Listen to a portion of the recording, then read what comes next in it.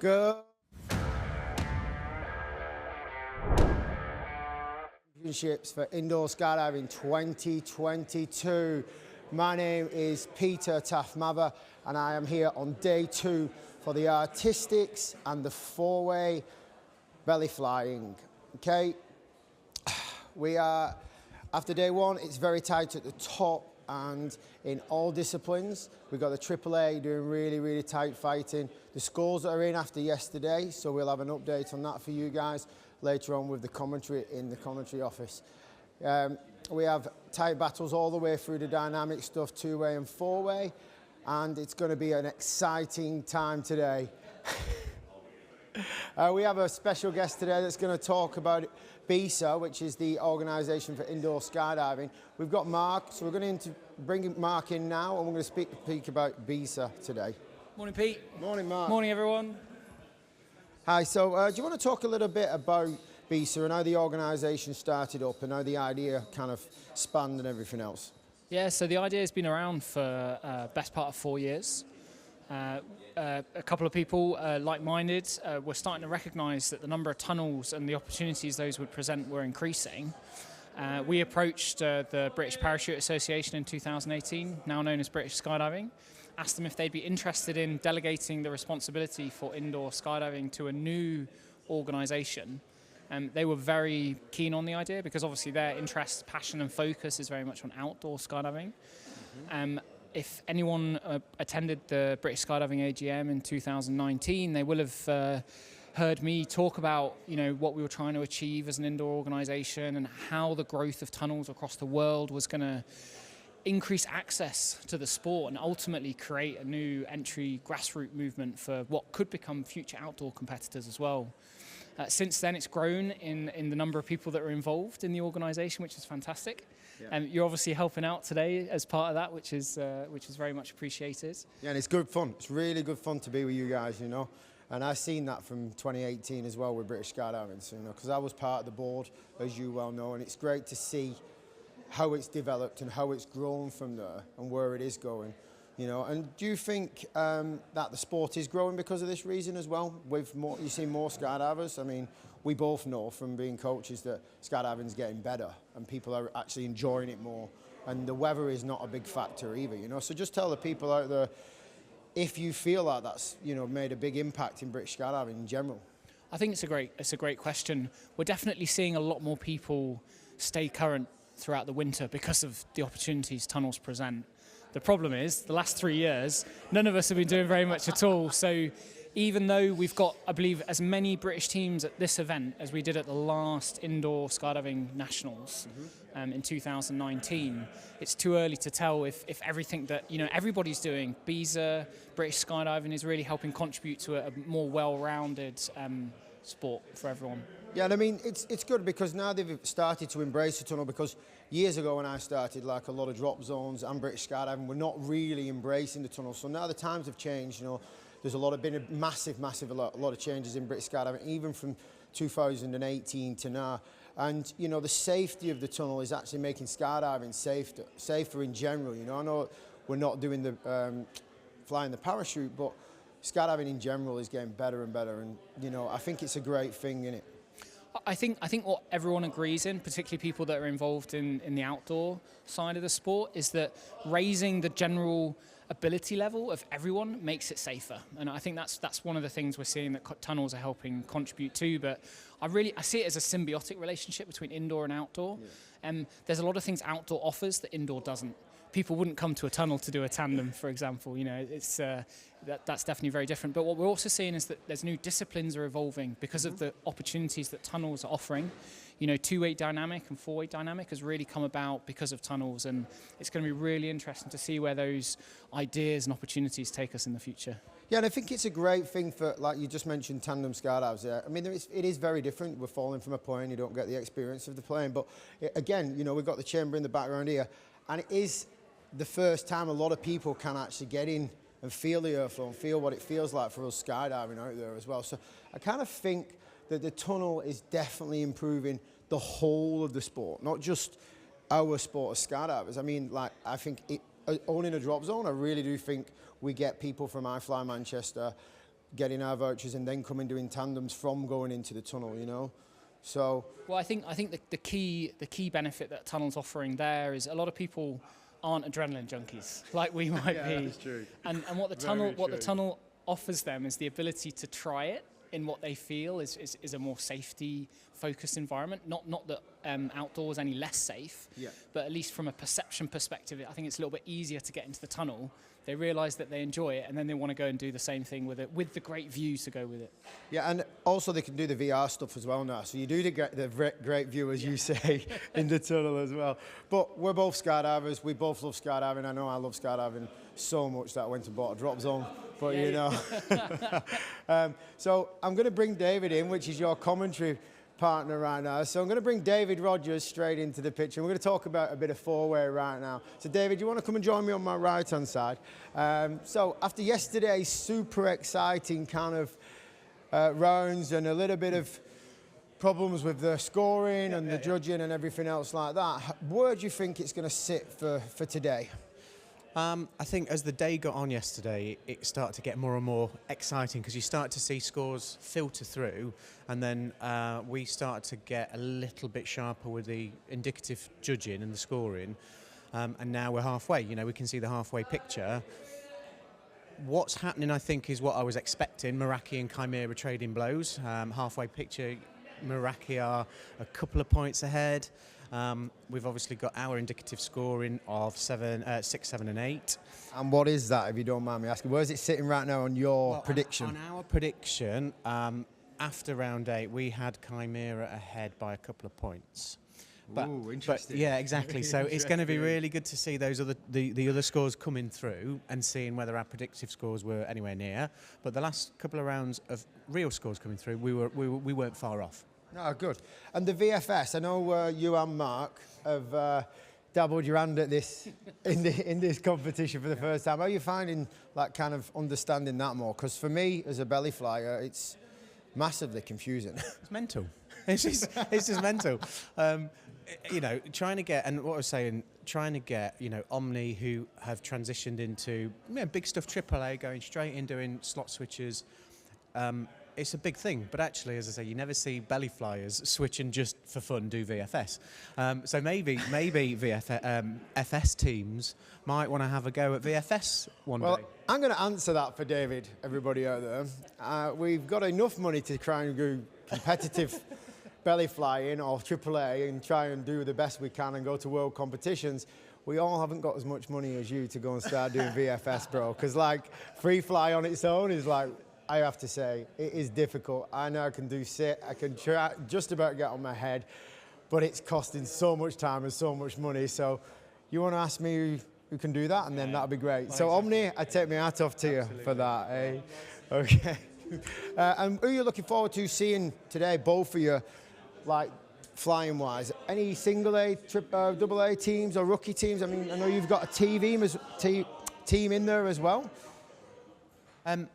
So it's rounds 9 and 10. Mm-hmm. It's going to be, I think all the teams coming back who are in the top 3 positions at the minute are going to feel a bit of pressure. Mm-hmm.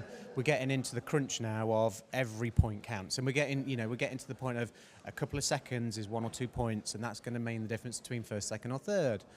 But I think all teams are going to come back. They're going to have a great couple of rounds.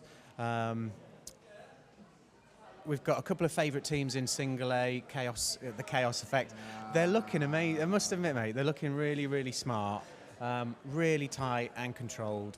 So good. Keep going for those guys. We've got Best Serve Cold, one of our favourite team names. They're also, they're doing a really good job. But I think, as I said yesterday, the Bradley sisters, what they've done, bringing so many teams, new flyers, introducing to the sport, introducing to competition.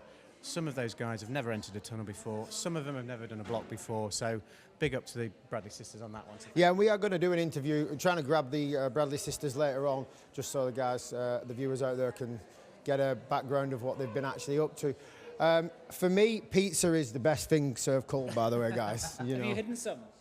Oh, is yeah. that your breakfast? Oh, yeah. I forgot about that. And what about you? Who are you looking forward to the most today, Mark? Same as David. I'm looking forward to seeing how all of the teams have taken what they've learned yesterday and applying it to today. We know that the top teams from each category are looking to qualify for the European Championships and World Cup in Belgium in April. So if anyone's quite on the cusp of that, so we'll be seeing them push maybe a little bit harder than they might have otherwise, because they've got nothing to lose. Cool, and we're going to leave it with these two, and we're going to go and try and find Emma and Hannah from the Artistics and talk about what they're looking forward to the most. Thanks, guys, and see you later. So we're just going to walk through where the teams do some creeping so we can have a quick look at what actually goes on. This is the four-way teams going and doing for the next round. So if we're going to just face the camera to the creepers, and then this is kind of emulating what goes on in the tunnel. And then we can go from here into the wind tunnel and then perform our scores on the next round. We're going to still go and try and find Hannah and Emma now. We've got NFTO just getting ready up here, the Army team behind us as well. And then we've got Hannah and Emma. Hannah, Emma, can I grab you guys? Oh, yes. Sorry. So we have the Artistics today, two-way dynamic, four-way dynamic, freestyle. Can you talk a bit about what's going to be like? I know it's the semi-finals and the finals, and I know you're definitely going to get super excited. I'm going to have to take my earphones out for that. I'm sorry. So what are you looking forward to the most about today? Well, Hannah and I have actually just been talking about the... We've just been talking about the two-way and the four-way finals, and that's when we get really excited. But again, we're looking forward to seeing those freestyle routines again. Basically everything, Taff. Hannah, have you rested your voice from yesterday, so you can really go for it on the last rounds? Yeah, there's going to be some screaming, I think, in those finals. It's yeah, I think the two-way dynamic final is going to be pretty exciting. Definitely looking forward to that. And also there's a great competition in freestyle. In the top two, it's pretty close between Connor and Harry. So yeah, it's going to be really fun as well. Cool. Emma's husband, who is Adam, who has been one of the massive organisers here today for the event, who's been put under a lot of stress. Just explain what it's been like for the family with him organising this. Well, it's been all right. I mean, he is used to organising big competitions, and he's done quite a lot in the past, so he kind of uses the format that he's already used. But it's been lots of work, and we've just tried to support him and keep him smiling. Well, I think you've done a great job, because yesterday he did an awesome job. Like the rest of the team here down at iFLY Basingstoke, and all of iFLY, because there is all the members of staff from different tunnels around doing an amazing job keeping this an event running the way it is for the first ever time. We've got more events coming up in the season, November being the next UK Nationals, and we've got the World Cup coming up for indoor as well. I'm just going to move back to Hannah, because Hannah's just come back to the UK from somewhere. What's it like being in the cold? I've got to ask you, because I don't like it, and we know. Well, Emma's wearing a T-shirt and I'm wearing a jumper, so maybe that will explain it. Yeah, that's not very clever of me there, is it? You know, the obvious questions. Thanks, girls. And you're going to see these excitable young ladies back in the box, as I call it, later on, getting super excited. Thanks a lot, girls. Thank you. And thanks, guys. We're going to go to a break right now, and then we're going to go to the four-way round 8 for AAA and all the way through. Thanks.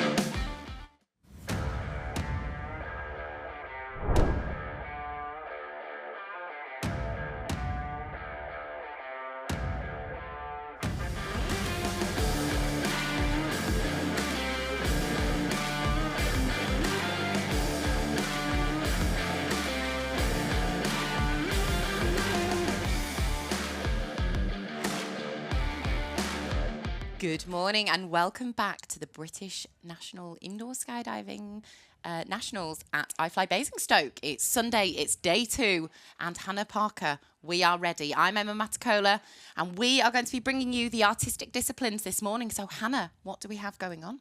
It's a very exciting start to the morning. We are going into the two-way dynamic quarterfinals.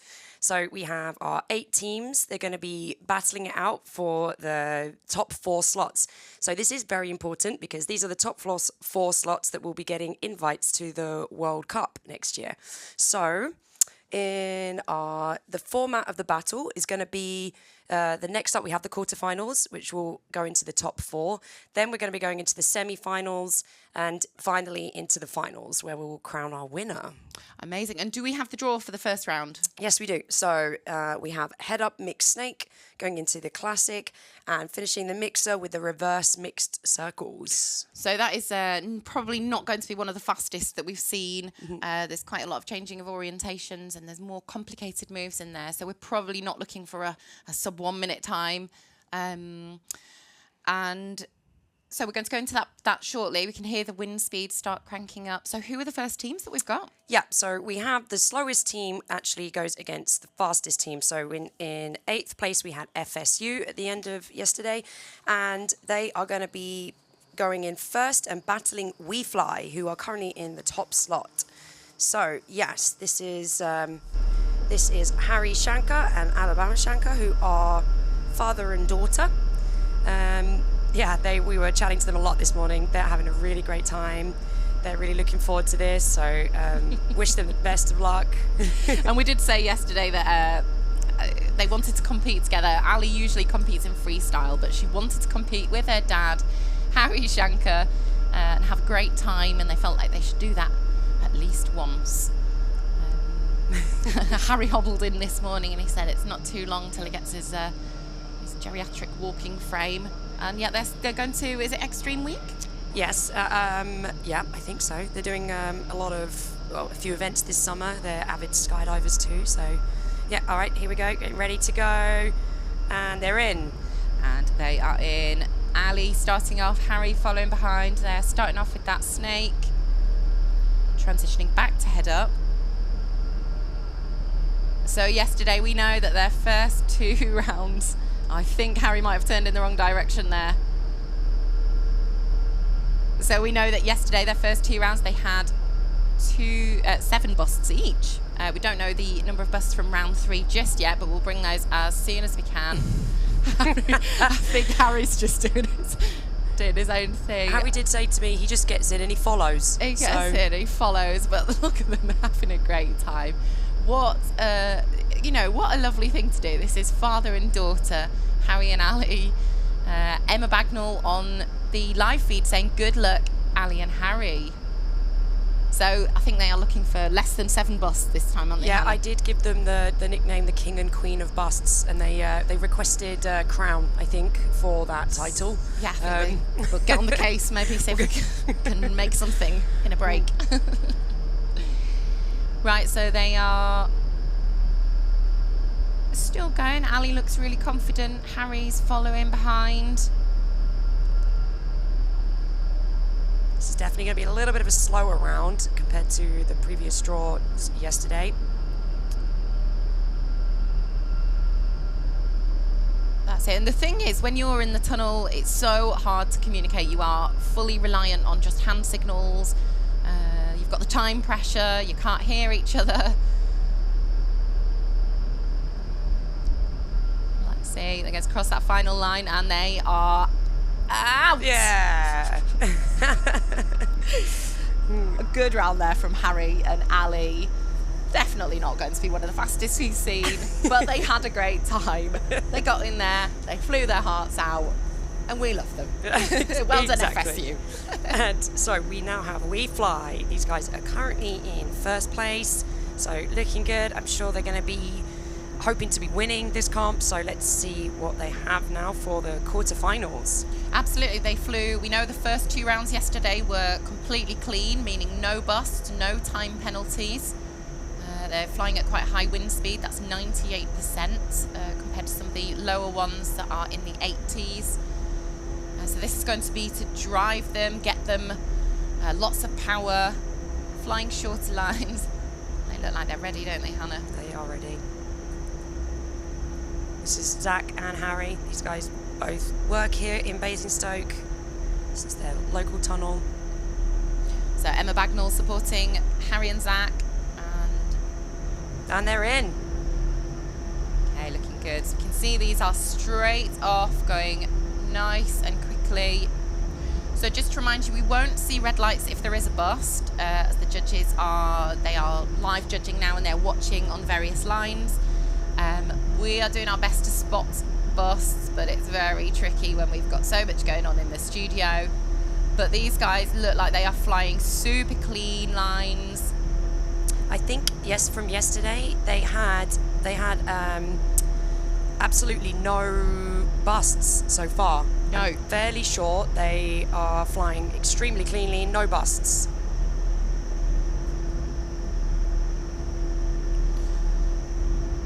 Right, look how beautifully they are in sync. And beginning that final page, they are Looking on fast. the snake.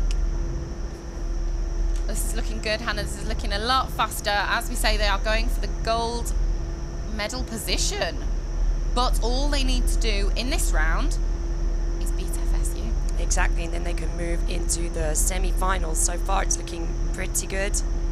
Yeah, it's going to be really interesting. And they're out. Oh, okay. And what was the raw time that we got? 74.8. And Hannah, this is an indicative score, isn't it? This It is is. not the official score. It's just to give you an idea, as we do not have the busts information. So, yeah, it's just a rough timer so you guys can see how fast they're flying. So All right. Sorry, Anna, we've just got a comment on the live feed saying, from Mel Wingnut, saying, "Good morning, ladies. Good luck to everyone today. Is there any chance we can see the unsung heroes of the comp, the judges? Or are they in a safe room / bunker somewhere?" The judging box. I think they are in a judging box. So we'll see if we can get a view of them. But absolutely unsung heroes of the comp. They were working All till right. late last night. So we have JP. These guys are in. Very nice, starting off that snake. So we can see they're moving a little bit slower. We could see them dirt diving this morning, couldn't we, Hannah? Yep, so these guys will be being in 7th place.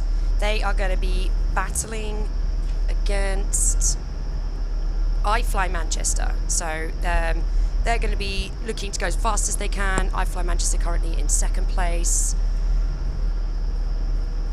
Right, on to that next snake there. This is looking nice and smooth so far. And quite fast. And you can see they're really trying to, you can see on the right side of the screen, Hannah was talking about it yesterday, there's a ring, there's a silver line and a ring in the middle. And on the middle moves, the verticals, they must fly over and under as if there's a line going straight through that ring. It's looking good, actually. They, yeah, maybe it's like final day push. Absolutely. I mean, we said it yesterday. We kept thinking everything got better round by round, but these certainly do look like they have really upped their game.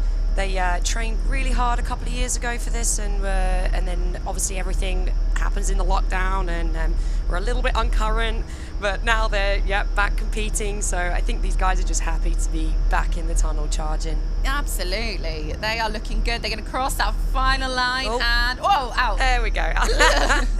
Little squidge on the glass there. Perfect. Oh, a little squidge. Little squidge.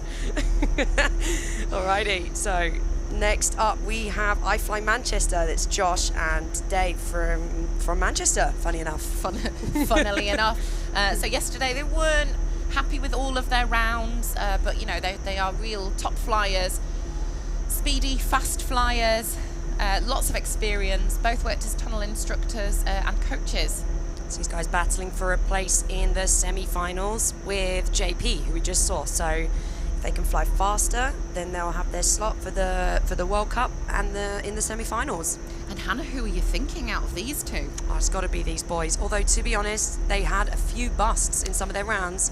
They had, I think, up to 3 or 4 busts, so it could be all to play for. And they're in. Right. Oh, straight. Little bump off the bat there, but nicely recovered.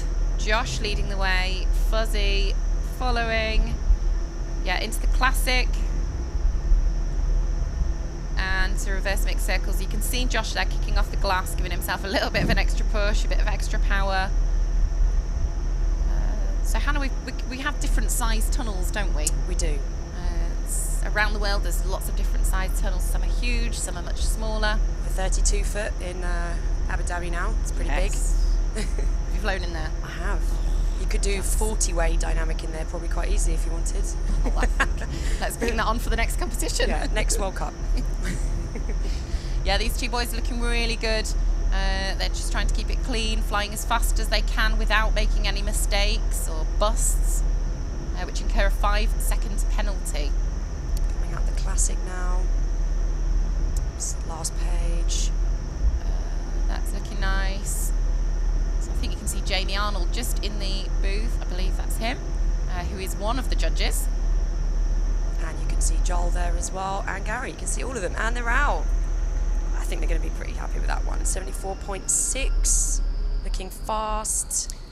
That was good. So I think, are we feeling quite confident? We think that they might have taken the victory from JP? I think so. I think they, unless they had a lot of busts that we didn't see, looking like they've secured their slot in the semi-finals. Yeah, so as I mean, it's all to play for, and we've seen time and time again in these competitions that anything can happen, and you know, a team can be what you would consider a sure thing, and they can have the most colossal mistakes, skips or busts, incurring big time penalties, and the whole ranking, the whole standing of the score table can just change in a heartbeat, and that's what makes it all so exciting. Yeah, it's the pressure as well of the competition, especially at this stage when we go into the battle and the head-to-head. It's all about the performance too, so yeah. All right, next up, I think we have Enigma. That's Saul and James against Serendipity, Connor and Rosie. Giving us a wave up there. Hi, Saul and James. So I found out some facts from these guys. James has been flying in the tunnel for 10 months. That is 10 months. Saul only 2 years. Oh, these amazing? two. And do you know what? Hannah and I were talking to these two boys yesterday, and they are just so happy to be here. They are, yeah, extremely happy. I think for just that amount of time, they've been trained a lot by Jimmy McCarthy, who's also competing here, and they're in. So they are, they came in at 7th place. I think it was 6th place, 7th or 6th. I think it was 7th. Yeah, so they are ecstatic with that. They are over the moon, and they've been flying really great. They also, I said before, they were flying in Russia where they were learning all these lines, and they are really stoked to be here competing. Yeah, and it's a great experience. It's his first competition, and I have to say it is a very addictive feeling, that competition feeling and the buzz and the way you feel as if you're just part of one big family. And that the adrenaline that you get from competing, and these two are feeling that feeling all day, all weekend long, and they're having the time of their lives. Absolutely. This is looking good, actually. No, we still don't know about the busts, but I think they're definitely looking a bit more confident than they were yesterday, and they are doing a really nice job. There they are in the reverse mixed circles. Starting the final snake. James going a little bit high. Transitioning to head down and back up, and you can see why this is one of the slower rounds, Hannah, because there is a lot of switching from head up to head down. Yeah, lots of transitions through there. Looks like they're flying nice big lines to try to not bust through the lines that they're not meant to bust through. So it's better for the less experienced flyers to be flying bigger lines to be safer, whereas the more experienced flyers will take shorter lines and it will be faster. Now see, they're going to cross that final line, and yeah, great job, boys. Really amazing, well done, amazing work. They are going to be fighting against Serendipity. That's Connor getting riled up there with Rosie. I love the excitement that comes from these two, and it's not just when they're in the tunnel. You speak to them and they're just so excited by life. Yeah, they're always having a good time, that's for sure. Nicole Amara on the live stream saying it's so sweet, father and daughter flying and training together. Not Connor and Rosie, that's Harry and Ali, just to clarify. Yeah, so Connor and Rosie, they are from the UK, but they're currently living in the Netherlands. working in a wind tunnel there. They are just getting ready to go in for their quarter-final round, and they're in. That's it, straight off. We are starting this with the snake. Head down, you can see this is significantly faster than the previous team. We know that this is one of the top scoring teams so far. Is it perhaps around second behind iFLY? But again, we are waiting for the confirmation of the scores. GS on the live stream saying, "Go Rosie, go Connor." Looking really nice. Ryan Orks, go Connor and Rosie. They are getting so much support here on the live stream. Classic. Into the reverse mixed circles. Head up, out face element into the head down circles. Stall it back to start that third and final snake. They're looking good, they're looking confident, Hannah. Very confident.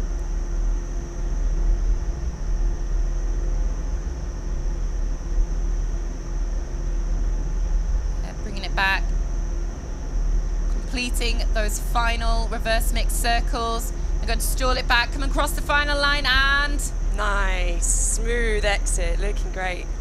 They look pretty pleased with themselves there. So this is them looking for their spot in the semi-finals with a 77.1. Oh, hi Chris, hi Ed. We have Team Nova, and this is the battle. These guys are in, I think it's 5th and 4th place. It's going to be Nova and Sizzling Wombat. So these guys, this is going to be a real battle for the 4th place. So this will be the 4th slot. The scores were very tight yesterday. Really could be either of their place here. Nova and Sizzling Wombats are really going to be battling out for the 4th place. So yeah, so we know Sizzling Wombats and Nova have both had. Oh, they're in. We know they've both had various mistakes in rounds. We had Chris Mayhew having the Mayhew incident yesterday, trying to get out of the door on the exit. Sorry, Chris. It still tickles us.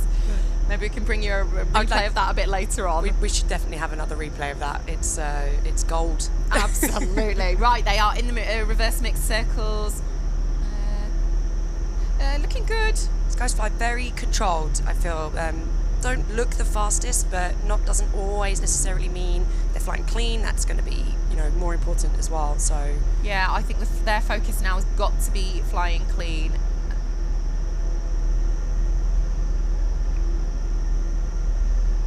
It's a nerve-wracking one. So they've got to be anticipating that exit, because I am. Right, there we go into the. They're starting the 3rd and final page of the snake. Transitioning to head up. Next up into the classic. So we'll be keeping close score of their time here. It is an indicative score, but just so we can get an idea of how they compare to their competition, Sizzling Wombats. I'm not sure if I might have just seen a bust there. This is, I'm not sure this is going to be the cleanest round. Come on, Ed and Mayhew. And they're out. Great, 89.7, possibly with a few busts. We'll see. Still big smiles on their faces, but yes, this is where they really want to perform. This is, I mean, some of the teams that we've seen, the iFLY and FSU, it was quite clear what that ranking was going to be, who was going to win there. But this is the one Hannah and I were talking about. This is the close one. Exactly, and this is really important because it is that spot for the World Cup. So these guys might be feeling the pressure a little bit. I know Jimmy was stoked yesterday to be in this position, and Martin too. They're having a really good time, and I think they want this slot definitely. So let's see. Hi, hey Jimmy. What's up, Martin? Firing the guns. I like having this camera here where they can look up. We did ask for a shout out every time, so thanks guys. And they're in. So they're looking to be 89.7. A little bit of a hesitation there. So they are being led by Martin Robeson, followed by Jimmy McCarthy into the classic there. There are a lot of transitions in this round. It's not a very quick round, so Yeah, so it does tend to look a bit more stilted. Exactly. It's not such a flowy round. When you've got a lot of head down, head down in face circles, it flows a lot more. This is a lot of transition, making it all the more tricky.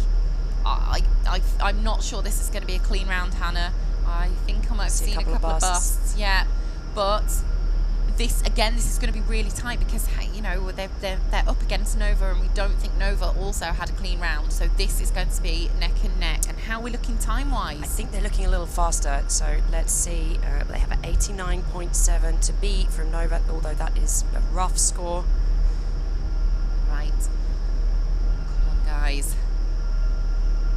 It's all about the speed here. Flying nice and clean. Right, into that mixed circle. Reverse mixed circle. Right, stall it back. Final push.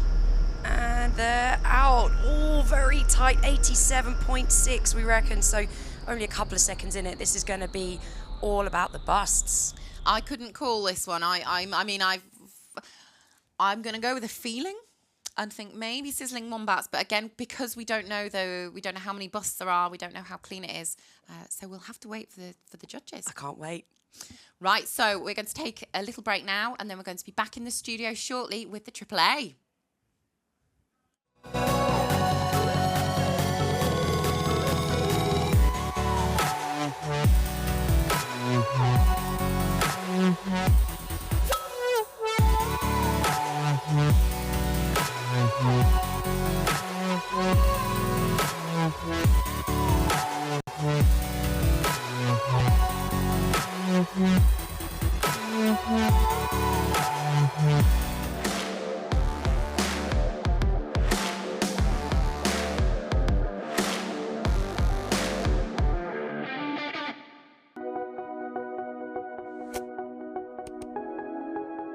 Welcome to the world of indoor skydiving, one of the most exhilarating experiences you will ever have.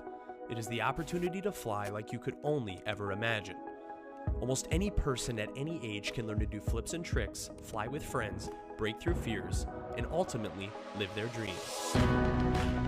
Every tunnel flying session begins with the guidance of a highly qualified and experienced IBA-rated flight instructor who is there to help you master skills you already know, challenge you with new techniques, and share in the excitement of body flight in the safest possible environment. All IBA-rated flight instructors are trained to the highest possible safety standards, and just like you, they love to fly. The IBA offers a flyer membership program, which provides a wide range of benefits, and best of all, becoming a member is absolutely free. Some of the benefits include the personalized digital logbook, which allows you to track your tunnel time, tunnels you visited, and skills you've mastered. The IBA Library, which is an unrivaled collection of flight progression lesson plans and tutorial videos. Other benefits include a global tunnel database, which lists all the IBA wind tunnels. When you are ready to compete, the IBA offers a full competition section where you can download competition rules for every form of flying and generate dive flows for practice. As you progress, your instructors will be there to guide you at every level. You can be a part of this exciting community simply by joining today. Our vision is to fly together, one community in the safest possible environment. The IBA wants to fly with you, so join today and learn to fly.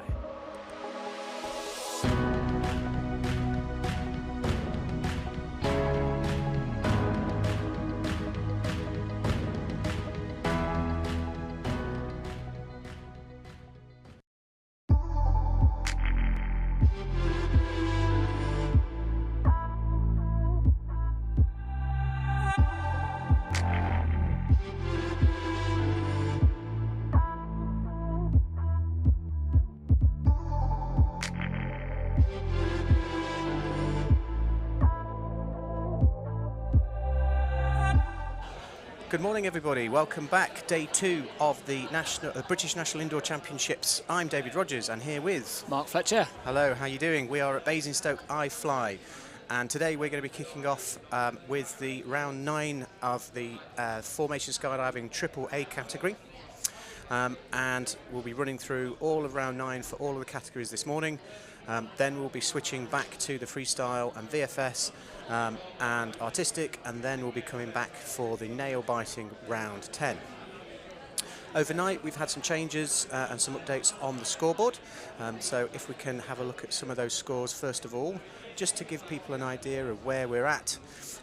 We've got online up to round 4 that we can show you here, but actually when we look at the scoreboard from in time, we can see up to round 7. Currently in first place, we've got Chimera ahead by a couple of points on 169, and Meraki following up in second with 167. So only 2 points in it. NFTO 10 points behind on 157. We're still waiting for round 8 to come in.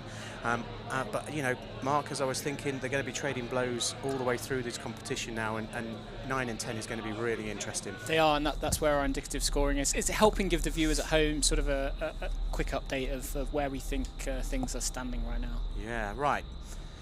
We're getting ready, and the first team in for this round is Alola. So round 9 for AAA is B85. Pretty tight. This is going to be an interesting first round of the day for AAA. We've got a slot switcher, and let's see how they get on. So Alola straight in with that B entrance, a nice 8, and this is where they slot switch. So the back is actually going to switch out. And sometimes this is where some teams are going to lose a little bit of time, because the familiarity in that piece move is not quite the same as if they're in the in their A slots. But they're looking like they're handling it really nicely.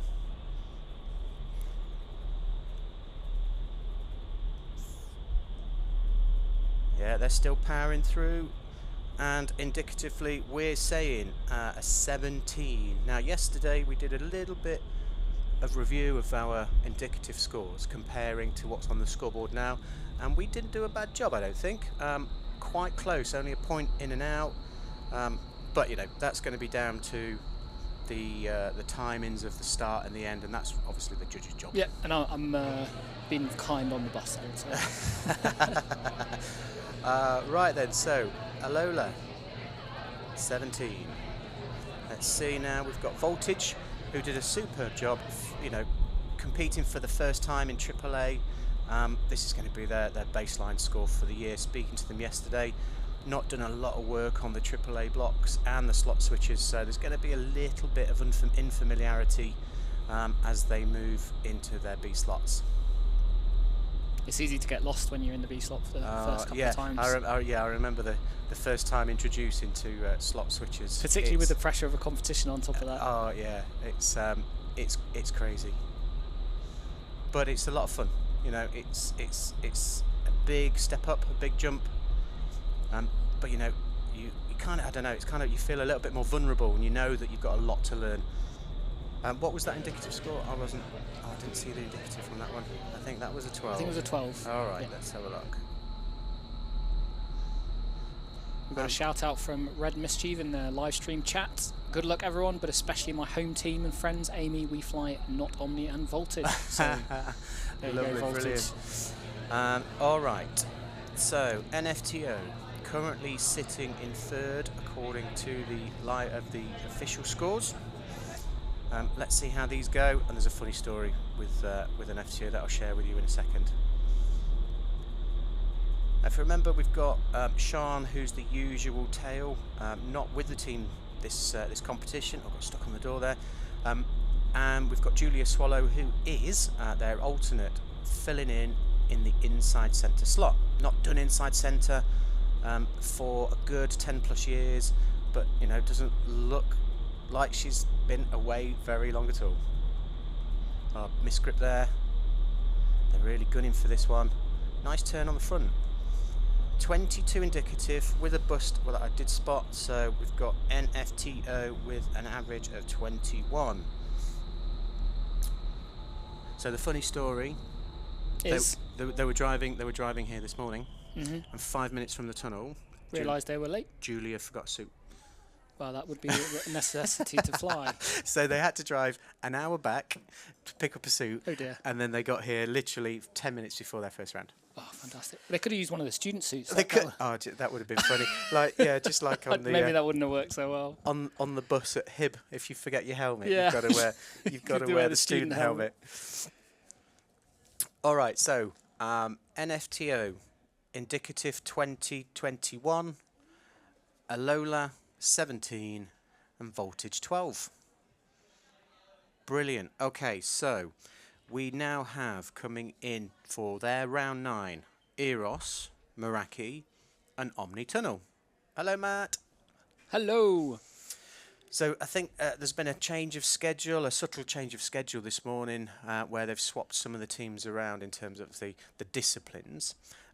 So some of the teams arrived this morning expecting to start flying at maybe 10, but they were in at 9 something. So they're going, we need to practice. Yeah, always keep your eye on the schedule, everyone. Keep it, yeah, absolutely. Right.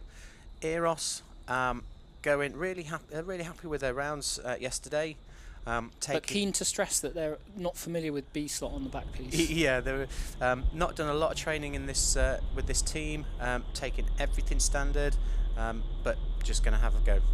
First round of the day is always a tough one. Is your head there? A little bit sleepy. Not looking too bad. Oh, yeah, there we go. That'll be the unfamiliarity with the B Yeah. slot coming in. Might have just a funny grip closing a second ago. Yeah, there it is. Good. So 18 with at least one bust I saw. 17 indicative score for Eros 17. And just to stress, our scores are just us in the studio, clicking a button and just assessing what we think is what the scores are, adding a little bit of flavour as we're going through that live stream.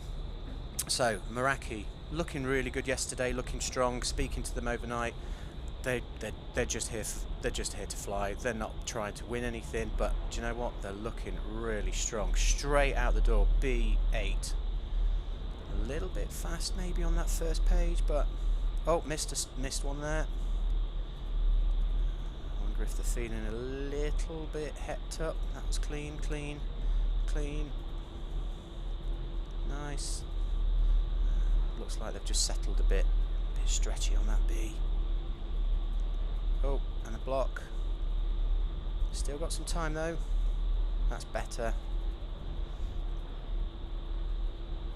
They've settled down. 24. Couple of busts I saw. May have been too late. Yeah. Okay. So Meraki, excellent entrance. B straight into the 8 without, not very much time at all. 24 with a couple of busts. So I don't know. I'm kind of going 22. That sounds reasonable. 22. We'll see what comes out of that. NFTO was on a 21. And now Omni, belly edition. Were they wearing their weight belts when they were doing VFS? No, I don't think they were. But you've got one of the, I think it's in tail, is a really tall guy. We've got a couple of little ones up at the front, so I think that naturally is just balancing out the weight. These are having so much fun. As I say, the slot switches yesterday for them were they're used to slot switching, but in a vertical fashion. So the concept is not unfamiliar. It's more the technicality of. We've lost someone on their back. Yeah, back. a bit of back flying. He's had enough already. He can't be bothered. He was like, "I'm bored of this." Yeah, we'll just need get a on our transition backs. in here somewhere. He disturbed me as well. I didn't actually see the final indicative score. So Omni at some point scored a load of points and did some backflying. Well done. True, it caught me out as well. It caught me out. Too much fun. Please don't backfly right at the end because you make us miss Make the us scoring. laugh. All right. Right, on the changeover, we're going to be seeing Chimera and Shaka in a second. But morning, everybody. It's Sunday morning here at iFLY in Basingstoke. Welcome to the British National Indoor Championships in Basingstoke. supported by iFLY and Biza. I'm David Rogers. I'm Mark Fletcher. If you want to shout us out on socials, hashtags are Biza2022 and iFLY Basingstoke. Good job. And Mark, just to remind some of our viewers, why are we here? We are here to have fun. For everyone to catch up after a very long period away, locked in a cupboard. But also, of course, this is the qualifying event for the European Championship and the World Cup, which for the first time is being hosted as the same event in Belgium in April. And it's not just the top team from each category, it's actually the top several teams. So I think there's a lot of people looking forward to taking what they learn here at this competition and putting that on the world stage. Right. Chimera, first up in this round. Currently, according to the scoreboard, trailing by 2 points. But indicative scores ahead by 2 points. But indicative scores on that last round 8, we have them ahead by 2 points. So it's trading blows with Meraki today, and see if they can just take it a little bit easier and beat the indicative score from Meraki earlier on at 22. It's a little bit cleaner to start with. Nice spin by the front pieces. A bit of a questionable grip on the 8 close, but it didn't look too bad. Catch.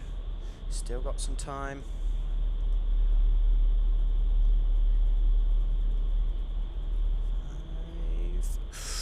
Right on the line, so 24 indicative for Chimera. Now I'm going to be cheeky and go, do you know what, I reckon there was an 8 close grip that was not quite stationary. I'm going to say 23. Okay. 23, and might have been on time at the last point. So Meraki 22 indicative, Chimera 23. So it's still close. If that's the case, I've still got Chimera slightly ahead at round 9. Round 10 is going to be unbelievable.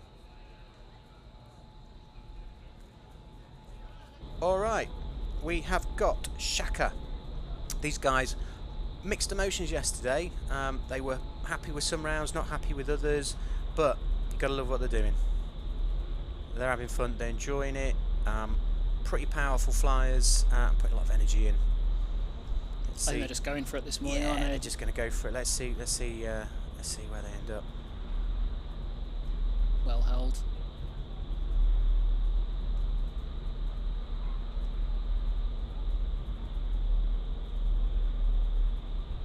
Oh, bit of vert there.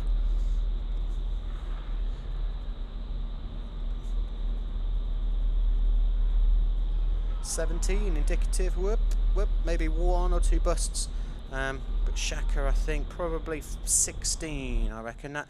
You know what? With a bit of training, those guys would be a really good AAA team. Yeah, agreed. As a group. So they've got 1 point less than Eros, who slightly ahead of them in the rankings. Overall rankings at the moment. So, so after round 7, Eros 137, Shaka 117. I mean, it's at this point of the game, 20 points is a big gap. But all right, and now we've got start of the AA category Grenade, and our AA round is CH7. Potentially a fast round, 2 randoms and a fast block. And the block is just, as you see there, it's a 360 spin, side bodies, and then 2 relatively straightforward randoms.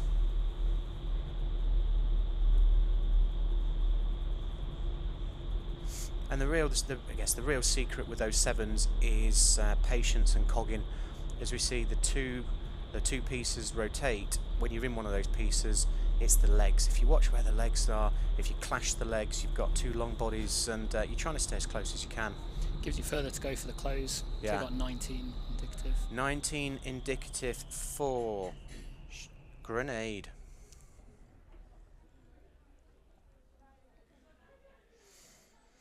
First round of any day, Mark. How are you feeling when you get into that tunnel? Cold, nervous, ready to go. It depends how much caffeine I've had up until that point. How do you feel these guys are going to be feeling at sort of round 9, first jump of the second day? I think what's helped them is that obviously we've had the artistics event go first today.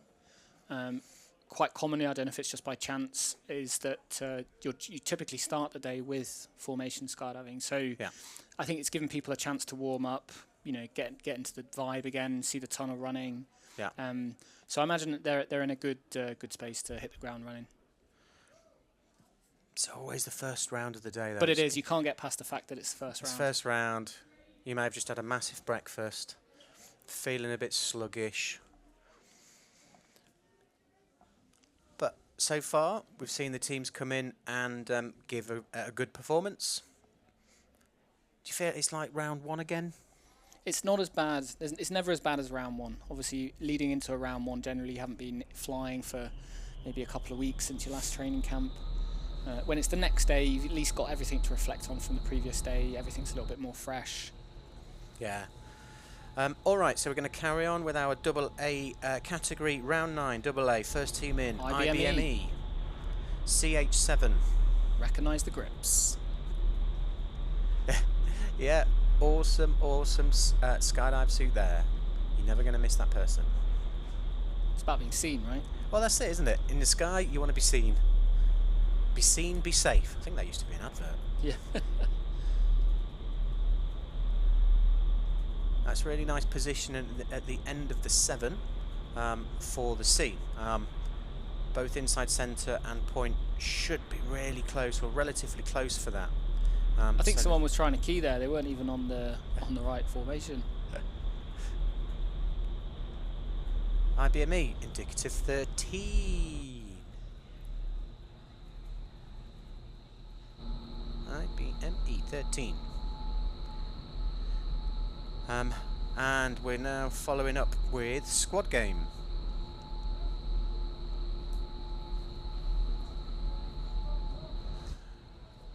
So a lot of the scoring updates have been happening on the AAA scoreboard overnight and this morning, simply because we've got obviously qualification for the Indoor European and World Cup coming up in April.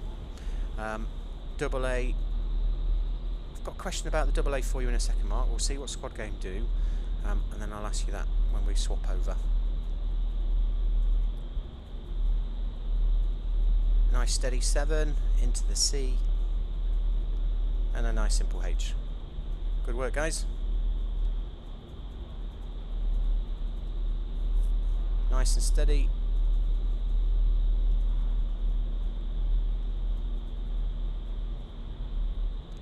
And it's this type of round when you move up into AAA, so eventually these guys will have a go at the AAA category.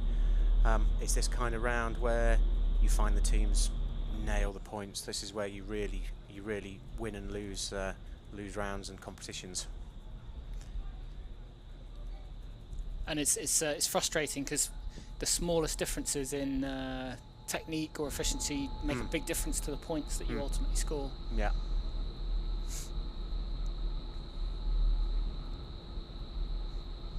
Just waiting for the wind to settle. Thank you, tunnel instructors. And here we go with martial law.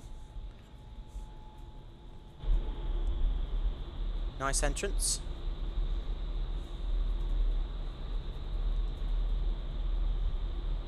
A lot of power going to that 7 turn. Yeah, there we go. Currently at the minute only got 4 rounds, up to 4 rounds on the live scoreboard for the minute. Martial law, smack bang right in the middle. I suspect trying to catch up with foreigners who are currently sitting in 3rd place. Are we going to see a battle in this those last couple of rounds here? 15. Indicative score. Right, my question for you, as we're going to do changeover now. Normally, with Outdoor World Cup, you get the 3 top AAA teams, and then you invite the top AA team. Is that what we're going to do here for indoor, or is it just the 4 top AAA teams? That's a really good question.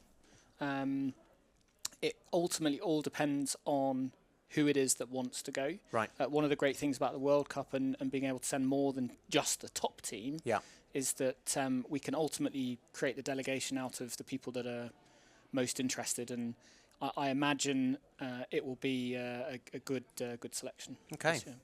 So in the outdoor regulation for Great Britain, what we do is we look at the top 3 AAAs and we invite the winner of the national championships of the AA team, and that was always sort of philosophy of trying to promote teams up, give them a taste of international competition, start to give them that international competitive experience. Yes, it's a big jump from AA, AAA, but it's a wonderful experience to get out to a World Cup and compete against other international teams. And I think our national qualification here in February, we've got France, Germany and Belgium all holding their national indoor national championships in March. So I shall be interested to see how the other international teams score in the next month. Yeah, very much so. I hope they all have a live stream like we have so that we can watch along at home. Ours will be better. All right, Birds of Paradise, AA. Let's have a look. Currently sitting just below martial law in the leaderboard up to round 4. But yesterday, they were looking really good. Nice and steady. Bit of a clash of knees there, and that's what I was saying earlier on. Sometimes if you've got 2 long bodies clashing of knees a little bit out of sync as you rotate, that's nice. That was nice. You do have a little bit of a hiccup, but 15 for Birds of Paradise. Well done.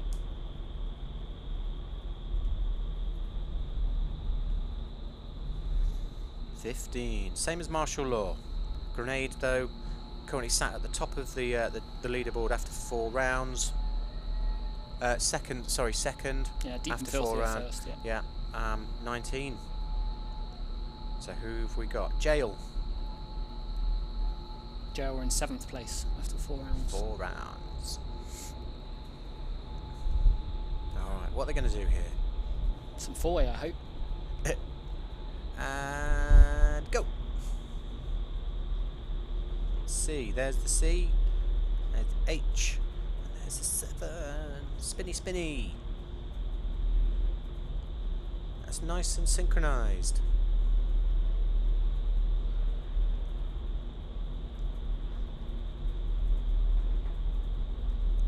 Great. And I was talking yesterday about, as you get through the categories, one of the most, I'm going to say the most underrated, but we talk about it, probably don't coach it as a proper sort of feature or capability in 4-way, is that grip sequence, which is the last grip. So Jail 13 indicative, and what I was going to say there was in the H in the bow, you'll generally I generally find that the tail is the last person on those grips.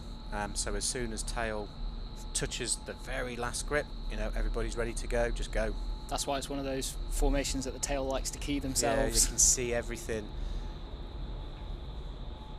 All right, foreigners. Tails will probably see they should key everything. Yeah, well, there's a big thing about nobody. The centre should key. It really depends on the formation. It depends where you've come from and where you're going to.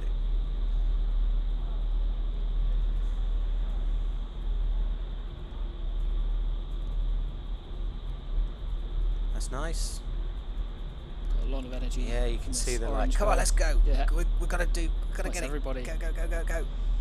Nice big clear That keys. looked like a speed up wave. Yeah, 19, 1 second 20. Go, go, And go. yeah, 20 indicative Well for done, foreigners. Nice work. So far, that's the highest indicative score of this round. Well done. They're clearly trying to that was get good. for that 2nd place. And where are they? They were only 3 points behind Grenade after 4 rounds officially. So we might be seeing the start of a battle between foreigners and Grenade. Bit of a comeback there. Moving into this last round. That's what the last 2 rounds are all for. So if you are fans of foreigners and Grenade, so round 9, indicative score Grenade 19, indicative score for foreigners was 20. So Oh, we have a conga line coming through the tunnel. da, da, da, da, da, Da, da. da. Are they all going to fly? Boom, boom. This is only a 14-foot tunnel, everyone.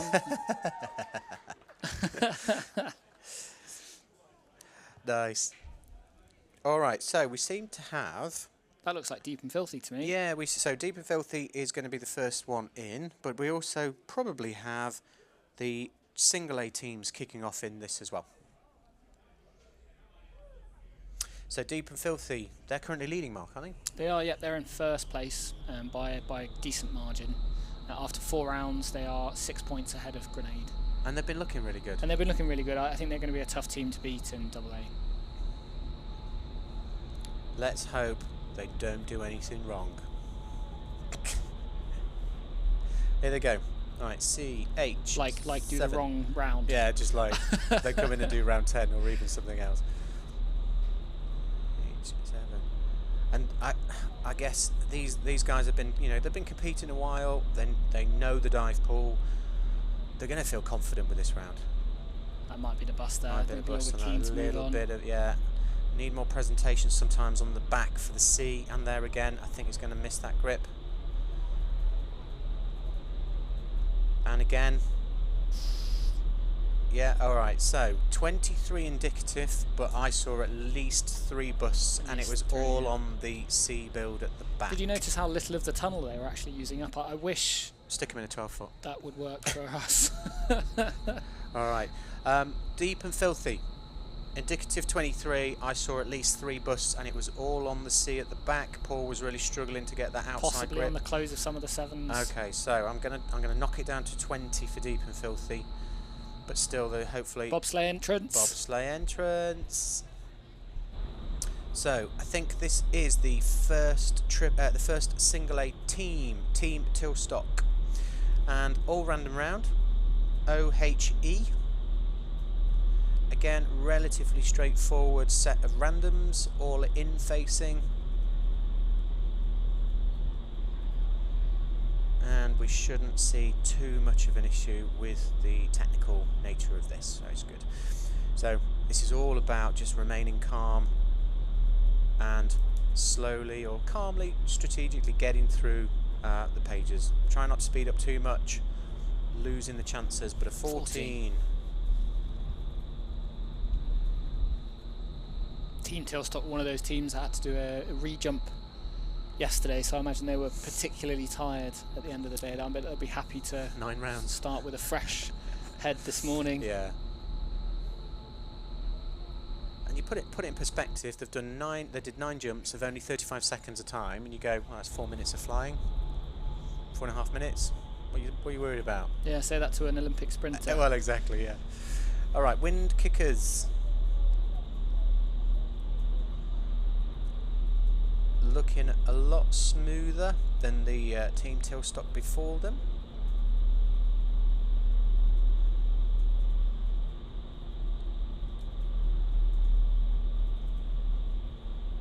Yeah, really smooth. And this is a great example of smooth and steady. 16 indicative for wind kickers. And so Tilstock 14, they looked like they were going quicker. Tilstock wind kickers looking really smooth, and they look quite slow. And they scored more. Scored more points. That's a surprise, that is, to me. I've never seen that happen before. Slow and steady. Hey, good work, wind kickers. So let's see if our winged hussars can match that. Nice step on the net just to keep stable, straight into the O, really good. So these guys also looking very smooth and calm. For now. I can see there it we go. teetering. Yeah. And I guess that might be the point where, you're getting confident in it, it's all looking really good. There's no indication not to go a bit faster. And it's when you go slightly faster that things might start to just creep in. Some bad habits, some separation. I might be in a wrong grip there. 22 indicative. Again, they were very smooth, very calm, a little bit quicker, and a 22.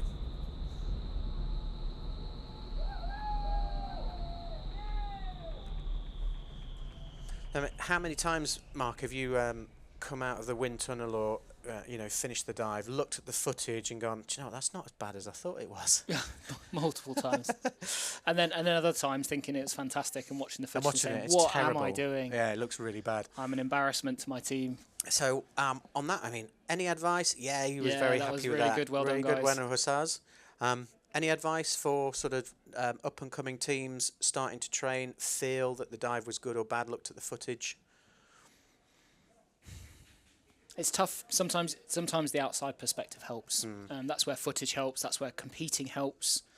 Watch the live stream. See what other people give you in terms of feedback. This is why having a coach as well can make a big difference if you're learning. Yeah. Trying to judge and improve just based on your own opinion it can be very tricky. Yeah.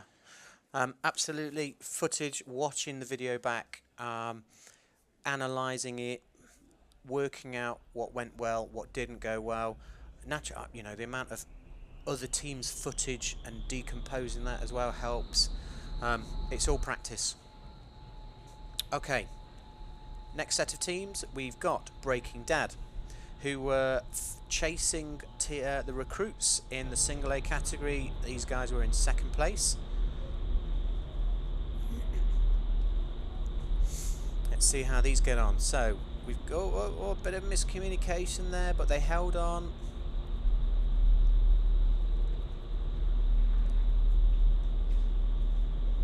Seems to be an angle issue. Yeah, there's just a heading miscommunication on the build of that O. And this is a really interesting round where you've got some people who have experience with these formations and these randoms. Take it as a, do you know what, this is, we can go a bit faster, let's score some points, we'll make up some time, and you try and go a little bit too fast and you kind of get your legs in the way. Yeah, do you know what I really mean? Tricky. We got a shout out from Trevor, great round foreigners, well done Trevor Dot, and from Heather, lovely to see the AA groups on round 9 are looking so close and supportive. Yeah. Hashtag win tickets, love to John and crew from Mum. Go on. Right, Pantheon coming in next. Loving those soles, those multicoloured soles on his trainers.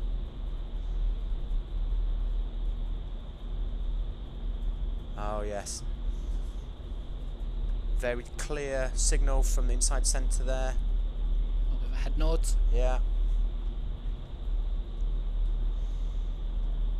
There's no confusing that he's ready to go at that point. Controlling that dive. Yeah, controlling the dive. Making sure everybody's on those grips. These guys haven't actually dropped a point in this one, which is, testament to that inside centre controlling that dive. Well done. 18 points for Pantheon. Well done. Mika Red says, go Breaking Dad. Break it, absolutely, yeah.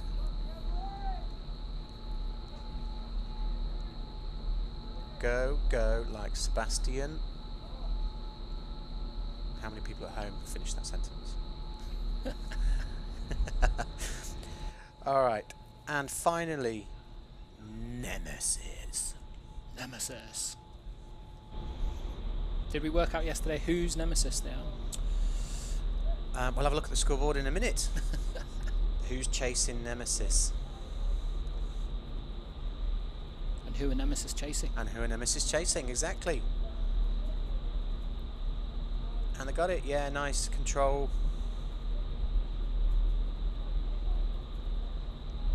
They made easy work of that actually, from the O to the H. Really nice you hardly have to move. Yeah, that's really nice work. Just a little heading change. Couple of seconds left. Oh, we lost it, maybe a couple of points extra at the end there. Just a little bit of a brain block. 19.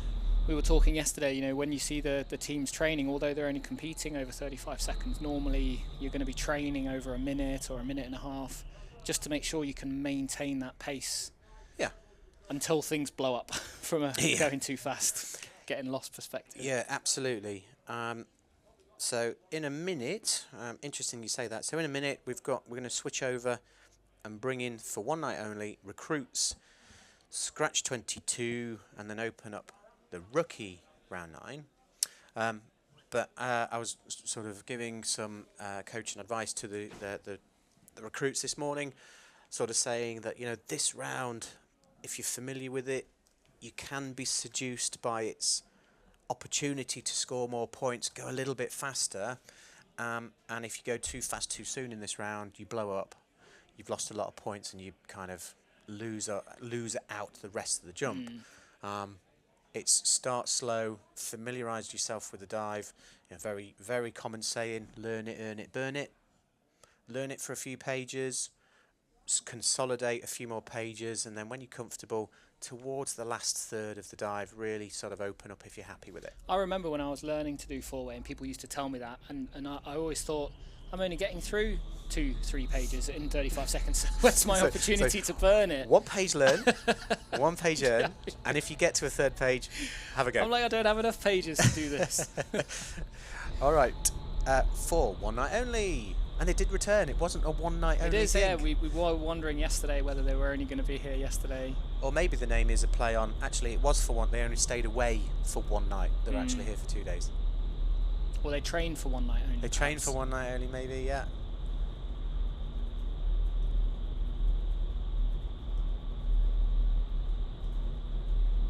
That's nice. Again, sort of short, efficient move from the O to the H. Not big moves. And sometimes, you know, the E, when people are moving to the E, they can over-rotate, which causes the whole formation to start sort of rotating and backing up around the tunnel. Some people do ask questions that, so actually, is that a bad thing? I don't think it is. Not if it builds the point quicker. Yeah, it's not really. I don't think you're actually noticing it, but it does demonstrate where there's a level of over-rotation that you probably don't need to do. Dave, do you know someone called Elsa? Good morning, Elsa. Yes, she's my daughter. She's daughter? My Shout out daughters, to your daughter, yeah, Dave. my daughters are watching this morning. I'm surprised they're actually up. Morning. Right. Skydive recruits. Please don't go too quick. So this, I was trying to get them to learn it, earn it, burn it. Let's see if they do. Got that same problem with the O build. Bit of a heading issue.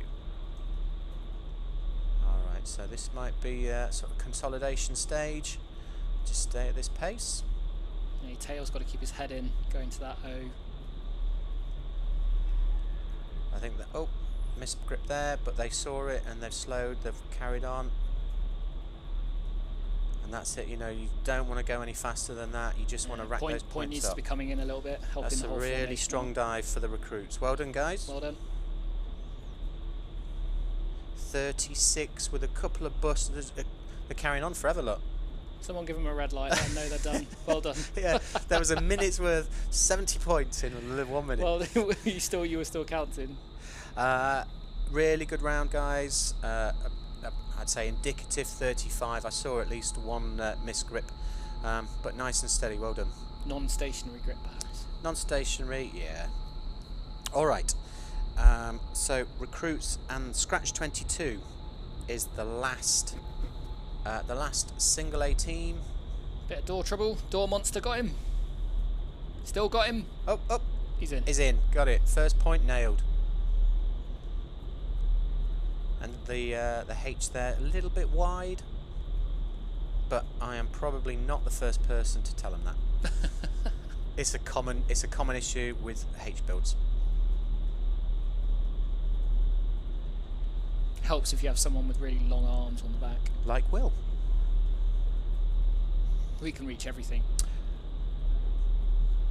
Will is just, you know, legendary. 12-foot wingspan.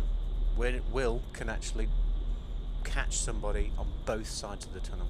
Legend has it he can be touching the front and the back of the tunnel at the same Legend time. has it Will is the size of the tunnel. Yes.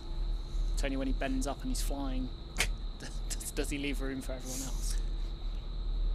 Question for all our live viewers. Could Will do VFS? Hashtag upside down Will. Yep. Is there enough wind in the world? All right. Opening up with the rookie category now, Booty's Call. And the rookie category is all random. So Predominantly 16 different randoms that the teams can perform. And this round for rookie is F, G, D. So F is a nice in-face, G is quite an awkward one, and the move into that D is not the easiest move, but they're looking pretty good actually. Nice in-face, there's the G into the D. 16. 16, nice work, Booty's Call. That's a good bar. Yeah, for the rest of the 19. rookies. And where were they on the scoreboard? They were in second place after 4 rounds of official judging yesterday. Okay. 7 points behind Space Pirate, so that's perhaps quite a lot for them to make up. Yes. Hey, okay. So celebration. Hello. That was Booty's Call, having a little bit of a celebratory jump. Looks like they were happy with that. Yeah, it's almost like they're celebrating around 10. Yeah. Yeah, we're finished. Sorry guys, you got at least one more to go. One more round, and do you know what? I'm afraid to say I can't tell you how close you are to that first slot, but you scored an indicative 19 on round 9. So who are we swapping over now? So we've got the Chaos #NotChaotic Chaos unit, Space Pirates, and then obviously we'll be measuring those guys to see how they're doing against Booty's Call and Best Serve Cold. Best Serve Cold. We were asking a lot of our viewers in the live stream chat yesterday what they liked Best Serve Cold, but we forgot to ask the team themselves. That's true. Absolutely. I'm sure we will get some answers later on.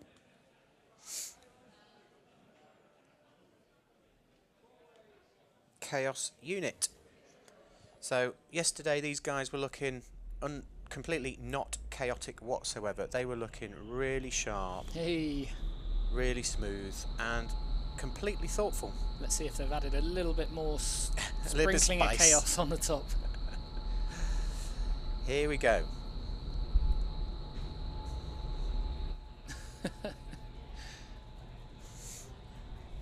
They look like they're having fun. Straight in and F.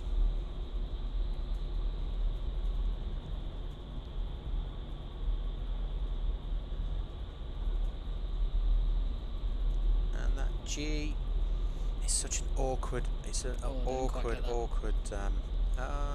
got the grip on the outside. It's an awkward random, that is.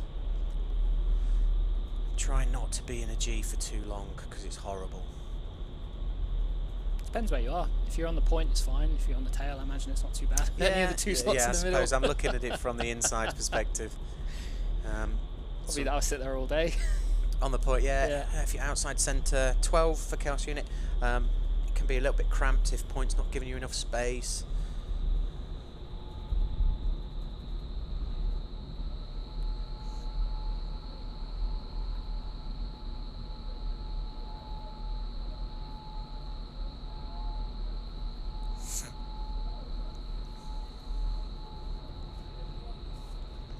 And here we go with Space Pirates. So, big entry. So we're comparing these against Booty's Call, who scored a 19 last time, indicatively from ourselves. A little bit of hesitation into the D, kind of just trying to work out where they were going maybe. There we go. And looking at that, watching that score just clock up with the time remaining. Are they going to get anywhere near 19? They're taking it really steady. And it looks like Booty's Call will have gained some points on them. So was that 16 for Pirates? Pirates indicative 16. What do you reckon that'll do, Mark? Well, so after 4 rounds of official judging, Yep. Pirates were 7 points ahead of Booty's Call. Right. And we've got them 3 different on that one.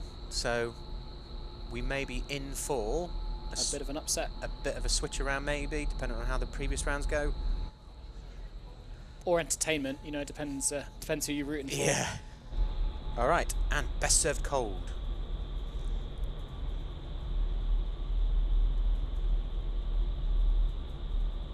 Let's see how these guys get on. Yesterday they were looking pretty good all through. Some of them, there was 1 or 2 rounds where they were a little bit, they're probably a little bit not very happy that they could have done more But so far, until I said that, so far wasn't looking too bad. You can see just how uncomfortable that inside centre position can be on the G. Jeez, yeah. 9 points, we think. And when I was doing rookie, G's and L's and K's, they were my nemesis. Didn't like those.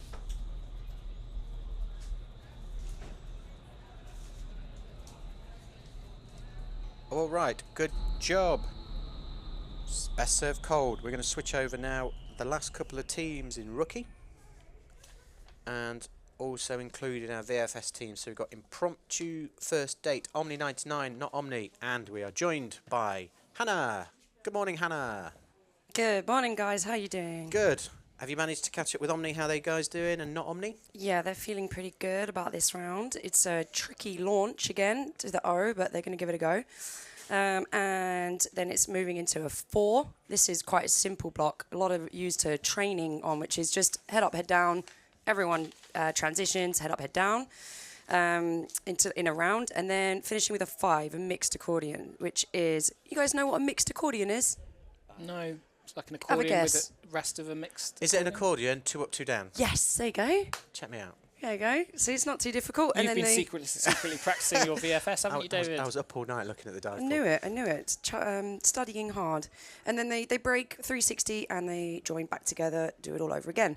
So there's a lot of transitions in this. It might be a little slower, but let's see. I haven't seen not Omni this morning, but they were feeling pretty good this morning, well rested, ready to go. All right. So first up is impromptu in rookie round 9 FGD here at iFLY Basingstoke, the British Indoor Championships selection for the AAA and other disciplines. Door Monster for the European and World Cup Indoor Skydiving Championships in April in Belgium. Those G's are terrible. I don't like G's. They get a bit floaty on that double grip. Yeah, it can do. What do you call that? Compress? A compress, yeah. The 2 at the front, sometimes you can get a bit floaty, and if there's not enough space in the middle, your inside centre is a bit cramped, your outside centre can be a bit cramped. The tail has to reach around the side of the planet to reach Look the... at that, yeah.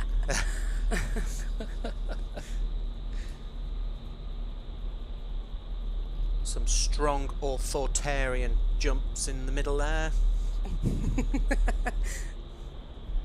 Now the tricky part, getting out the tunnel. Getting out of the tunnel. We're now G's, but let's get out. So impromptu have everything to gain, I think, in this this competition. They're currently in 6th place in rookie. All right, good job, impromptu. And how about these guys? First date. First date. So first date, they were in 3rd place after 4 rounds of official judging, but we were thinking it was getting increasingly close in those top 3 positions in rookie. So first date, one of the Bradley sisters teams, talking to them yesterday, they were absolutely tired by the end of the day. It's a long day, wasn't it? Long day, yeah, 7 teams, 8 rounds, 30 odd jumps. But they're they're doing it for bringing people into the sport, introducing them to competition, introducing them to wind tunnels, and they've actually got a program on at Sibson later on this month, which we'll mention for them shortly.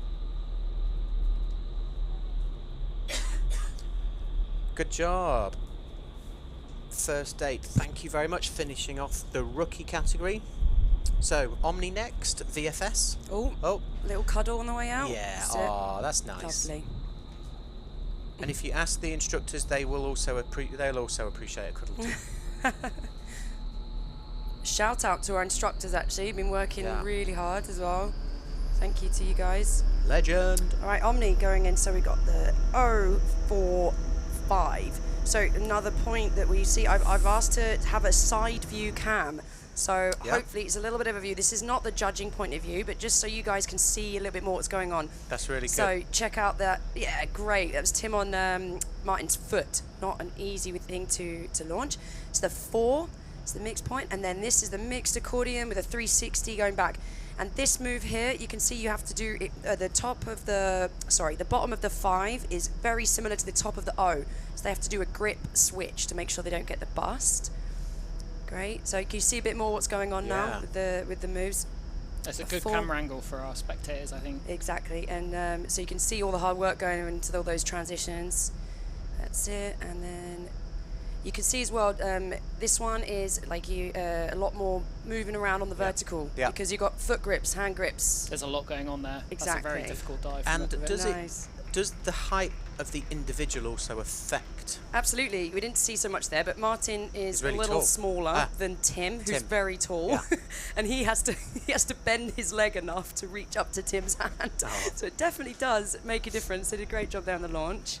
So let's see what Not Omni have. That view is awesome. So we'll check that out again. A little bit more difficult to see if they have any busts or anything on the moves, but it's cool for our spectators to see what's going on. So yes. And they're off. Great job. They also did a bit of a launch there.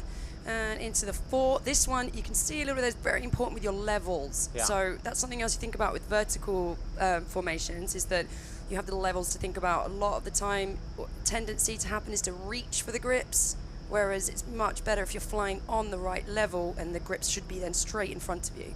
So yeah, you can see a little bit there. Hutch is reaching for those grips, but doing a great job at smashing through this. Into the 5. This is a great round for them, actually. So yeah, need to get on level with those. Go. Oh, Close. Nearly was bellied going out so well.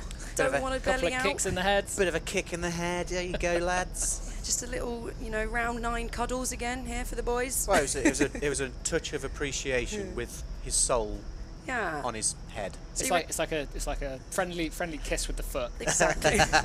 Good job. They're going to be. That was great though until the last bit. I think that was out of time anyway. So I think so. yeah, they did a nice round. All right, so we are done for round 9 of formation skydiving and VFS. We're going to be cutting now to a break, and then joining us after the break will be the continuation of artistics and freestyle. See you soon.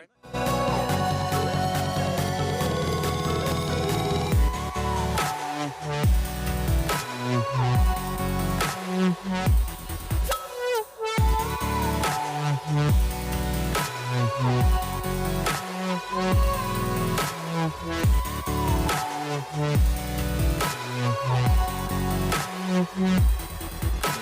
much.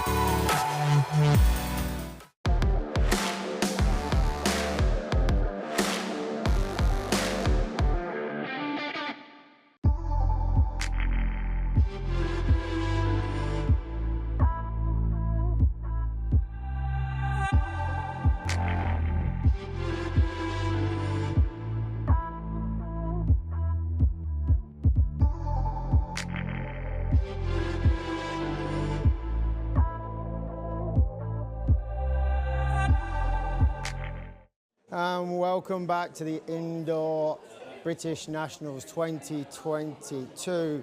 I'm Peter Taff-Mather, and I am here right now with Travis and Matt from Eros. And we are going to be speaking to Travis first about how it feels to have a new partner, teammate in the team, and a cross partner.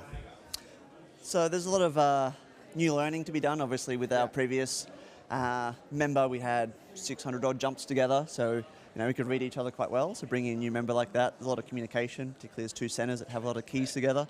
So it's just kind of learning to communicate and fly together, and the different techniques we've both been taught over the years as to how they're compatible or not compatible, and which techniques we're going to use that work for the both of us. So. Yeah, and that's they had Joey Jones in the past, and Matt's team had Chimera, if I'm not mistaken. Sean Stokes. And how are you finding it being in the team and the competition as well? How are you getting on? You're looking pretty good. Yes, it's great. We've done about 3 or 4 hours of training, so a lot of that's been looking at what technique we're going to use. So Sean had the same coach that we've now got, who's Roy Jensen. So his technique's quite different to how Eros were flying before. So it's been good working out which bits work best for us as a team. And it's great flying with the Eros guys. I can feel the potential early on that everything's nice and smooth, but we've still got a few things to work out how to fly together as a team. Cool. And yeah, Roy's an amazing coach, right? Yeah, it's been great. It's you know, different style, and you know, every coach has their own style. You got to find what works for you. So you know, it's nice to change coaches sometimes because they explain things in a different way. They might be saying the same thing, but you know, some things click that weren't clicking before. So it's been very good, and to you know, have a different perspective on things. Yeah, and are you looking forward to this year's training? I know you're going outdoors, you know. Yeah, it'd be great to put it in the sky. So I think we're doing maybe 150 jumps of 4-way. I've also got about 150 jumps of 8-way to do this year, so it's going to be a very busy outdoor season for me. I was already committed to the 8-way before these guys came and asked me, so they've had to sort of work around my 8-way schedule a little bit, which has been great. Good. And yeah, that's great. And thank you very much, Eros. Thank you very much, boys. There is 2 more teammates, but they seem to be having breakfast. So thank you very much. We're going to go to a quick break, and then we're going to go back to the studio. Thank you very much.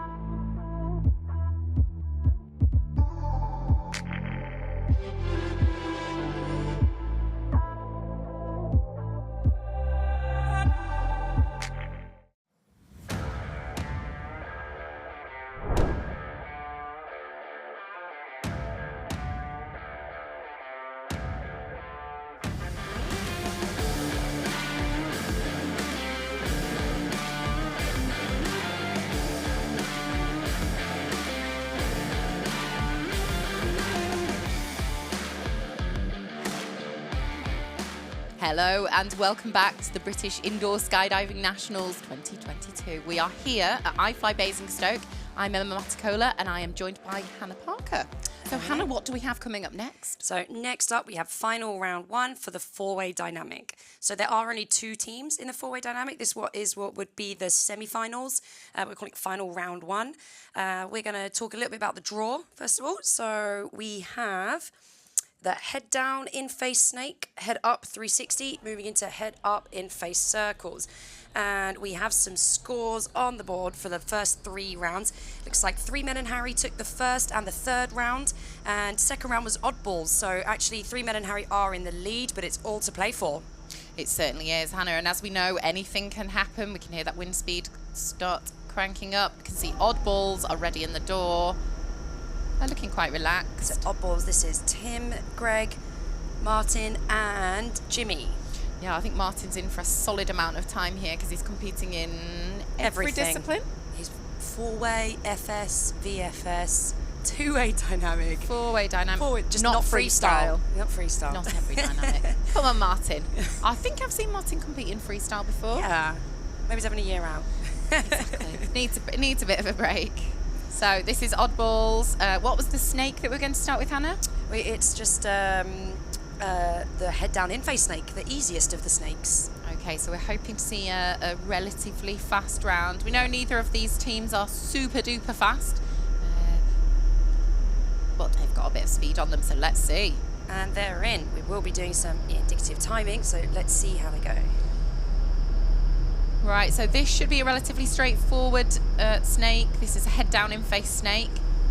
So there is no changing orientation from head up to head down. No switching. Right, into head up in face circles. And again, there's no transitioning from head up to head down. So that's relatively quick. So we're definitely seeing a quicker round than we have seen in previous rounds of the 4-way yesterday. Yep. This should be a pretty fast one for these guys, so it'd be great to see what times they can throw out. Yep, so just onto the vertical on page 2 at around 40 seconds. So obviously there's a bit of a difference with four-way and two-way. We have 4 people in the tunnel as opposed to 2.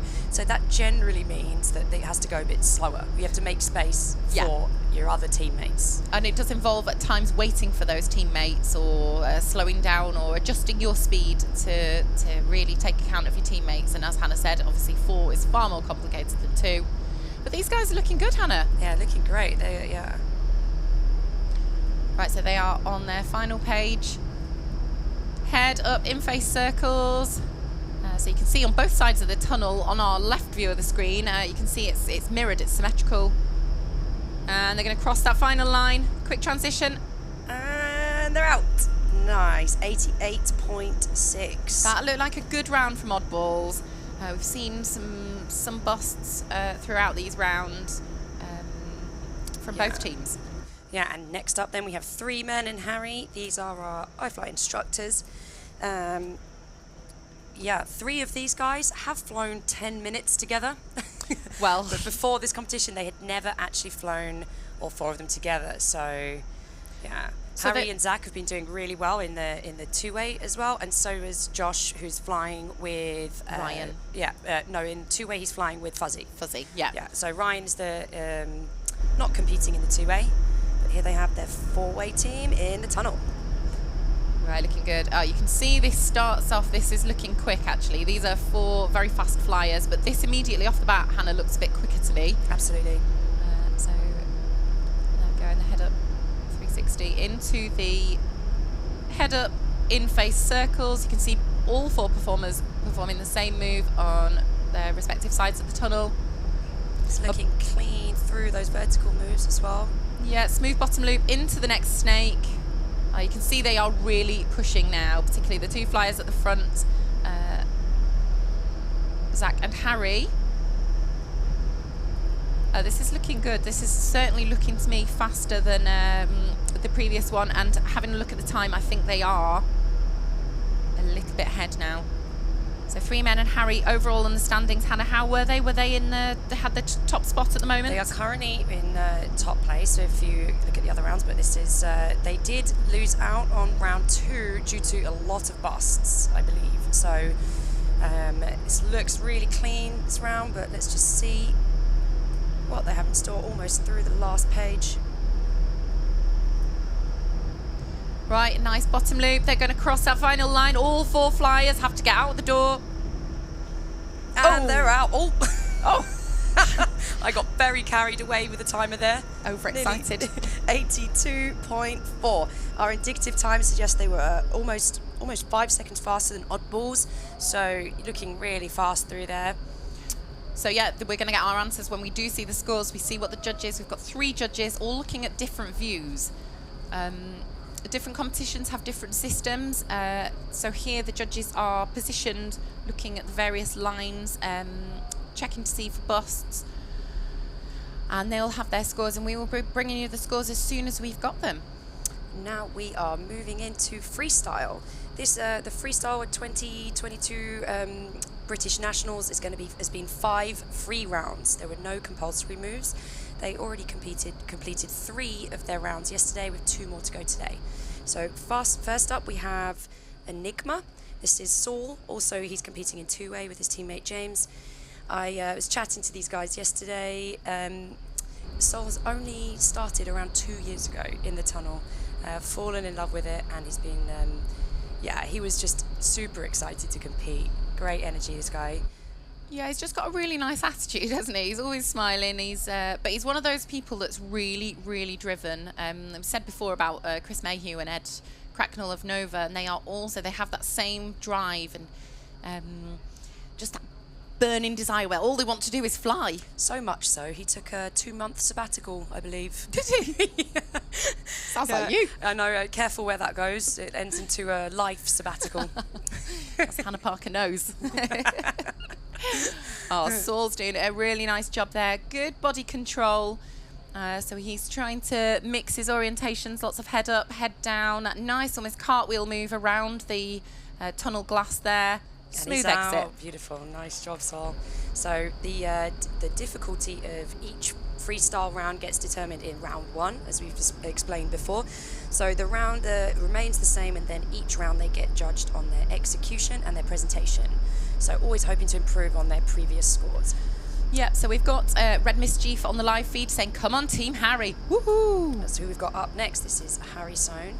We just saw him in the 4-way. Going now into freestyle. Let's see if I can get up some scores, Emma. I have the scores here, actually, Hannah. Excellent. As Harry goes in. I know that Harry had a he's currently battling it out for first with Connor. He has a slightly less difficulty rating than Connor in his routine. However, did score higher than Connor in some rounds when Connor had a couple of mistakes. So it really is all about how well you're flying the routine. It's not necessarily if it's the most difficult or not. So yeah, we're looking at the end of round 3, or in round 3, Harry actually had an 8.6 and Connor an 8.2. So taking the lead after round 3, but with the total scores we can see he is 25.5 to Connor's 25.9. So only 0.4 in it. Absolutely neck and neck, and this is what we were saying yesterday, Hannah. This is so close, and this is where these tiny mistakes come into play. But look at the execution of Harry's flying there. He really is a very talented flyer, but those Time's lights up. are flashing. And he's out. Nice. Yeah. So the lights flashing that we just saw there was a warning. It was a time's up, get out of the tunnel. So this is Amy coming up next. She is also a iFLY Basingstoke instructor, very new, only been here for about 10 months. Her first score, she scored at 6.2, and each round has improved, so she's now at 6.4 and 6.4. So yeah, she's having a great time, always smiling, super happy. It's great to see her energy as well. And we love this entrance to the tunnel. Yes. This is a really enjoyable routine to watch. She's got great flexibility. She's really challenging herself. She's really trying to add in moves that are going to kind of push her skill level. She goes to her colleagues, her other iFLY instructor colleagues, for bits of advice. She's jumped in a couple of times with Daisy Bradshaw, got a little bit of coaching and advice and kind of structure and feedback on her routine. But this is a routine that Amy created herself. And as the scores remain now, she is currently in, I think it's 5th place. Let me just double check. And I think she would be pleased with that, Hannah. Very pleased. Oh, hold on. So that was a really nice spin there. Using lots of height in the tunnel. Good control. She's out. Amazing. 6th place, sorry. And it's very close, though, between 6th and 5th with Owen, her colleague. Who's up next? Who's coming up next. So it's currently 19 to a 19.3. So it should actually... Oh, no, yeah, Owen is up next. This is also his first competition.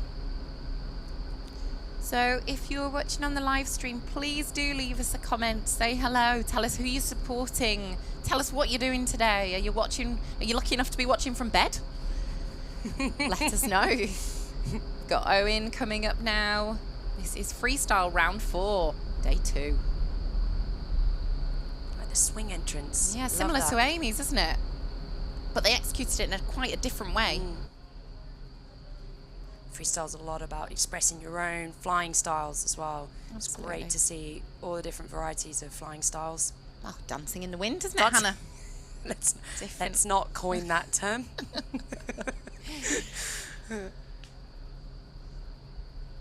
Great control there. Yeah. Yeah, he's definitely got his own distinctive style, hasn't he? It's very flowy and smooth, and he's using every bit of his body to get capture the wind and use it to take himself up and down, spins. And that was really nice, Owen. So Owen flying on a slightly lower wind speed.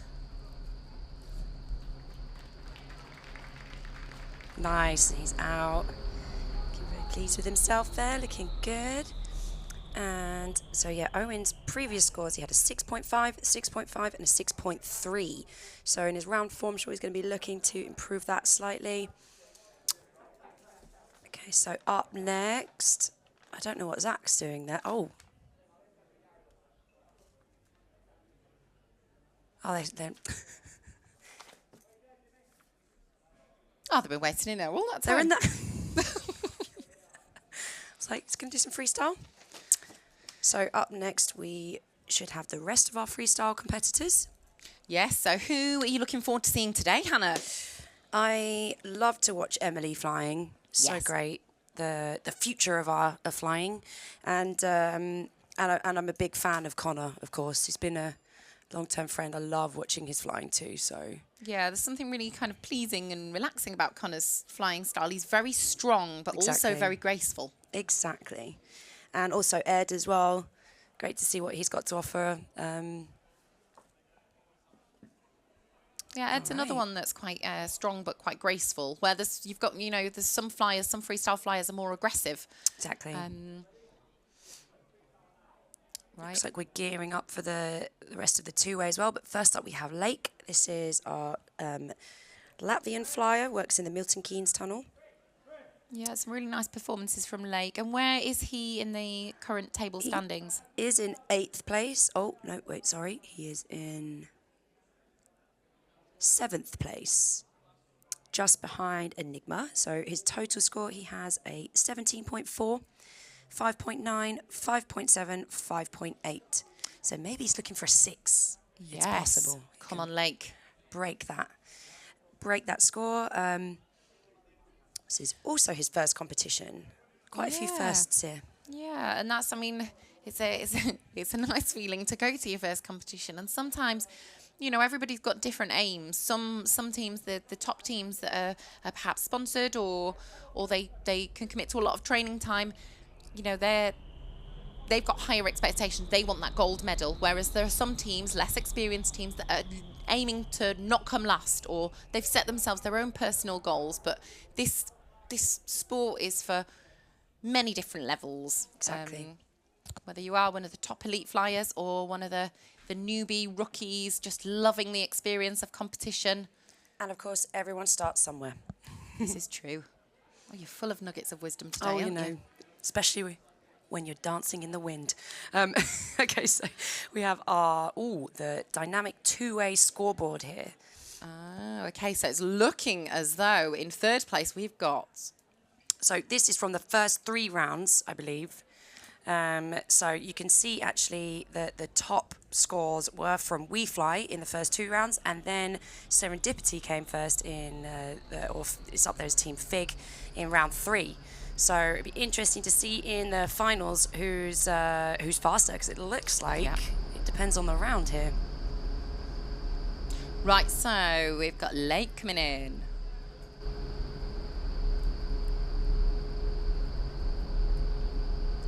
Nice head down in face carving.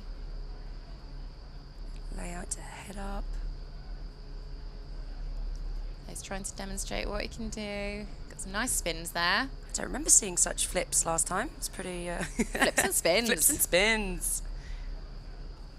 Yeah, he's keeping it very dynamic, isn't he? Keeping it moving, joining it with carving.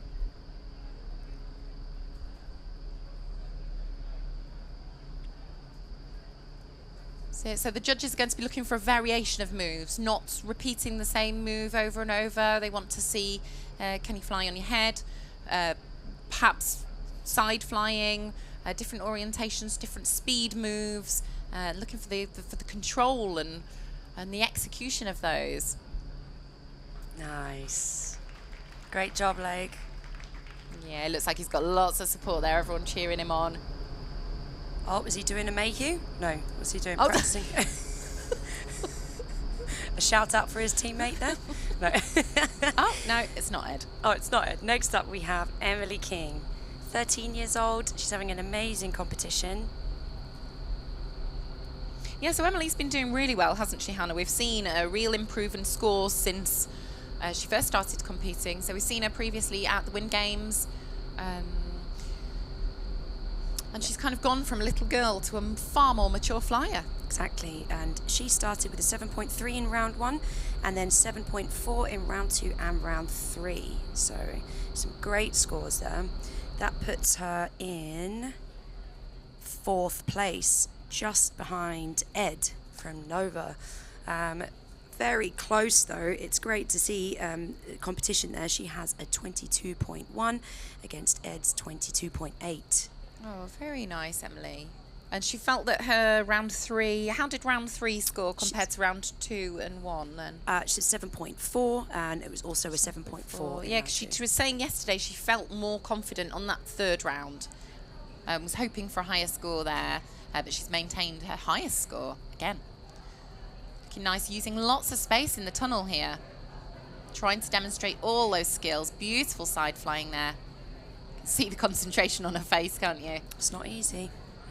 Certainly not. Lovely, beautiful job. Really nice, Emily. And you can see, can't you, in the antechamber, you see there's all those high fives, you see the camaraderie, you can see how much everybody's rooting for each other. These are direct competitors. Oh, hello, Rosie. Showing love for her teammate. They are so sweet, aren't they? So Connor does have the highest difficulty rated performance, but he did not have a great round 3. He had a little bit of a crash, well maybe not a dramatic crash, but against the glass. So he started with an 8.8 in round 1, 8.9 in round 2, but in round 3 to 8.2. So I'm sure he's looking to keep this nice and clean, and yeah, he's got so much great control there in these side flying moves. Yeah, so flying at a wind speed of 82%, which is the same as Ed, who will be the next flyer as well. Some beautiful control. Look at that spin there. That was really lovely. So there are a lot of high-speed moves there, high-speed spins, breakers, and these are ones that, especially when performing at a high wind speed, you know, if they go wrong, they go wrong, and that's this is why they have to do so many hours of training. That's amazing. It's looking really clean. It is. I love those little kicks up there.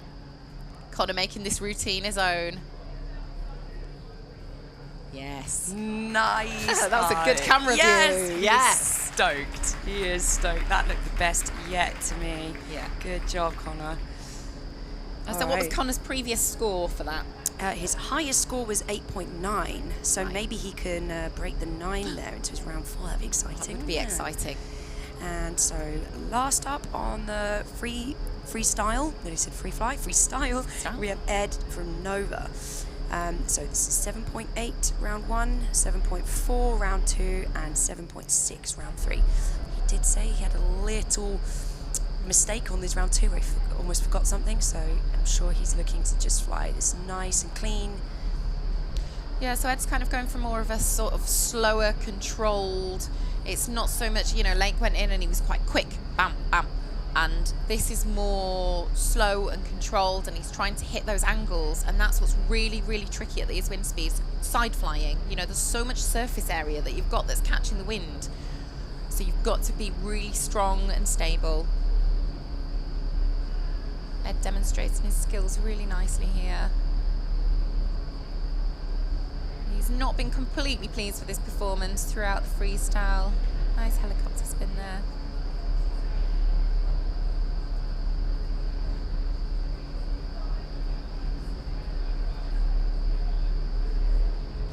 And he's out. Lovely exit there. Round of applause there. Amazing job there, Ed. So that concludes our round 4 of the freestyle, and now we are moving on to our tournament of the semi-final. So in the dynamic two-way. So first up, I think we have it's FSU versus JP. But just checking out the board here, we can that we'll go back to the board later, but first up we'll just we'll check out, this is Ali and Harry from FSU. They're going to be against JP. So this is the losers of the quarterfinal, fighting for, I think, would this be 7th place? Yes, 8th and 7th and 8th. Yeah. Exactly. So this will kind of decide where they're going to. Oh, will it decide where they're going to finish? Let's have a look. No, not quite. They will have one more flight after this. So this is FSU against JP. They're going to have to bring everything they've got. They did not feel they had a good round last time. No, I think, but then all to play for here. So let's check out what the round is. We have head up in face snake, head down 360, followed by the head down mixed. It says head down mixed snake, but that's not mixed right. circles. Mixed circles. Yeah. Right, you can see Ali there. She's looking a bit nervous. She was getting a bit frustrated with her dad on the previous round, saying, "Dad, come on, Dad." We've had people commenting what a lovely thing for father and daughter to be doing. Emma Bagnall again saying, "Go, Ali and Harry." You know, they've got lots of friends in the skydiving and wind tunnel world. They know lots of people. They've come into contact with lots of people whilst organising boogies. They did their spin now. Did not see, did they do the spin in the same direction then? Right. Harry going a little bit high there. Susan on the live chat saying, love their outfits. Absolutely, we keep talking about those suits, don't we? Just reminds me of the fruit salad sweets. They told me that that's not very original, and they've heard that many times, but just a big fan of a fruit salad. Exactly. Right, head down 360 there. Yeah, a little nod from Ali. I like this. You can really see the communication. You can see Ali waiting for Harry. This lovely father-daughter relationship. They're just having a great time, aren't they? They're having a lot of fun. Yes. Right, that's not the quickest round, I think, anyway. No, this is third and final page. Ali and Harry Shankar of FSU in the two-way dynamic semi-final. Head down 360. And these circles they've been saying that they've been having problems with the mixed circles and reverse mixed circles. I think that's where a lot of their busts have been coming from, actually, as well. Although Harry seems very adamant to defend his title as King of Busts now. Yeah. And they are out. Oh, no, they're not. Harry. That's it. There you go. He nearly did a Mayhew. But actually, sorry, Chris, that was just not as bad as the Mayhew yesterday, where Chris Mayhew got stuck in the tunnel. He did. Couldn't get out. So next up we have JP. This is Jonty and Pinky. I have a fun fact about Pinky. I'm not sure if this is just his teammate winding him up, but apparently Pinky needs to wear 2 pairs of underwear when he's competing. Is that for a particular reason? I think in case... I'm not sure. We'll leave that to interpretation. Yeah, perhaps we won't go into details on air. But doubles up his underwear when he's competing. Well, there we go. That is a fact that I'm sure Pinky wants the world to know. Yeah. Thank you very much for that, So Jonty. that is Pinky there in the grey jumpsuit. Yeah, all nuggets of info. Welcome. We like a good fact. We've got Ray on the live stream saying, "Go Bam and Shanks." Yeah, we've got lots of support. We've got Red Mischief was pointing out that Connor's shoes were absolutely amazing, winning the best shoe category. I think it was Connor you were referring to. Hannah. All right, they're in. Pinky leading the way. Yeah, head up in face snake here. Followed down by the head down 360. See how the 360's looking, nice. So they have to turn the same direction, is that right? For the 360, yes. The 360. Yeah. Right. And that's it, stalling about. They're looking quite good. They're looking quite confident, aren't they? Again, we can't see the busts at the moment, but we're trying to keep an eye out for anything that we can see that's bust. They are on their head up in face snake. On their previous round, they were very, very close to actually beating iFLY Manchester, who had 5 busts. There was 4.9 seconds in it. So if iFLY Manchester had had 1 more bust, these guys would have actually gone through to the semi-finals in the top 4. So they were 0.1 second away almost there. So they're flying really nice, these guys. That's it, kind of leaning back into the wind. They are going as fast as they can, but you can see when they're in the head-up orientation, they're just not going as fast as when they're flying head down. That's something to do with surface area and aerodynamicity, if that's a word.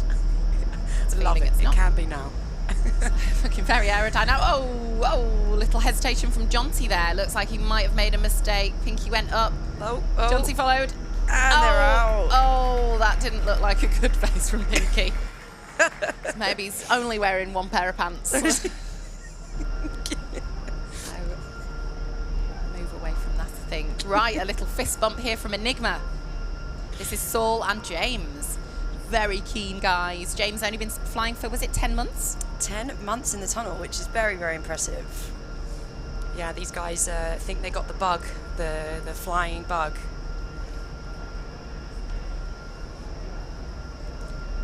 Looking ready to go. Yeah, looks like they're getting visors down, so we can always hear that telltale wind speed rising, can't we? Serious concentration faces there from Enigma. Yeah, we've touched on a little bit before, but each team will set their own wind speed, so they can choose what speed the tunnel flies at, and they set that before the competition. And they're in. Sol as well, he's originally from South Africa, but he has only been flying for 2 years as well, so these guys really are the new ones in this competition. Yeah, I think they're just getting more and more confident through each round, aren't they? They look more confident. 360 is not an easy move. Oh, no, got a little bail from James there. That's going to add on a few seconds. They're currently somewhere in the middle now. They're just trying to get there. Well done. That was a nice recovery. Amazing job carrying on. That's not easy when you get disoriented. Yeah, and that's a head up in face snake. It looks like a nice recovery there by Saul. And into the head down 360. A little bit of a wobble. I wonder if James has kind of had a bit of a mind block now. It's really hard. Once you've made a mistake, it is so hard to recover. And fair play to him. He's really going for it. This is a really hard and really difficult situation as a competitor. It's an absolute nightmare, but look how well they've recovered. Absolute testament to how hard these guys have trained and how well they've worked together as a team. Very new, inexperienced flyers. This is something that could have messed them up and sent them right off. Great head up 360 there from James. Yes. Good job recovering after that last one. So amazing. He's going to be happy he did that last round. Oh, they're looking good now. Yeah, right, bring it back up. Oh, Hannah. Come on, come on, come on. Out you get. Yeah, nice job, guys. Yes. Okay, so two sort of wobbles there, went a bit off heading, but all in all, a good one for an Enigma. Thumbs up from Mayhew, big wave and kisses from Ed there. Little smirk, I know what's going through his head. Just thinking, can I get through the door? Will I get stuck? Chris Mayhew is experienced in competitions. He's been in the sport for quite a long time now. These guys are amazing to see in the sky as well. It's a very pensive look there, Chris. Full focus from the Nova boys. Yeah, and this is the moment where you want to be visualising last minute. You are going over what the draw is. Hannah, could you remind us? Yeah, absolutely. It's head up in face snake, moving into that head down 360 and the head down mixed circles, and they're in. Yeah, these two look so coordinated, don't they? They're two of our favourite colours. We like these suits. Okay, looking good. Into the head down 360.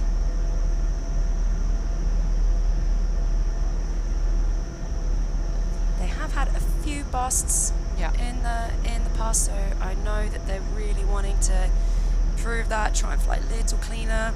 You can see, I think that was a bust. I think I've seen a couple of busts, Hannah. Taking a few shortcuts through that centre line on the vertical move. And possibly a turn in the wrong direction.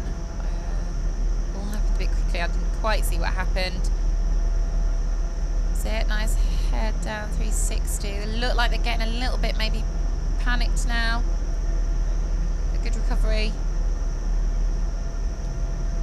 Nearly finished. Not the quickest round that we've seen. Into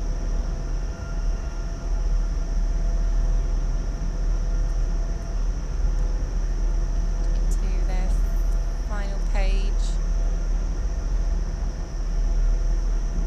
Let's head down 360. A bit of a hesitation there from Ed. And you can see there, Chris is stopping to wait. And it's just these tiny split seconds. Oh, Other way round. It's Ed. Oh, sorry. Stopping to wait. Ed stopping to wait, you're right. This is a problem when they've got the matching suits. They are identical pretty much here. Right, cross that final line. They're out. It's a 95.3. Not sure they're happy with that. Got a little confused there towards the end, but great job from the Nova boys. And right, so I think we are going to be taking a short break now. Tunnels off, so we're going to head for a short break, and we will be back with FS round 10.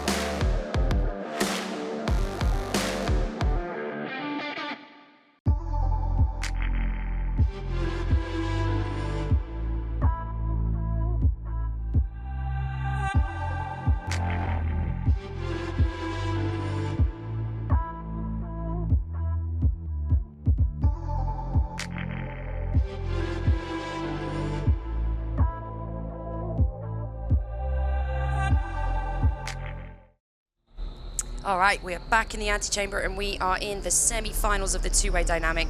Now we have iFLY versus WeFly, looking for a spot in the finals. First up, we have WeFly. This is Harry and Zach, led by Zach, our iFLY Basingstoke instructors. Yeah, this is a heavy instructors battle off, isn't it, really? Exactly.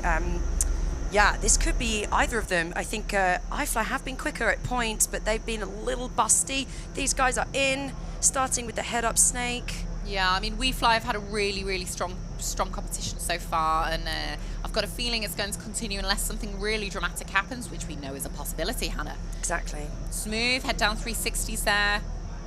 Yeah, into their mixed circles. Kicking off the wall there. They've got some power behind them. They're flying on a high wind speed. Oh, they have got, oh my gosh. Oh my goodness, what did I just say? That was a bit of confusion there coming out of the circles. Oh no. Zach and Harry are having a nightmare. This is the worst position to be in, and they are not sure where to start. So what happens if they skip a move, Emma? Skip is 20-second penalty, Hannah. Okay, so if there was, I mean, there's definitely going to be some busts there, but we're going to have to wait for the judge. Oh, this is really painful to watch, Hannah. Oh, no. They are not on the same page at all. They are flying different moves, and here is this could be a really high busts. Yeah, and they are a little bit lost. I really hope they can get some momentum back to finish this round. Hannah, I'm scared this is going to have cost them the finals, the gold medal. This is wow, really this not is what they wanted to see. What we're talking about with the pressure that comes with this face-off in the semi-finals. They're carrying on though. They're getting through it. Yeah, and the thing is, they've been riding this high. They've been very slow time there at a 94.4. They are not going to be happy with that, and they are going to be heavily penalised there for those mistakes. That was not good from WeFly. I mean, fair play to them. They carried on. So just so we can see here, the winner battle between WeFly and iFLY Manchester will go into the final, and then Serendipity and Sizzling Wombats. So the winner of WeFly and iFLY Manchester will go against Serendipity or Sizzling Wombats. Right, Hannah, I'm getting a good feeling about the old Serendipity now. This is very, I am on edge. I am also on edge. These guys have been really fast. They've just made a few mistakes. They were very rushed going into their last round. but they are very fast. And Fuzz has been having a little problem with his back leg on the busts. We're not quite crossing that line, just keeping his feet over the edge. So he knows he's got to improve on that. If he can sort that out, and if they can have a clean round, these guys could benefit from those mistakes from iFLY, and it's all to play for here. They are in. Yeah, I mean, you know, you don't want to see a team do badly, but I've got to say, I think iFLY Manchester will have been, their hearts will have leapt a little when they saw what a disastrous round iFLY had there. This is their time. This is now what they need to do, Hannah. They need to fly this big, clean, not pushing for fast, because they just want to fly this clean. They just need to get through this smoothly, and they've got a really good chance of going through. I am on edge. I am on edge as well. Nice head down 360. These guys are looking confident. Remember, they've got lots to feel confident about, because they've just seen the previous team make a mistake. They are currently in a battle off the sore Fuzz's leg there. Oh, yeah. He's trying his hardest, isn't he, to get rid of that leg. Yeah, he's had feedback. He just needs to kick that leg forward. You can see his knee bends at a 90-degree angle. His foot kicks up behind him. Come on, Josh and Fuzz. Nice head down 360.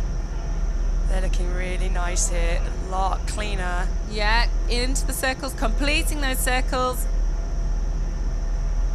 This is when things start to get tense, Hannah. Oh.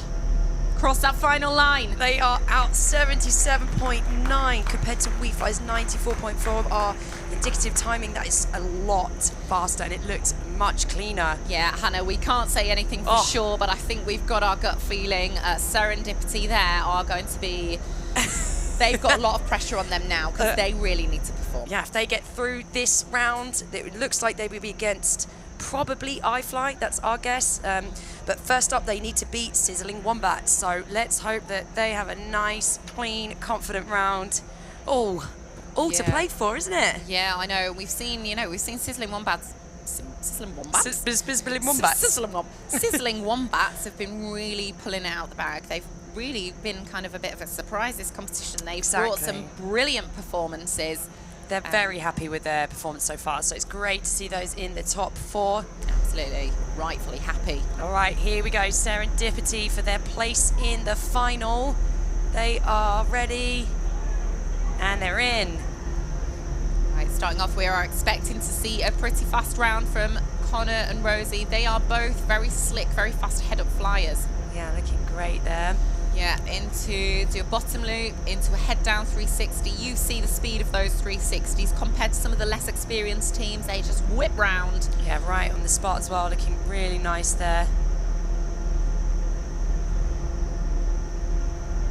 I was not watching for busts, but it's looking clean to me so far. They have had 0 busts, so they are very happy with that. That's really their aim, what they were looking for as well, to fly nice, clean, fast rounds, and they have been doing that so far. This is looking really nice, Hannah. So currently, I think with the scores, they were in 2nd place, so they have a real shot here at the final, taking home the gold if they can they can beat iFLY, who looks like they will be going through to the final. Yeah. So you can see he's staying quite low apart from when they need to. You can see here they're having to go over that ring that we can see on the right-hand side. And at times they have to, at times they don't. It's a complicated sport, Hannah Parker. Lots of things going on. Exactly, stalling it back, cross that final line. And they are out, 79.5. That's a nice time from those guys compared to iFLY's 77.9. Don't know the busts, but so far, looking good there, Serendipity. Yeah, we got a good feeling about Serendipity, but those Sizzling Wombats, they are sizzling. They are sizzling. They have the other team from Omni and from their VFS teams behind them, watching on, supporting. Really feeling the pressure here. You know, Jimmy McCarthy and Martin Roberson, they're both very serious flyers. They like to have a laugh, they're good fun, but they really take their flying seriously. They take their training, they've got their fingers in many pies, many disciplines. They do all sorts. And they are in for their semi-final round. Head up, in-face snake.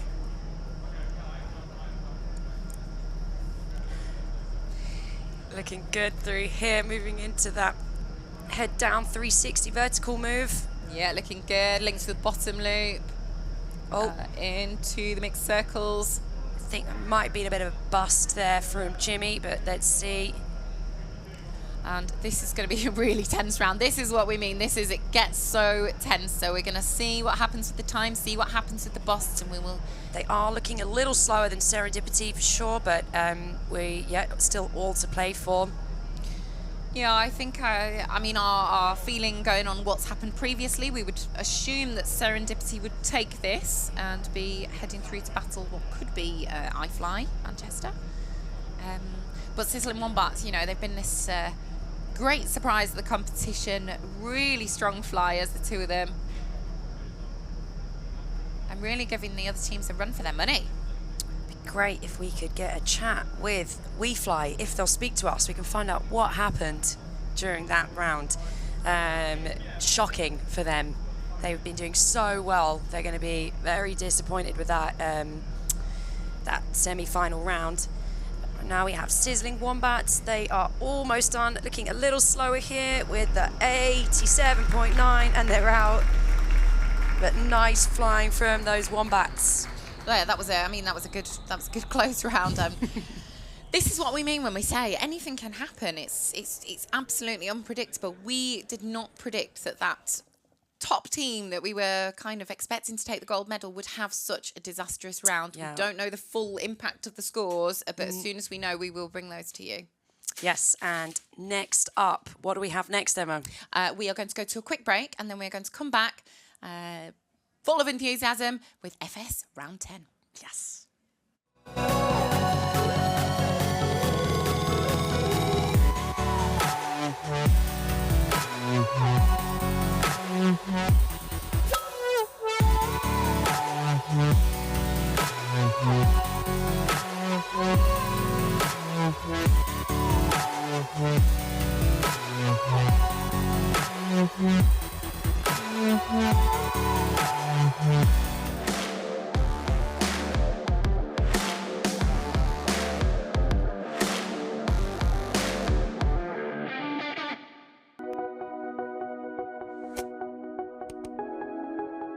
Welcome to the world of indoor skydiving, one of the most exhilarating experiences you will ever have. It is the opportunity to fly like you could only ever imagine. Almost any person at any age can learn to do flips and tricks, fly with friends, break through fears, and ultimately live their dreams. Every tunnel flying session begins with the guidance of a highly qualified and experienced IBA-rated flight instructor who is there to help you master skills you already know, challenge you with new techniques, and share in the excitement of body flight in the safest possible environment.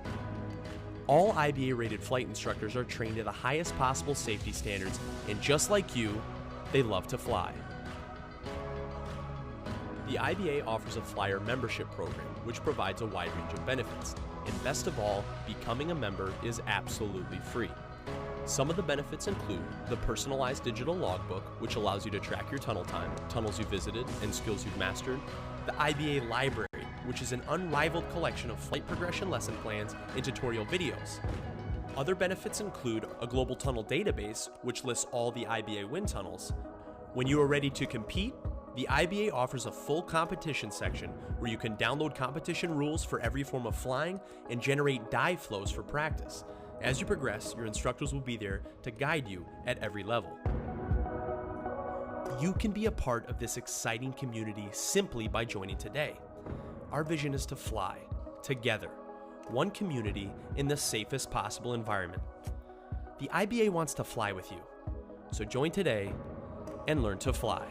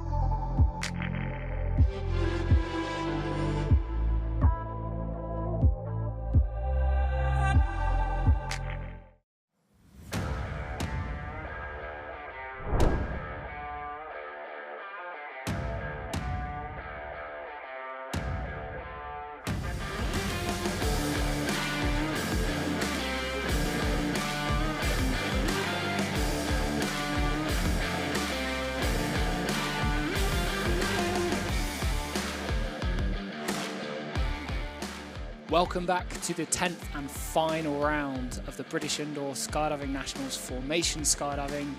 Everything's to play for right now. Dave, how are the scores looking for our teams? Well, it's gathered pace very quickly this morning. All the scores now are up to round 9, so we're absolutely looking at the most latest scores. And as we expected coming into this morning, Chimera and Meraki were trading blows point for point all the way into yesterday to the end.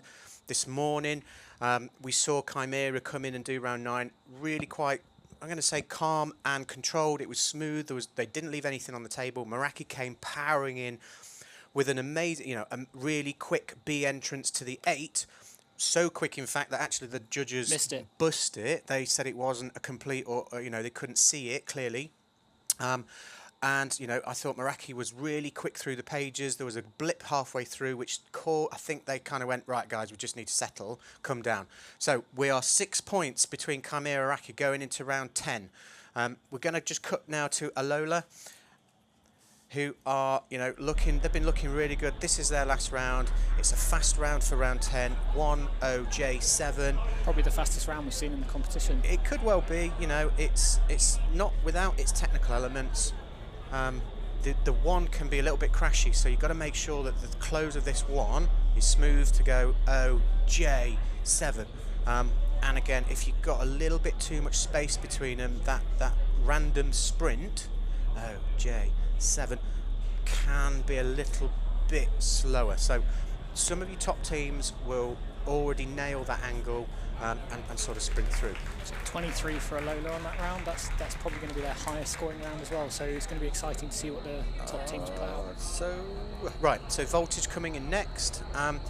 First competition in AAA, learning stuff as they go. So let's see how these guys do, and we'll also see NFTO in this final round 10 sequence of 3 teams, and then we'll have a quick look at the busts that we've picked up throughout the competition up until this point. What's a bust, Dave?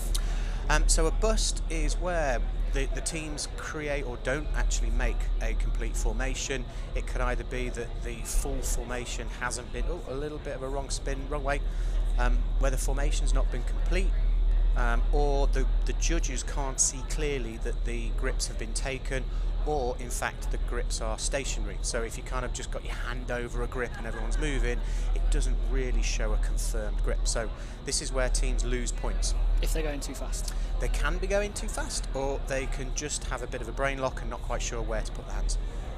Does that happen to you? All the time, mate. All the best people bust. Well done, British Army Voltage with a 17. Army Voltage 17, and I think if you have a look, that might be their top score as well. It is, yes, by quite a long way. So this round 10 is much faster than the ones we've seen so far. This is really exciting, coming into the last couple of sort of top teams, the top 4 teams, seeing what they can actually do. I think NFTO are going to take this. I reckon they're going to have I think they're going to just go all out. They're going to come out all guns firing. They're just going to come out and smash it. So they're in 3rd place. They are 11 points behind 2nd place Meraki. Here we go. Right, so they've taken the 1 straight in as well. OJ7. Keeping it tight, nice. cogging well. Yeah, nice cogging. Boom. Bum. Bum. Bum. Good 7 spins, nice and close. Bit of a long build on that 1 then, but never mind. Right, like that.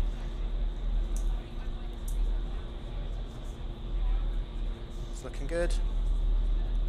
Oh, bit of a brain trump.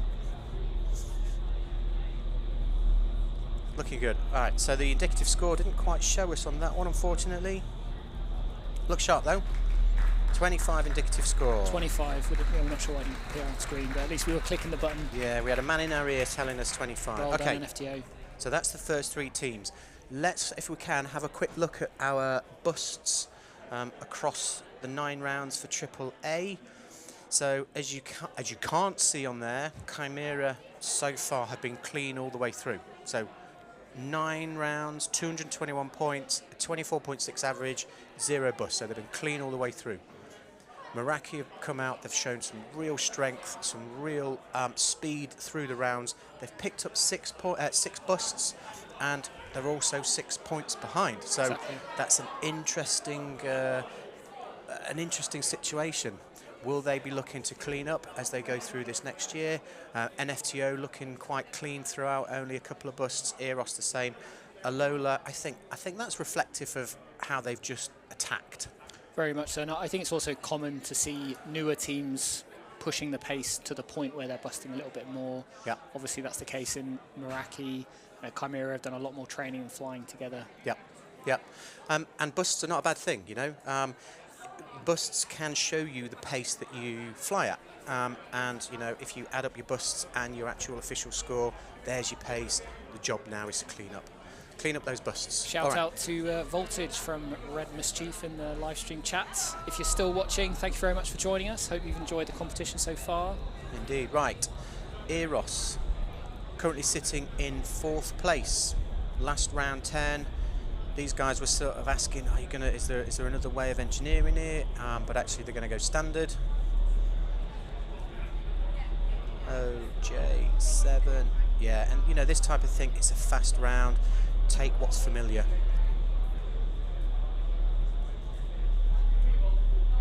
Nice cogging on the 7.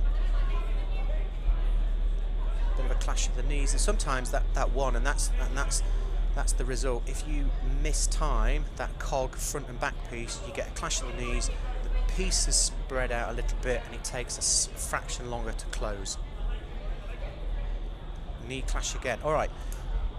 25 for Eros. Well done, Eros. That's a great score. Matching what NFTO did on that one. Indicative score. Right, this is where it gets interesting. Meraki, 6 points down. They've got a whole page to actually pull back off Chimera. What are they going to do? What is their approach going to be? Are they going to keep it smooth and hope something happens to Chimera, or are they really going to push it and try and make up those extra points? I don't know. Let's. What would you pick? You've got to go for it, haven't you? Yeah, absolutely. You've got to go for it. Go big or go home. All right, 20. They've got to get 6 points. 6 as a nice one start. Nice and sequenced. A little bit off on that. Oh, they're snappy. Nice, nice, nice. He didn't crash. Smooth into that one build. Nice 7 there. Really nice 7. A little bit of bubble there. Oh, they held it. Well done. Nice, nice, nice. Looks like they're doing a bit of vert on that one, actually. 29 possibly with one bust. Score. I saw at least one bust. One bust. Yeah. All right, 28 indicative score, and they're carrying on anyway. Someone give them a red light. Do you know what? Well done, Meraki. It You're looks finished. like the front piece. Pete and Kate are doing a vert on that one. To get over. To get over. And it wouldn't surprise me. These guys are coached by Dave Grouse of Hayabusa, and I saw Hayabusa sort of trying out the vert on that one earlier on in the year, last year. Who's Hayabusa for those watching at home that don't know them? They're a Belgian team, I'm not sure. Hayabusa are the current and long-standing world champions at formation skydiving. And they're well known for experimenting and discovering new ways, pushing the boundaries of scoring more points. Okay, Omni, Tunnel Edition, VFS Legends. Currently sitting in 8th place, warming the bottom of the table, but you know these guys are not VFS. These are not FS flyers; they're VFS flyers. One is a tricky block. It's a AA block. It's very technical. It looks easy, but it really isn't. They caught us out with a bit of transitioning in the last round. Do you reckon we'll see that again? Let's not. Yeah, don't confuse us.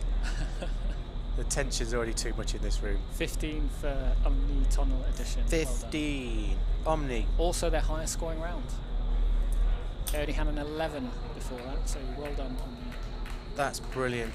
Right, we're going to switch over now, and we're going to see Chimera. Let's pop back to the scoreboard, the AAA scoreboard, and let's just get back into a little bit of comparison and analysis on some of those rounds. So, round 9. Chimera 24, Meraki 22, NFO 22. So Meraki picked up 2 busts in round 9, which would have matched Chimera. Big round in round 8 for Chimera, 28, 26 and 25. And as you can see, again, a big round in 7 for 29 points on round 7. Eros doing a great job coming up in the second sort of tranche of flyers and 4th. I'm sure they're going to be happy with that. New team lineup, not done a huge amount of training. Shaka completely, generally untrained as a 4. They do some stuff together sometimes, but not competitively. Alola, new to AAA, been smashing it. Picked up some busts, but I think they'll be able to look at all of their points and look at a pace. But after this round, they'll get their average beginning of the season, and they can only improve. Yeah, if you're watching us in the live stream, let us know what you're thinking in the chat. It'd be great to hear from you. If you're watching from abroad, let us know where you are. And shout out to my father-in-law, whose 60th birthday it is today. Congratulations, Tony. Boom, boom. Right, Chimera, here we go. Are they going to come out and try and do something good? Are they going to try and expand their lead? What are they going to do? Or play it safe. It's tough, isn't it? What would you do?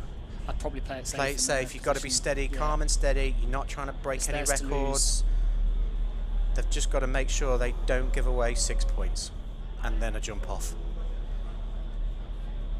So far, looking fast. They're looking confident. Let's just keep it steady. That transition through the randoms is looking good. Nice transition. They've got that sequencing and cog on the 1. The close is not heavy. Yeah, I think these guys have they've stayed in control. Really smooth, really good transition. They've even bested the Meraki number. So Meraki, we had a 28 indicative score. We've got Chimera at 30, looked clean. I think they're going to retain their clean record. I think they will, yeah. And I think they've nailed it. Congratulations, Chimera. We will see the official scores very soon, but... I was nervous watching that. I was nervous, it was so much fun. It's like, come on. They've put a lot of work in. They have, and it's great to see that's paying off. A lot of work in. It's paid off. Yeah. All right. And finally, Shaka. These guys were also wondering what engineering to take on this one, but I think it's just standard.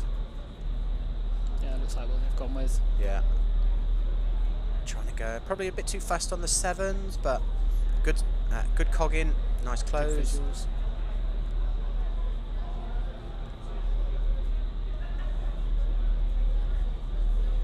Quite a bit of reaching happening. They probably benefit from flying just a little bit tighter, smaller. Yeah. Slow down, maybe slow down a tiny bit, cut down the space, increase the efficiency, score more points. 23 for Shaka. Well 23 for Shaka, not too bad at all. As a comparison, Eros was a 25 and FTO was a 25. We've got a shout out from Ray, who's watching us from Copenhagen. Hi Ray. She says congrats to Chimera, and Liz also says awesome job, Chimera. Indeed, absolutely. Hi Ray, hi Liz.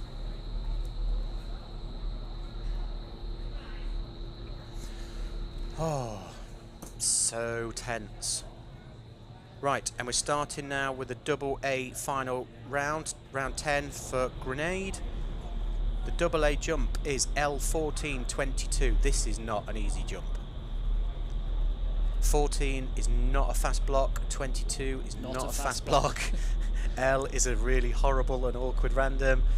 So this is going to be interesting to see. It's not going to be a high scoring jump. Yeah. In comparison to what we've just seen in AAA, fast, rapid, point scoring, this is completely the opposite.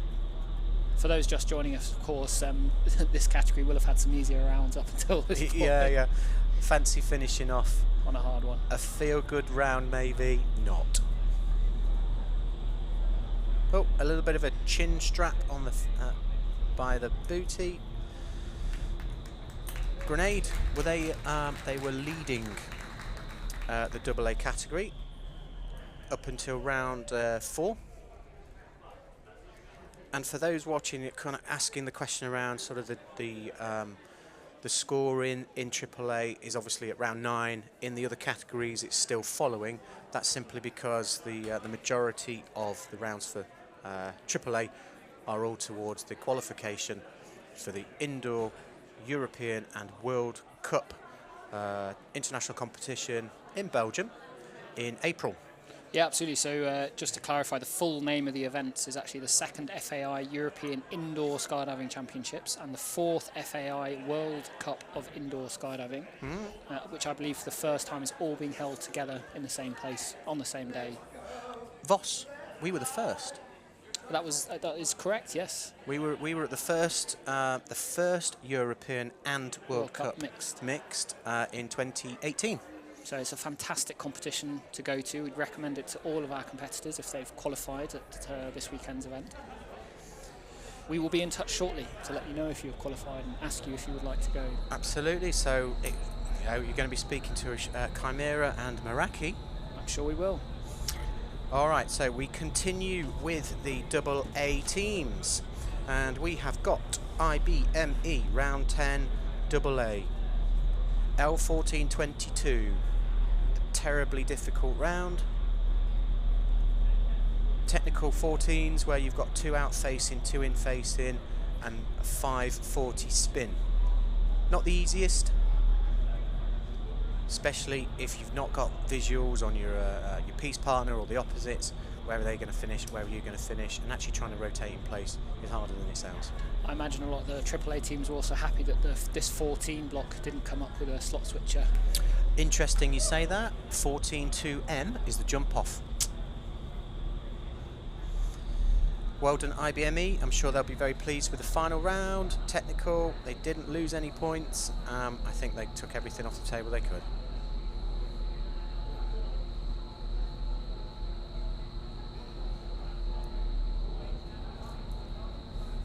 Okay, final round 10 for squad game.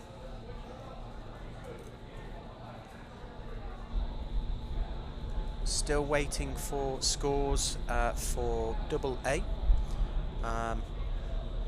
We've got round 5 actually is posted on the In Time website. Squad game currently sitting in 7th, 42 points. But we've still got 6, 7, 8, 9 rounds there we go. To score.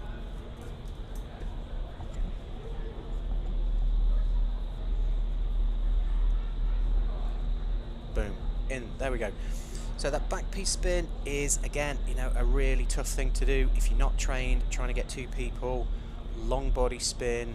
Trying to get that person out of the centre at the front, past the other 2. Yeah. Back into the centre. Minimising the collisions. So there you go. You see that front person just sort trying to get out of the way. Yeah, sort of cartwheeling over the top. Get out of the way so that back piece can spin.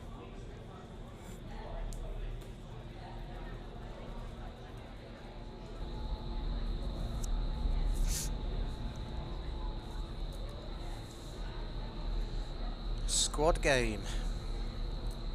Right, martial law. Now coming in.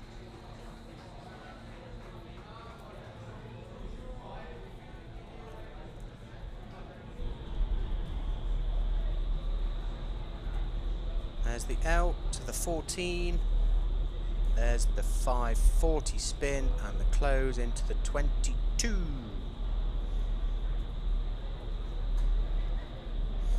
And the difficulty is it's that inside, it's that centre flyer who again just needs some discipline as they kind of come out of the centre, keep their body straight, and then let the tail flyer do the work.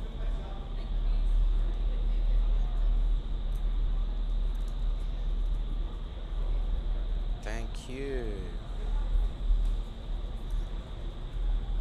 All right, martial law 11.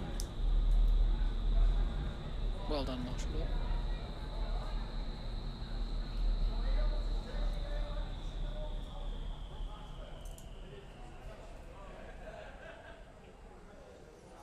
They're happy with that one. Congratulations. There's nothing like finishing around 10 at a competition where you've been trying really hard, is it? No, absolutely. And there's nothing like finishing around 10 with a really hard jump. Well, that's true, because it's neither going to go fantastically well or fantastically badly. Yeah, you know, this type of round, these guys, this type of jump, you're not going to win loads of points, you're not going to lose loads of points. And that, you know, that's kind of part of looking at the draw, looking at the dives at the beginning. There's going to be dives and jumps which are slightly faster than others, And then you kind of work out your strategy. Are you going to go fast? Are you going to try and conserve? Are you going to push it? I don't know. But yeah, round 10 on this one, you're not going to win. So you've got to be in the position you're really aiming for before you get to round 10.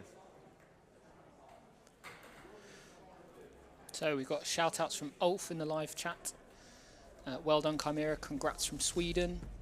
And also saying thanks very much for the commentating. We're glad that you're enjoying it. Thank you very much. Absolutely. Right. Continuing with the AA teams.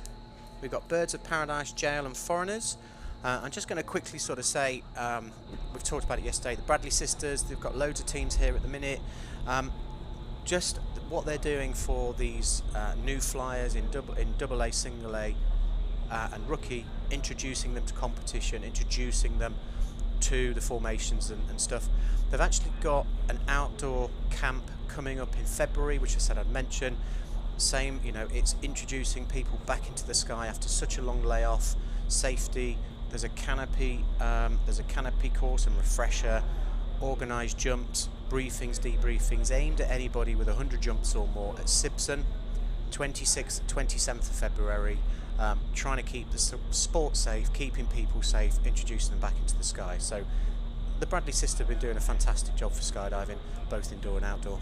Fantastic, and that's 10 points for Birds of Paradise. I think they've also got a ladies only event that they're organising. Yeah, later on, I think that is in March. So if you're looking for more information on that, feel free to reach out to the Bradley sisters on the socials. On the socials, absolutely. I think that is the Tilly Takeover Women's Edition, 4th and 5th of March. It's a Friday and Saturday. Lovely. All female instructors, coaches, CIs, pilots, etc. So it's one for the females, one for the ladies, building confidence in our ever-inclusive sport.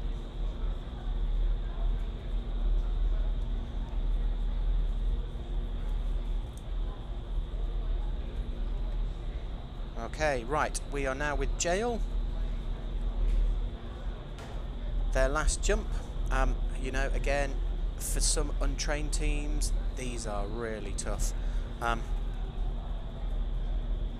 Yeah, what you can't see on this particular camera angle for those watching at home, not familiar with formation skydiving, is there's a lot of vertical work going on here as well, where the teams are trying to get in and out of each other's way to make the move as efficient as possible, and that's obviously something that takes quite a bit of practice to learn. You can see it here from the side view. Yeah. So 6 points indicative, and that obviously that's just ourselves. That doesn't take into account any busts. Yeah, this final round 10 for AA is not a high scorer, especially for those teams that haven't done a lot of training. It's, you know, we've had a couple of years layoff. Tunnels, skydiving has not been very accessible. It's been really difficult. But we're not the only, we're not the only country. A lot of the European countries have faced the same thing. So, when we see the international competition later on this year, I think it's going to be very similar in terms of some of the average scores. Yeah, we've managed to get ahead by a little bit of some of the European countries. They haven't organised their indoor selection events until next month. Yeah, so we've got the French and the German and the Belgian indoor nationals all happening in March, which, from a collision there. from a AAA perspective, really interesting to see which teams compete, what their scores are. That gives our British teams some foresight of what they're up against. 12 for foreigners. Nice job. So they were 2 points behind second place, Grenade. Yeah. After 5 rounds of official judging. 2 So it'll be interesting to see what Grenade on this last one. I don't have the Grenade indicative from earlier on. I believe I do. It was no, I didn't have Grenades either. I've got squad games and IBME, but we'll see if we can dig it out. Okay, so foreigners indicative score 12. Oh, we've got the conga line is back. Let's do the conga. Is it single ladies? I don't some see of them any ladies. Some of them are doing the single ladies dance, and some of them are doing the conga, and some of them are just dancing. There's some communication that hasn't quite worked properly there. There's a lot of people. Are they sure we've got the right number of teams in the tunnel? Yeah, so here we've got obviously, yeah, so we've got the Deep and Filthy, and then we have got the single A team. So we're going to be finishing off double A category round 10. Deep and Filthy have been looking really good. Hopefully, you know, they're going to finish on a high. I think they'll be familiar with these blocks this round. It won't cause them too much of a problem. I think they will, yeah. They were 10 points ahead in first place after 5 rounds of official scoring. Okay, just a news flash. Grenade indicative score was 12. Foreigners indicative score was 12. So matching, blow for blow. So that round will not change much? Nope. All right. Let's see what they got. Nice camera angle, so we can actually see a little bit on the level. Yeah, the extra work that has to take place between these flyers. The coordination, and as you'll see in a moment as we come back to, so the 540 of the 14, and then into the 22, and then the person closest to the camera now has to come up, hop, allow the piece to move, and then come back down. So it's not an easy move. Looking from this angle, you know, they're making good work of this, so a nice piece. It looks easier when you watch it from the top, yeah, doesn't exactly. it? Well done, Deep and Filthy, with a 14. 14 indicative, that puts them at the top. You know, indicative scores, 14. They're going to be happy with that. I was talking to them during the break, sort of saying, are you guys going to carry on? And during the outdoor season, they were unsure. They'd not really thought about it, but who knows? We might see them compete outdoors. Okay, so that is the double A done, round 10. We're now going to kick off the start of single A round 10. With our bobsleigh entrance, we're loving that. Yes, I think we're going to see more of that as we go through the year. So single A round 10, 7L. Yes, well, 7s is the side buddies full 360 rotation, and then an awkward L. Nope. Oh, a bit of a key mistime. So everyone has to be on the grips at the same time in order to score the point. And the real trick, or the real thing to watch out for when you're spinning these 7s, is the synchronicity, the cogging between the two buddies. So 10 for those guys. Yep, well done, Team Tilstock. Indicative 10 on this round. They scored an indicative 14 on the last one, which was an all random round.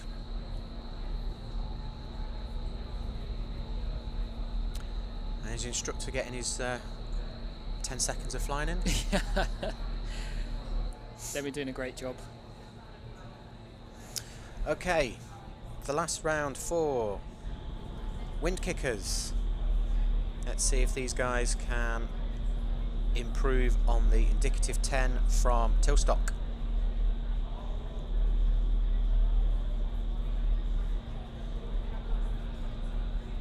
A nice build of the L formation.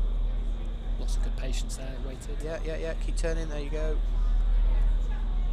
Ooh, oh, please don't. Stay on your front, yeah, stay on your front. Boom, got it. Will they get it? Will they get it? Oh, yes. Oh, nice one. Well done. 11 so time. 11 indicative wind kickers. Could have maybe squeezed a couple more points if we didn't have a slight windy gremlin.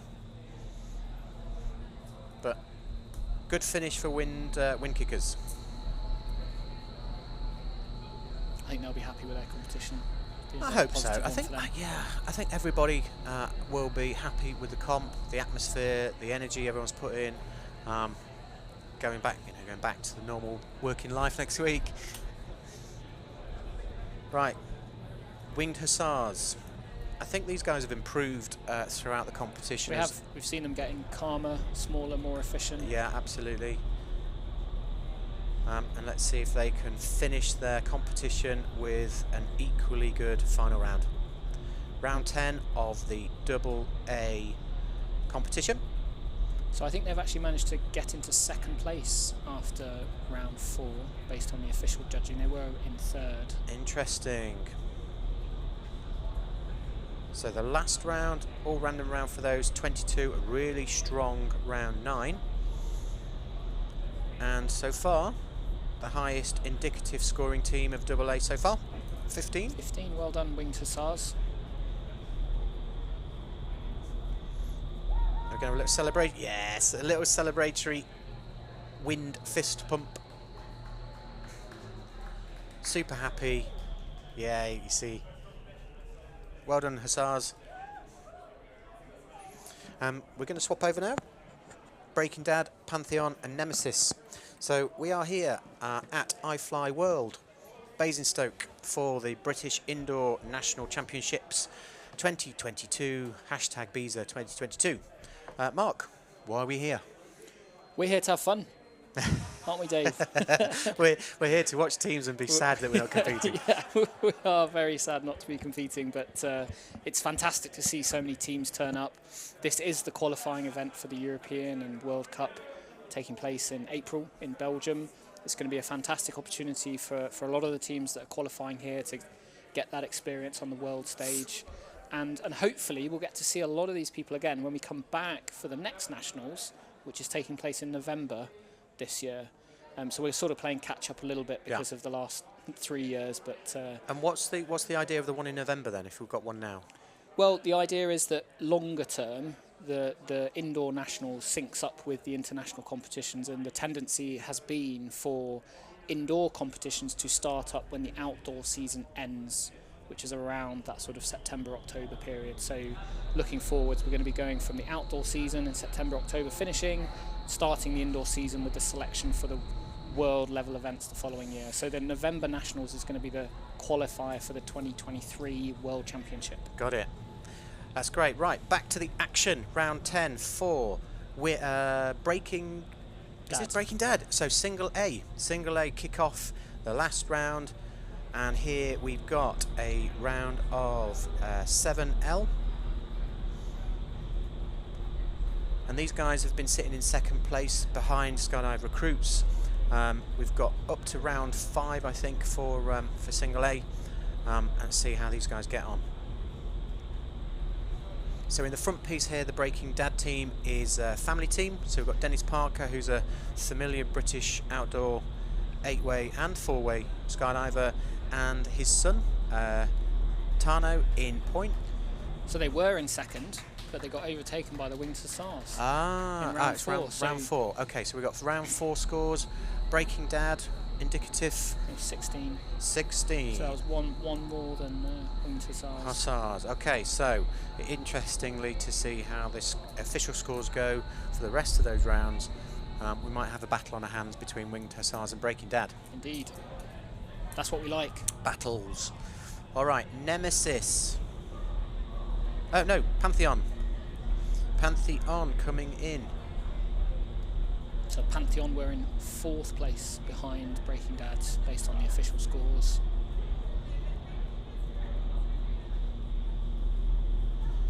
Okay.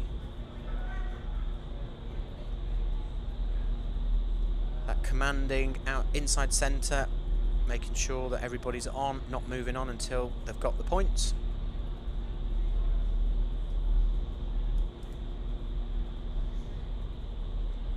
Thirteen for Pantheon. Do you know what I went through? I went through a stage, I think it was AA, that I had a massive flash between points. So I was the same. I used to flash so far that I touched my feet sometimes. It was so like sort of a track off. Everyone be very clear that the point has been completed. We can move on to the next one. I earned the nickname at that time as Flash because it was like a massive body rumble. Well, it's hard to miss. It just went. But then if you start hitting people in the head, yeah, it kind of put everybody off because we were just laughing so hard. Talking about making noises in your helmet when you're flying around. Exactly, yeah. So, right, here we go. Nemesis.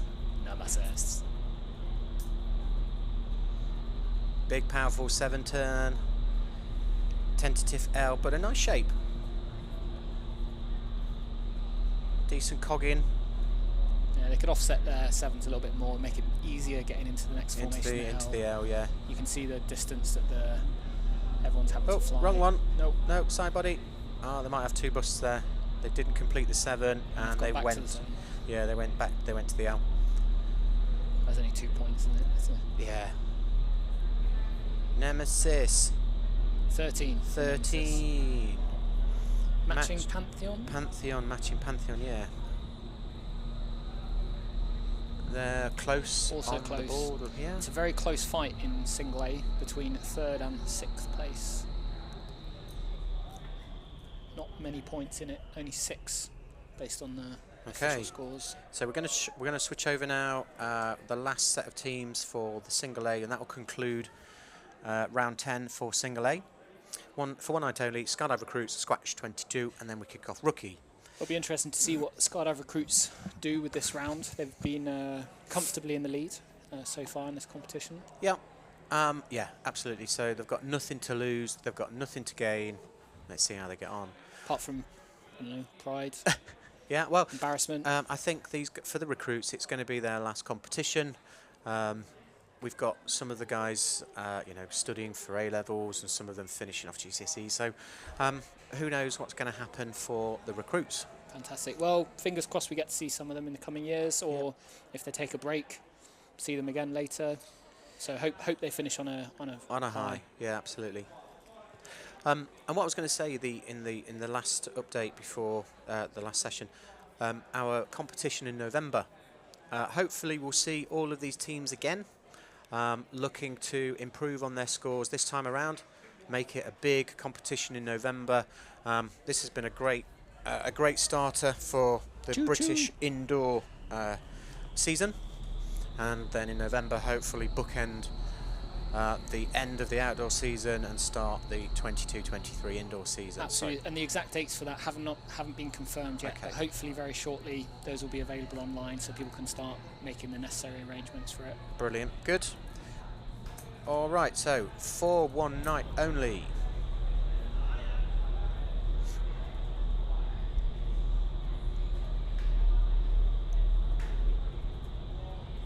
Yeah, got the L at the back. Just yeah, and with a squeeze. Little bit of just visuals needed to make sure that all the grips are on. And there you go. There's your spin, and then in the tricky L. Nice shape on that one. Nice turns. Little bit heavy on the front on that one. 11. For one night only. Well done. Lovely last round. Only.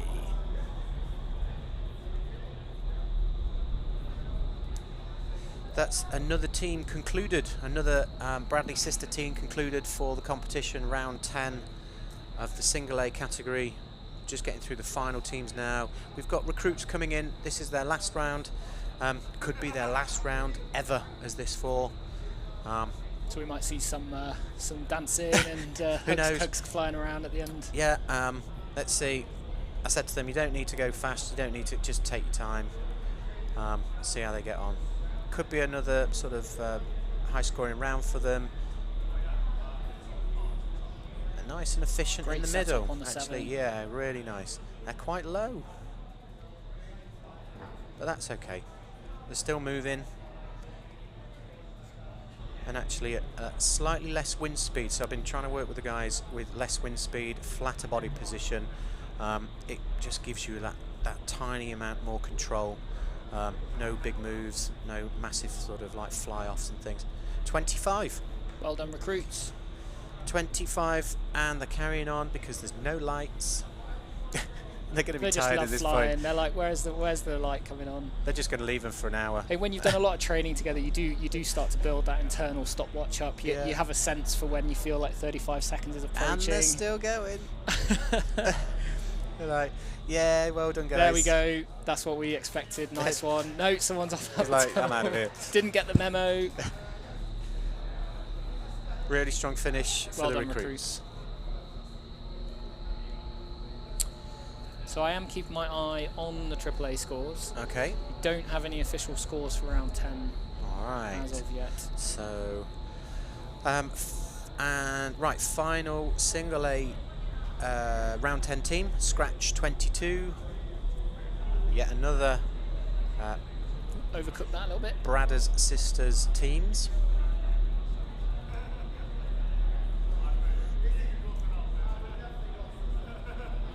Nice and steady 7. They can be tricky for new teams, the 7s, because you try and put effort into spin your body in place, and then you get knocked by someone else. Yeah, and that, you know, that's down to the sequencing, isn't it? But it's always the challenge of wanting to turn.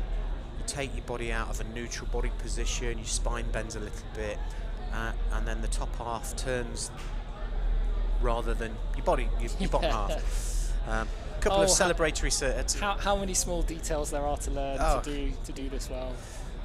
For anyone who's interested in learning to do this and they're watching from home and watching their friends and family, where in the UK can you go do indoor Get in the skydiving? wind tunnel. The iFLY network is all over the country. Manchester, we've got iFLY in Manchester, iFLY in Basingstoke, iFLY in Milton Keynes. There's a new iFLY in Birmingham, and one soon to be down in London. So there's plenty of places for you to be able to get into the wind tunnel. There is one in Bedford that's not operating at the moment. We'll see how that goes. And then there's plenty of wind tunnels popping up all across Europe. Okay, Booty's Call kicking off the rookie round 10. Looking strong. MKO. So there's the O, there's the in-facing M, there's the K. And your inside centres. 18 for Booty's your Call. inside centres really pushing them as well. It's like, come on, chop chop. Well done, Booty's Call. So they were in second place based on the official scores going into that. So it sounds like they were really pushing to see if they could try and pick close up that some gap. points. Yeah, absolutely. Good job, Booties.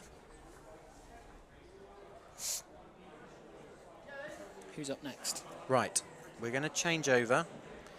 Continuing the rookie round 10. Chaos Unit, Space Pirates, Best Served Cold. What's been going on the live chat, Mark? Live stream chat. Nicole says everyone has trained so hard. You can see it in their performance. Well done, everyone. It's a tight competition. Fantastic. You know, and it's great to see. Yeah. We know a lot of the competitors leading up to this were training beforehand with whatever time they could find. It was great to see. Heather's in the chat saying last one, go wing kickers. So well done from very rainy Cornwall. I think we've done well here. It's been quite dry over in It's Basingstoke. been lovely and warm in this room. And well done to Basingstoke, all support staff and the commentators. Thank you very much. And we've also got Trevor saying thanks to Dave, Mark, Hannah, Emma and Taff. Those the other commentators and our roving reporter Taff. Thanks for the shout out and glad you've been enjoying it. Please do tell us what you're doing while you're watching the live stream round 10 for rookie. We're getting close to the close of all of the rounds for the Four Nations Skydiving and the VFS as well. So Chaos Unit, I think they're more chaotic now. I think they've been really steady and calm all competition, really well disciplined. But they're going for, I think, comparatively from the previous rounds, they're properly going for it. Let's see how many points they can burn. That grip was not the right place. You have to look at the grips to make sure you're taking up the right place. He's got a lot of bum grips going on there, look. I'm being very generous, I think, with the live score in here. And unfortunately, I love the enthusiasm. I can't fault enthusiasm. Chaos Unit showed more chaos. They did. And therefore also scored more busts. More busts, a lot more busts. So they got an indicative 21, not including probably 5 or 6 busts. Chaos 21, highest score of their competition. In comparison with Booty Calls, what did they get? 19, I think. 19, yeah. But Chaos smashing it. Probably scored more busts than points. Yes. Congratulations. Congratulations, living up to the name. Love finally. All right, Space Pirates cruising into the tunnel, straight into the L.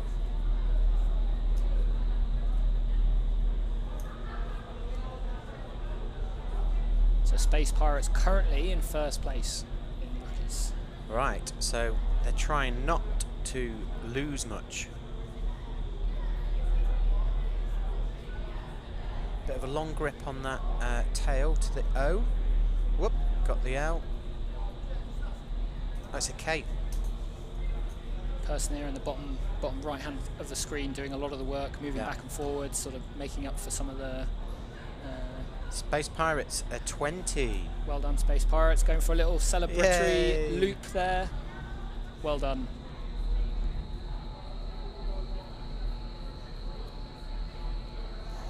And finally, best serve cold. Best serve cold.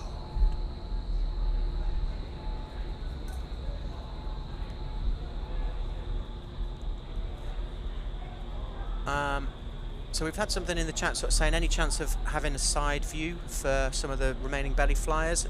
We'll see if we can sort that out.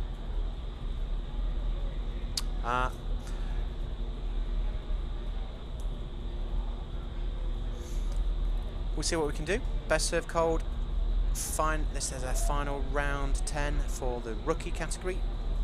For best serve cold, looks like they're really trying to go for it.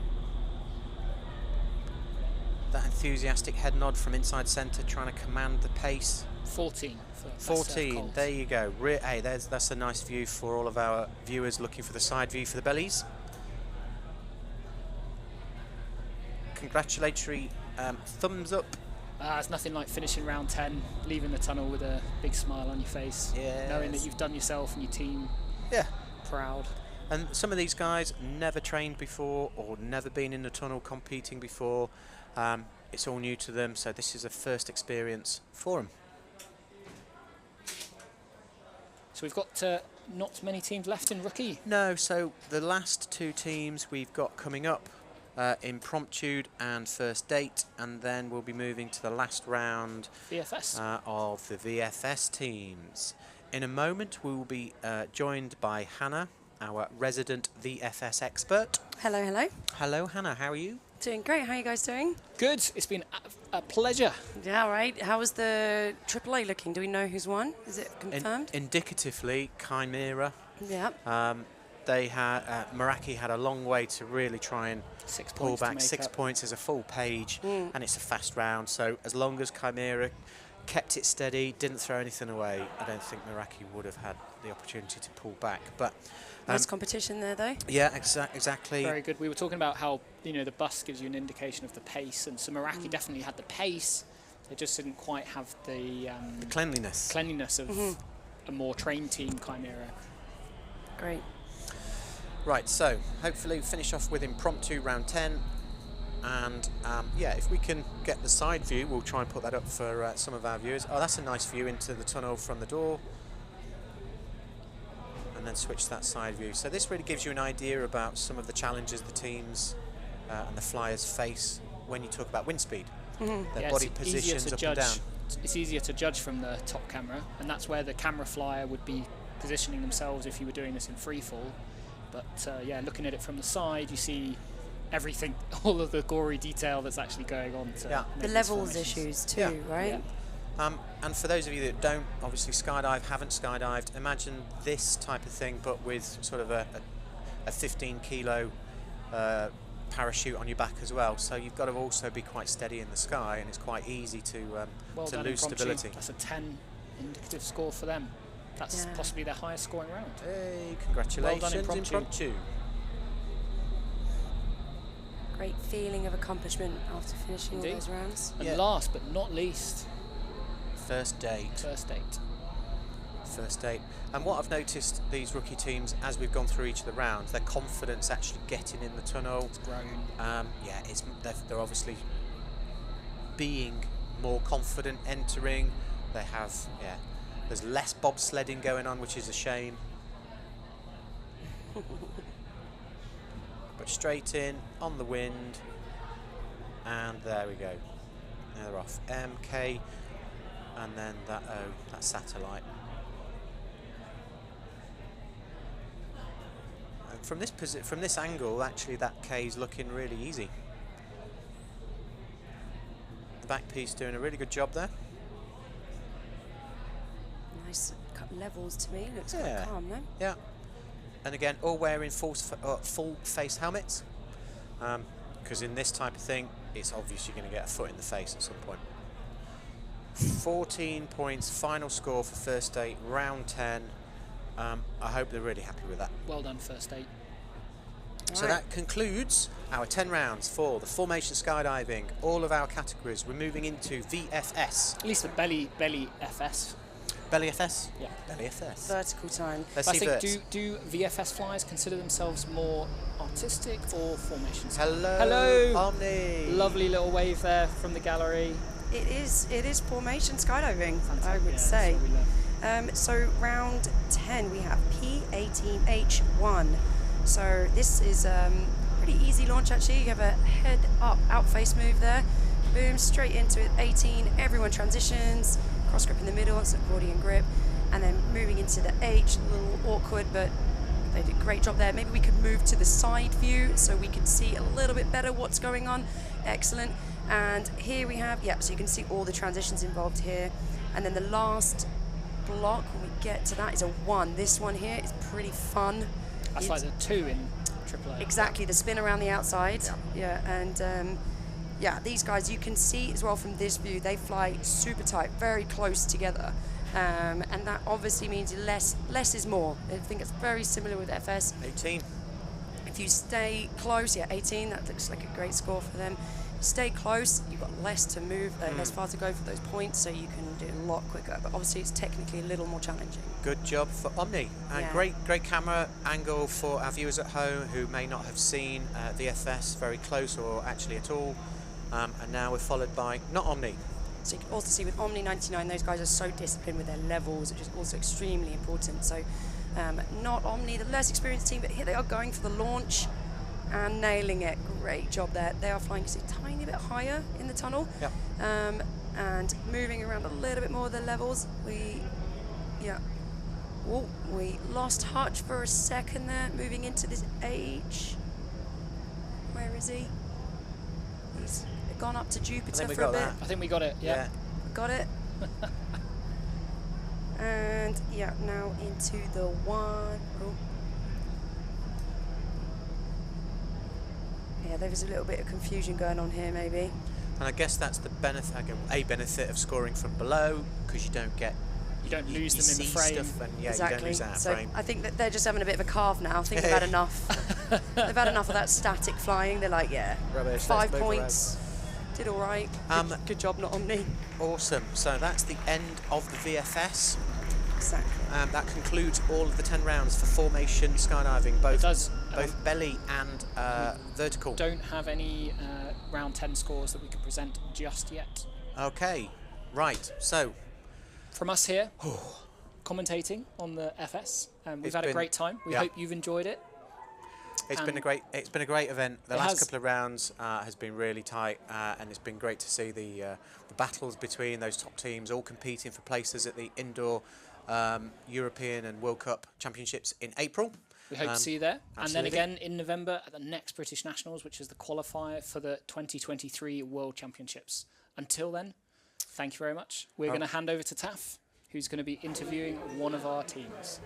Thank you very much, Mark. Fantastic day today at the minute. We are here with Enigma at the minute with James and Sol. And have I got your name right there, by the way? Because James made a big issue of me trying to get your name right. No, absolutely perfect. I really appreciate you pronouncing it correctly. It's spot on. I did a great job there. So they're doing two-way dynamic. How do you think the competition's going? 2 years in the sport, both of you, which is actually amazing to see the flying ability, you know? Yeah, I think it went really well this weekend. You know, first of all, just a big shout out to everyone behind the scenes organising, all the management at iFLY, the judges, everyone behind the scenes doing the live feed, really appreciate it. We've had a blast. I think James and I, we came into the competition eyes wide open, just wanted to have a good run out. We did a lot of prep, and I think it went well. We did ourselves proud, so that's the main thing, and looking forward to some more in the future. Yeah, and I think the flying ability after 2 years, AFF, at the beginning, I met yourself, James, in Portugal. You just qualified, eager beaver, as they say, and to then be competing here, You know, it's a massive step, man. So what's the process been, you know, just for new skydivers, just to go from there? I think it's important when you get into skydiving to sort of find some friends that you can jump with. And I met Saul a year or so ago, and it's good that Saul, he spent a little bit of time in the tunnel before me, and then when I started the tunnel, we started flying together, and then it just pushes you, and like it pushed me to just get better and better and better. Then we went over to Russia, spent a little bit of time in Moscow, like over Christmas, and we did about 20 hours out there, and then we trained to come here and do this competition. So that's basically why we're here, is, you know, we just pushing it and pushing it. A lot of determination, and we've talked about this all the way through the past 2 days about the amount of investment time-wise and money-wise. And what's the future look for you two guys? Because, you know, you're smashing it, mate. You know, you really are smashing this. I really appreciate that, Taff. You know, I think it's echo what James has said. You know, I think we were lucky. It was the right place, right time. We bumped into each other. You know, we set some goals and we had some great coaching along the way. You know, big shout out to Jimmy McCarthy, sort of nurtured us through the sport, you know, from back flying to where we are, and also our coaches in Russia. But as you say, you know, the future, I think, you know, we're going to continue in the tunnel. And I think this year we're also thinking about doing a bit of outdoor competition. So we've got eyes set on the outdoor competition, free and freestyle as well. Oh, there you go. So freestyle and free fly. Are you looking forward to outdoors? Because I know you enjoy flying your parachute as well, right? Yeah, I think the tunnel's really fun. It's a high pressure environment, but like I think I much enjoy flying outside, you know, leaving the plane, the beautiful scenery. I think that's where my heart's at. Saul will probably be doing the freestyle, so I'll be filming behind the camera. So a different side of it as well, though. Yeah, I've not done much camera flying, but something that I'm looking forward to getting into, yeah. Good. Well, thank you very much, Enigma. I know you're in the tunnel very shortly, so I'm going to let you go. So we're going to go to a quick break, and then we're going to see the dynamic flying, and I believe it's a final.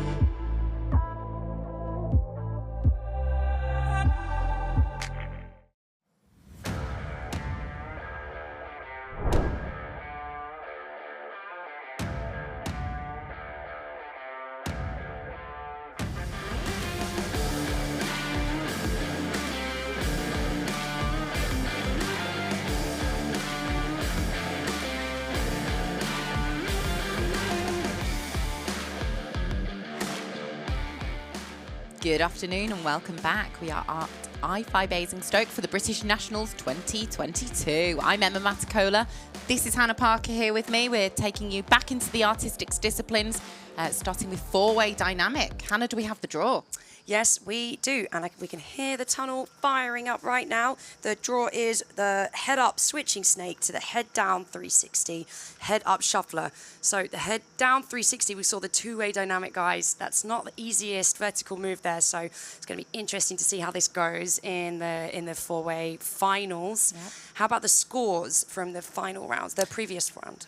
Okay, so in the previous round, we saw that Oddballs had 4 busts. 3 Men and Harry had a clean round. So at the moment, 3 Men and Harry, as they have kind of consistently been scoring slightly higher. They're definitely faster, aren't they? Yeah. It was a 122.34 overall compared to Oddball's 149.25. So currently, it looks like 3 Men and Harry are in the lead, but as we saw from that exciting two-way round, it is all to play for. So Oddball's in the tunnel already. Yeah. With their final round. So this draw is head up switching snake into a head down 360. Head down 360. I like head down 360. A nice little spin at the top. It's obviously much more difficult. You can see we've got 4 flyers in, so you can see when the flyers up at the top are doing their 360, but there's flyers flying underneath them, getting in sort of the airflow, the wind flow, causing burbles and other problems. So they've got to keep moving. This is all about dynamic, constant flying, going as fast as you can. Right, on page 2 now, the switching snake. So this is oddballs. I nearly called you oddballs, sorry. Hannah, do you know anything about oddballs? I don't actually. Shall I tell you a little bit? Yes, please. Okay, so these are a clothing company that Jimmy McCarthy kind of works quite closely with. So they are actually a brilliant company. They sell all sorts of quirky underwear and clothing, but 10% of their profits go to testicular cancer, raising money for testicular cancer research, and also Joe's cervical cancer. All right, so here we are in the final of the 4-way dynamic. This is oddballs flying. They're looking good, Hannah. They are looking good. They had a few busts in the last round, 4 busts, so I'm sure they'll be looking for a little bit of a cleaner round. Well, they did have a clean round actually on round 3, so there's absolutely hope. This is, we know anything can happen, but so far, so good. Head-up shuffler looks a little slow on that mixer move. It's not the easiest one, I think, for everyone. And they are out, 107.5. Yeah, not too shabby. So yeah, let's see what the next team have. This is 3 men and Harry, Zach Nicholas, then Ryan Arkle, Josh O'Donoghue, and Harry Sohn. Yeah, I mean, 3 men and Harry have had a real mixed bag. 0 busts in the first round, 9 in the second, 1 in the third, 0 in the fourth. So, you know, they had a real not good round 2. So we're hoping for a nice clean round, a nice fast round, Hannah. Yeah, and there's 107.5 was the time to beat there from oddballs from our indicative timer, and that was not include busts. So yeah, let's see. This is the final of the 4-way dynamic. I have just 2 teams, so yeah, let's see who's gonna win, and they're in. Right, starting off with that head-up switching snake, beginning with head-up in-face snake to head-up out-face, which we're just seeing them transition back to head-up in-face. Transition to their head, bottom loop, head down 360, performed by all 4 flyers. These guys are definitely faster. Yeah, they are. You can tell, but yeah, it's not always about that, so it just depends on if they can keep their head in the game. Yeah, so you can see when teams start flying faster, they can do one of 2 things. They can either fly fast, very straight, clean lines, or they can fly faster and look a little bit out of control. And these guys are sometimes bordering looking a bit poppy up. Messy. Poppy uppy? Poppy uppy. Bit nicer than messy. But yeah, I mean, they're really coming together now. There's times when this looks really good. We lost Ryan for a second there, but he's back in. Shuffled himself back in there. Did he shuffle himself out of the shuffler? He did. Right, okay. On to that page. 3rd and final page, led by, I believe, is that Zach? Yes. And into the head down 360.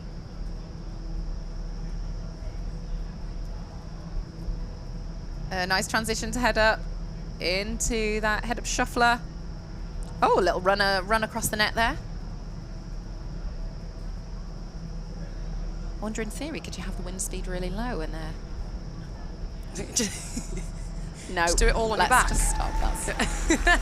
Great job, 98.9. That was a lot quicker than oddballs, but just depends on those busts. We will have to find out later from our final result from the judges to see who takes away the gold in the 4-way dynamic. Yeah, that was a really interesting one, though. That was they looked quite pleased with that, actually. 3 men and Harry at the end. They looked quite pleased with that. So Hannah, what do we have coming up next? So next up, we have freestyle. So this is our final round of freestyle. We'll be seeing the teams in the order that they are currently ranked based upon their 4 previous rounds. So it's going to be great to see these guys' final performance. So I think first up we will have Enigma. But we'll just wait and see in a moment. And we do have some scores here from their previous rounds. So yeah, first up will be Enigma. That is Saul. He is also competing in the two-way, as we know, and we just had the interview with them. These guys, are fairly new to this, so great to have them here at this competition. Oh, a nice view out there of Saul chatting to some of the other competitors. So we've got Enigma, Saul flying first, followed by Lake, and then Amy Chavarin. And it'd be really nice to see these routines again. And Enigma, he did have his best round on his round 4, best score at 5.4, starting his first round at 4.9. Really see his confidence increasing over the round, so I'm sure he's looking to make his best score yet for his round 5, the final performance. There's a big crowd out there. There is. The atmosphere in the tunnel is electric from both competitors and spectators. Everybody is here ready to watch the finals. This is the last time Saul will be flying in this competition. Enigma freestyle. He's about to take center stage in the tunnel. Getting his game face on. Looks a bit nervous, doesn't he, Hannah? Doesn't he? More people watching now. Ooh, okay, this is the final flight. This is, final flight for Enigma. This is the finals. And freestyle 2022 at the British Indoor Skydiving Nationals. Yeah, and as Hannah said, we're going to see the competitors in reverse order. So it will be starting with the lowest scored up to the highest scored. So shall we just read that out really quickly? We've got Enigma freestyle, Lake, then Amy, Owen, Emily King, Ed, Nova, then Harry, and then Serendipity. So here we have Saul currently flying in the tunnel with Enigma freestyle. Come on, give it everything you've got. This is looking like a nice performance, Saul. Good use of the space, staying on heading. You can see he's really trying to keep strong in the wind, trying to control every aspect of his body. Nice one leg down there.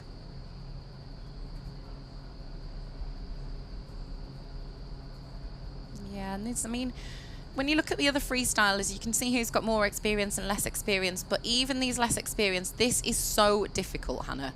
Oh, this is such a difficult thing to be able to do, to fly all these orientations at this wind speed. It's just amazing how much work these flyers have put in. And yes, he may be one of the least experienced, but he still looks fantastic. Great last round there from Saul. Oh, that was really nice to see. Well done. I think he's going to be really proud of himself for this competition. So Great next replay up, of his exit there. Boom. Nice job. Right, next up we've got Lake. Currently in 7th place, Lake. How's he been scoring, Hannah? So he started with a 5.9 in his round 1. 5.7, 5.8, round 2 and 3. Had his best round 4 with a 6.2, which is great for Lake. He's our Milton Keynes instructor from Latvia. So here he goes in for his final round 5 of freestyle.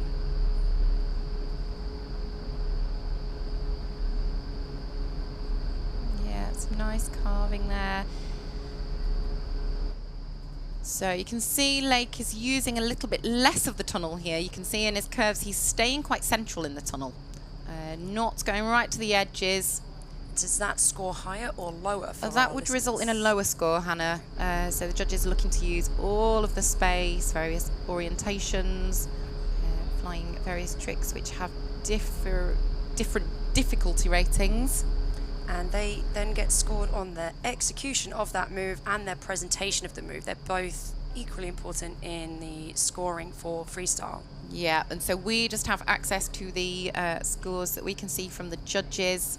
They get an overall score based between that and the difficulty of their performance. They do, and those scores are weighted differently, but we don't have the breakdown of those scores with us right now. And he's out. And that was a really nice, confident exit. It's Last final round flight. Lake. Yeah. See some slow-mo. Oh, we love a replay. Nice. That final flip. Next up, we've got Amy Chavarin. Little Flying for the last time. Aww. She's got a lot of love in here. She has. She's got lots and lots of support, and you can tell she's feeling it. She's feeling good. She's been really nervous throughout these couple of days, but she's really getting into that competition vibe. I think we're going to see a lot more of Amy Chavarin in the future. She's been very consistent as she's such a new instructor and new to this discipline. She has scored 6.2, 6.4, 6.4 and 6.2. So Yeah, great. Well, consistent flying here from Amy. Yeah, let's see if we can get a 6.5. Yeah, go on, Amy. Yeah, she's doing really well, though. Amy is also a tandem instructor in the sky. She's an AFF instructor, and she is a tunnel instructor. Complete multi-rated instructor, multi-talented lady Amy is. So nice through those flips, very controlled. This head-up carving. Yeah, the judges are looking for things like spins in different directions, showing that you've not just got one dominant side. Amy's given it everything she's got. Like you said, Hannah, she's been really consistent throughout this competition. We're hoping for highest score so far. Exactly, that was a great round by Amy. Currently, she was in 6th place. I think she's going to be very pleased with that for her first competition. And this now is Owen. Owen, this is also his first competition. His colleague Amy. These guys all work here at iFLY Basingstoke. It's their home tunnel. Scores are very close between those guys. It was 25.2 Amy overall so far, and Owen was 25.7, so only a few points in it. Very similar entrance. We love that move. Yeah, it is. Yeah, Owen finds it a bit easier to reach the top of the door, though. Amy has to do a bit of a shuffle up there. Yeah, Owen is nice, flowy routine. Seems smooth. very chilled, doesn't it, somehow? It does indeed. Very smooth. Yeah, it's got some nice technical elements in there. Some side carving.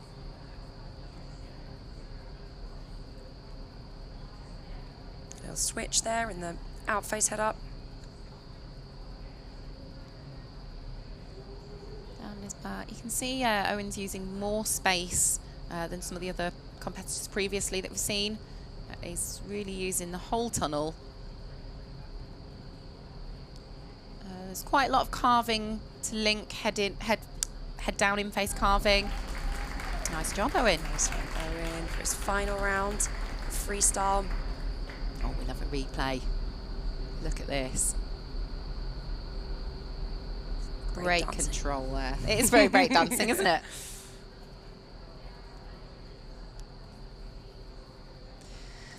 Oh, who have we got next? It's Emily King. An absolute joy to watch. She's got both of her parents here. She's really finding herself. She's 13 years old. Really finding out who she is as a flyer, developing her own style.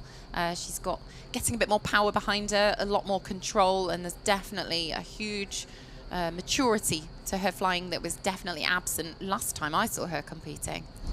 So Emily is currently in 4th place, also extremely consistent, scoring over 7, 7.3, 7.4, 7.4 and a 7.1. So for her final round, I'm sure she's looking for as high score as she can and just a nice, clean round. Yeah, so Emily's going to be looking particularly for this, hoping for a 4th place finish, well, you know, or higher, because the top 4 teams will be invited to the World Cup, which is held in Belgium in April? April, yeah, exactly. This year. So that's the top 4 teams from each discipline will be invited to compete there. So Emily will definitely be fighting for one of those invitations. She's given everything she's got. This is her last flight of this competition, the British Nationals 2022. It's Emily King in freestyle. What a superstar. She's doing an amazing job here. And she gets, yeah, Emily. Well done. She was pleased with that. To see those hands in the air, little celebration. Yeah, she's doing such a good job. And so next up we have in 3rd place currently, this is Ed from Nova. He is currently 7.8 for his first round, 7.4, 7.6 and a 7.2. So actually, first round was his best round. Yeah, well, okay, well, let's see if we can bring back some of that first round luck. Exactly. See, it's harder because some of the competitors are just focusing on one discipline. But there are some, you know, we were talking about Martin Robeson earlier, competing in several different disciplines. Jimmy McCarthy as well. Yeah. Competing in many different things. So, I mean, Ed also competing in the two-way. Yeah, I love his entrance to the tunnel there, straight into that side fly. And Ed is also a very accomplished skydiver. It's different to some of the guys who only fly in the tunnel. Yeah, so you can see he's carefully thinking about every bit of his body, where it's positioned, how to maximise that power in the wind and get it looking beautiful. Close up there. Yeah, he's working on those bigger tricks, incorporating those smoothly into the routine with nice transitions either side. So what was the previous round score for Ed? It was a 7.2. 7.2. Oh, nice exit. Great job. All right, now we're moving into the last two competitors for freestyle. Yeah. So we've got Harry first, and then we've got the lovely Connor. These two are really, really, really exciting flyers. We've seen Harry's had a bit of a mishap in his two-way, and he really now needs to not let this affect him because he's given such a strong performance. Hannah, where are we with the scores with these two? Is very close actually, so it's 34.2 total score for Harry and 34.8 for Connor. Wow. Yeah, exactly. And so Harry had a great last round, scoring an 8.7. He has consistently improved round by round, so starting with an 8.3, 8.6, 8.6, and last round was an 8.7. So amazing to see him working on every performance, improving. Okay, that's really interesting then. It'll be interesting to see if he can improve that, which could potentially give him the chance to snatch that gold away from Connor. Excellent control there with his side fly. Oh, I think this is looking really good actually, Hannah. Into the stall. Yeah, nice side fly spin. Transition, showing he did a small amount of side fly on the other side there. Into a head down spin. Into a little Thomas flare and a feet together spin. He must be dizzy. This is just lovely controlled flying though by Harry. I think we've got some very exciting things in the future for Harry Sohn. Very natural flyer. That was an amazing performance for his round 5. Look at that control. I wonder how many times he's practiced that. A lot of commitment goes into training for these competitions. These guys really doing amazing. And so we have our current, he is also our reigning champion, is Connor. You can see his teammate Serendipity, Rosie outside, giving him full support. There he is, giving us a little cheeky wink before he goes in. Yes. All right, Connor, come on then. Final round of the freestyle, round 5. Whoa, looking good. Everyone always commenting on Connor's shoes, those amazing, amazing rainbow shoes. This side fly control is beautiful. He is just one of those flyers that's an absolute joy to watch, Hannah. Amazing. It's just so controlled. You can see the real strength and in his flying. His performance is great. He was very pleased with his last round. He scored a whopping 8.9. Oh. Can he get up into those 9s? Look at that. You can see he's using all the space. He's got some very technically difficult moves. Execution seems really good so far. Wow. He's just bringing a whole load of Conifig style to this competition, isn't he? Absolutely. That's almost a bit reminiscent of Tom Evans' move, sort of signature move where he carved around the glass. Always remember seeing that. Whoa! Amazing job, Connor. He's got to be pleased with that. That was great. I know his family are here as well. Shout out to them. Yes. I'm sure they're very proud. All right, that was an amazing last round for freestyle. It's been a real pleasure to watch these guys' routines and fly. I think next we are moving into the final of the two-way dynamic. Now, this has been very exciting, very controversial. As we saw the winners so far in the rounds, iFLY have one of them brain moments where everything went a bit wrong and they are not actually into the finals. We have the battle for 3rd place and then we have the battle for the top 2. And so we are going to be seeing first, I think it's going to be So we can see on the board here, iFLY Manchester will be going for gold against Serendipity. So that's the fight there for first place. Yeah, and Hannah, we've got, excitingly, we're going to be, once we've seen that battle, the teams are going to go into the tunnel and we're going to see the hand raise and we're going to see who's won. And that's a good part of these battles. Yeah, absolutely. So we're going to see these guys. I think it's going to be the battle for third place that we're going to be seeing first. So this is iFLY. We can see Zach and Harry there. They had a bit of a disaster on their last round, so they got to get that out of their head and get ready to go into the battle for third place. They will be flying against Sizzling Wombats, who have had great competition. They're extremely impressed with their flying. They've been doing great. Oh, nice hug there between the guys. That's Harry and Zach. They are iFLY Basingstoke. They are, doing great in their home tunnel here. So we quickly go through the draw. This is a very quick draw for the finals here. It is head down in face snake, moving into the classic, and then head up in face circles. So quite a straightforward round actually. So this should be fast, which makes it even more exciting for the finals. So battle for third place. See the concentration here on Zach and Harry, and they are in.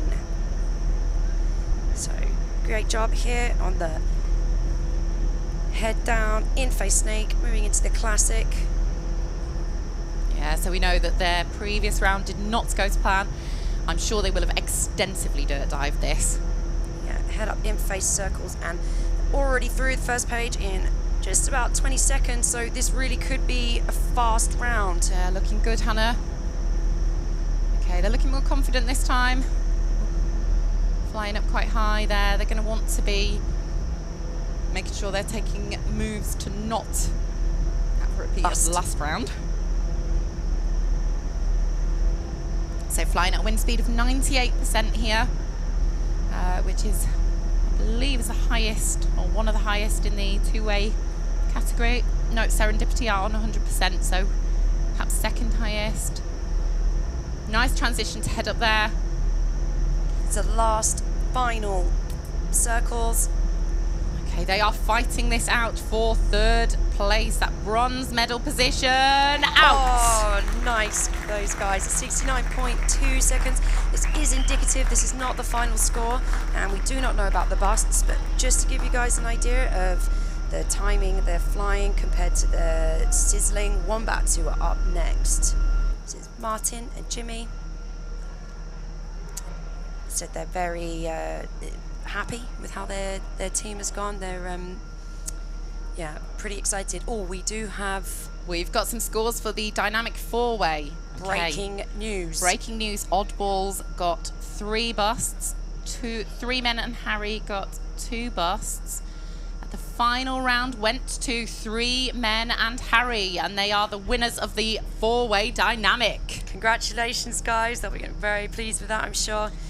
And so, Sizzling Wombats we have now. This is the battle for third place in two-way dynamic. Yeah, these guys have really come out and smashed it. That looked like it may have been a bust there.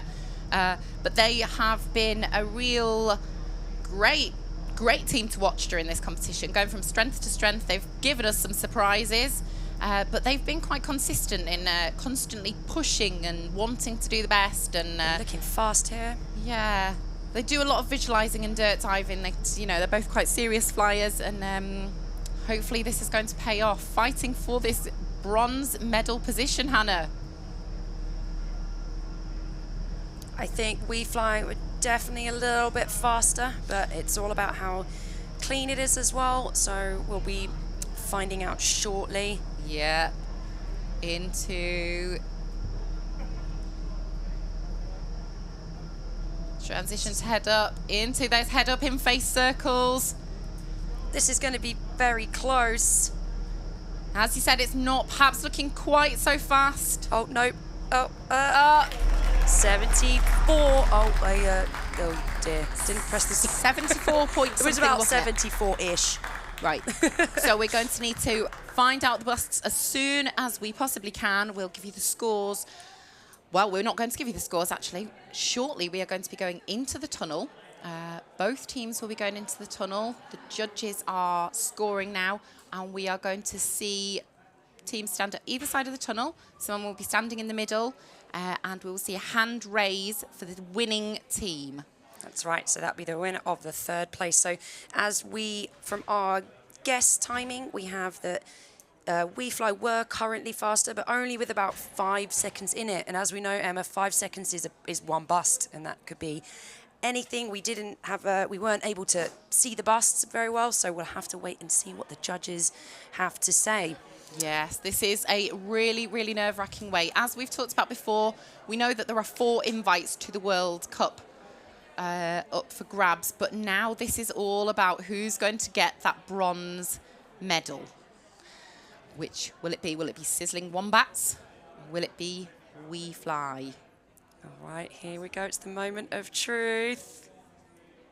And it is iFLY. iFLY are the winners. Congratulations, boys. You deserve it after such a strong few rounds in the two-way dynamic to take away the bronze. Good job, guys. Yeah, they had that wobble in the past round, but they will be really glad to have taken that bronze medal victory. They've had a competition full of ups and downs. Sizzling Wombats have had an amazing competition. 4 fantastic competitors. We found Sizzling Wombats in 4th position and taking the bronze medal. It's who? iFLY. Good job, Zach and Harry. Nice job, guys. That was exciting. So now, here it is, the battle for gold. So I'm not sure that Josh and Fuzz expected to be here. They have had mixed rounds completely. A lot of busts at some point, but they have been flying very fast indeed. Josh is quite an experienced competitor, but these guys did not have much training time between them. So I know that they're just really focused on flying clean. They want 0 busts. If they fly clean, they could be faster than Serendipity. That's Connor and Rosie. So, yeah, first up we will have iFLY Manchester. That is Josh and Fuzz. So here they are getting ready. Will you remind us of the draw again, Hannah? Absolutely. It is head down in face snake into the classic, and then the head up in face circles. This is a very quick round compared to some of the previous rounds. So let's see what these boys can do. And they're in. Oh, and it's fast. Right. Head down in face snake. This is iFLY Manchester, Josh O'Donoghue and Fuzz. Like a little hesitation there. I didn't quite see what had happened. Nice transition to head up into the head up in face circles. They are looking very fast. They certainly are, Hannah.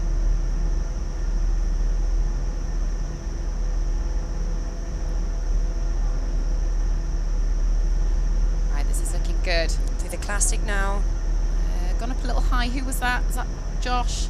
Nice recovery there. Head up in face circles. A little bit of a wobble from Fuzz. So these guys are pros.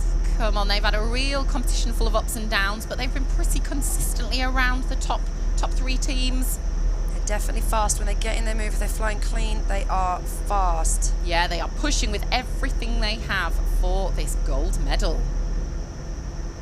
This is the two-way dynamic final at the British Nationals 2022. Might have been a bust there, I think. Oh, and they're out 67.5. That was fast. Compare that to iFLY's 69.2 that we estimated. They were actually 2 seconds quicker, and that's something that they did say. Consistently, they are 2 seconds quicker, but they have had quite a few busts. Unlike Serendipity, who have been flying extremely cleanly. They have. Let's see what they have got. I'm very excited, if you can't tell. This is really exciting. So, as you said, we've seen a lot of consistency from Rosie and Connor. They're quite consistent flyers. They're quite reliable flyers. But you know, we've seen that anything can happen. iFLY is a great testament to that.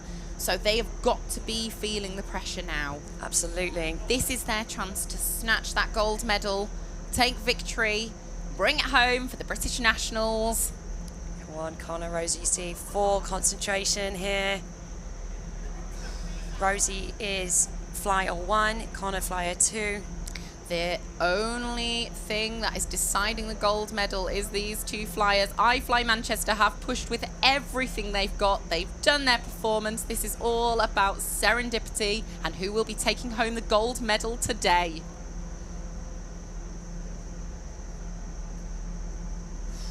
Oh, all right, thumbs up. We are ready, and here we go.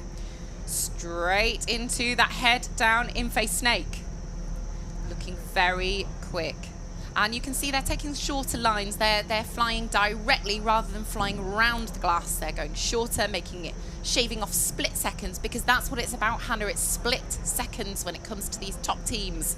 Exactly. It's all about how fast you can go. Oh, Rosie there with a moment of, That was a moment, and this is what we mean. These moments can cost them the gold medal. Come on, Connor and Rosie, can you bring this back? They are still looking very fast, but that will have put that element of doubt in their minds. Yeah, it was only a moment, but it's going to be all to play for now. Come on, Serendipity. These are two fantastic teams, iFLY Manchester and Serendipity. We love these guys. We are rooting for them both. This is a great final in the two-way dynamic. Oh, need to remember to breathe. Breathe, Hannah. Nice transitions, head up into these head up in face circles. This is Connor and Rosie giving it everything they've got. Team Serendipity in the two-way dynamic final, crossing that final line, Hannah. Oh, and they're out. That's a 70.7 compared to the time of iFLY Manchester, which was 67.5. So it's all in the busts. It's all in the busts. It's all in the busts, Hannah. We probably won't use that term again, but it's all in the busts. It's all in the busts. So we just need to know about the bust. So very shortly, we are going to be heading over to the tunnel. We're going to be finding out the results, and we're going to be finding out who's got the gold medal, who's got the silver medal. Will it be iFLY Manchester, or will it be Serendipity? Absolutely. So, yeah, from our indicative timing, we reckon it was 67.5-ish from iFLY Manchester and around 70.7 from Serendipity. So times alone, iFLY Manchester were looking faster. So yeah, it's we don't know. This decision has been made, or it's being made by the judges. We are going to find out very shortly. We are going to find out who's going to take that gold medal, who's going to take the silver medal. This has been a competition full of drama. Absolutely. Hannah, who are you thinking might take the gold? I don't know. I think it's still going to be Serendipity. I think it might still be Serendipity. I think we're going to head over to Taff in the tunnel. Not yet, but shortly. All right, so here we go. Serendipity! Amazing. Really nice job. I think we're heading over to Taff in the tunnel now. Hannah and Emma, you can see those nice big hugs. Serendipity, what a round, you know, a little bit of a mistake from iFLY Manchester. Guys, what did it feel like? Interesting. It was flying with one shoe. Yeah, Josh, nobody's seen it, but Josh flicked his shoe at me when we finished that round. How do you feel, Fuzzy? Yeah, all right. Yeah, it's good. Did better than I thought because all the bust, but yeah, good. Yeah, I mean, Josh did a lot of travelling back from Singapore, so you can't really take a lot out of him. But anyway, we're going to go to the winners now, Serendipity. Just step in, guys. Face the camera for us so we can see the winners, actually. How'd you feel? Yeah. So we're definitely getting a lot of confidence there. Yeah, no, it's awesome. Yeah. Have you enjoyed the competition? It's been awesome. Yeah, it's been really, really awesome, actually. Yeah, everyone's been really bringing their all. It's been a good vibe. Everyone's been so supportive, and yeah, I'm sure shit's been burning in the background, but it's been amazing. Yeah, there's been a lot of work in the background, definitely a lot of work. And what about for the rest of the year? You know, now you're national champions for 2022. Congratulations, by the way. Thank you. Thank you so much. Yeah, it feels pretty great to come out and be able to give it our all, and yeah, have a really fun time doing it. So. Right, well, I'm going to let you both go, and we're going to hand back to Anna and Emma in the studio. Congratulations again, guys. Well done. National champions 2022. Thank you very much, Taff, and really well done to Serendipity. That was an amazing final, absolutely amazing. Yeah, it's been really phenomenal. Great job, Serendipity. We will be handing back to Taff after a short ad break to have some more interviews with our teams today. So, yeah, great. Thank you so much from me, Hannah Parker, and Emma Matacola. We've had a great time. So, yeah, thank you.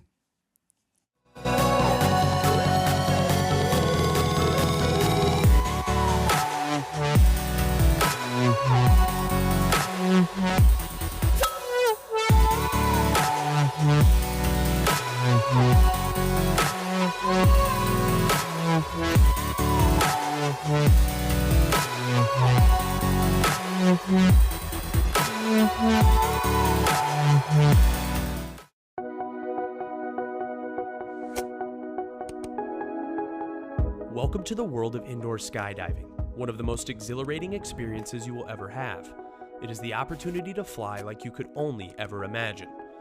Almost any person at any age can learn to do flips and tricks, fly with friends, break through fears, and ultimately live their dreams. Every tunnel flying session begins with the guidance of a highly qualified and experienced IBA-rated flight instructor who is there to help you master skills you already know, challenge you with new techniques, and share in the excitement of body flight in the safest possible environment.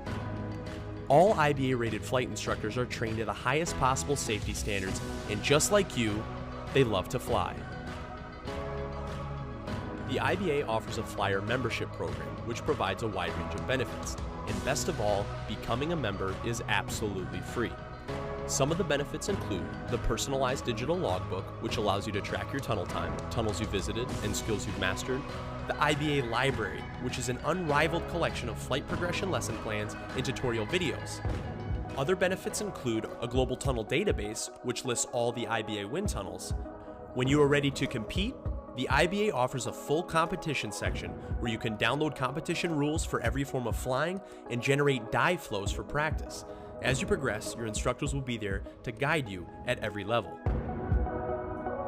You can be a part of this exciting community simply by joining today. Our vision is to fly together, one community in the safest possible environment. The IBA wants to fly with you, so join today and learn to fly.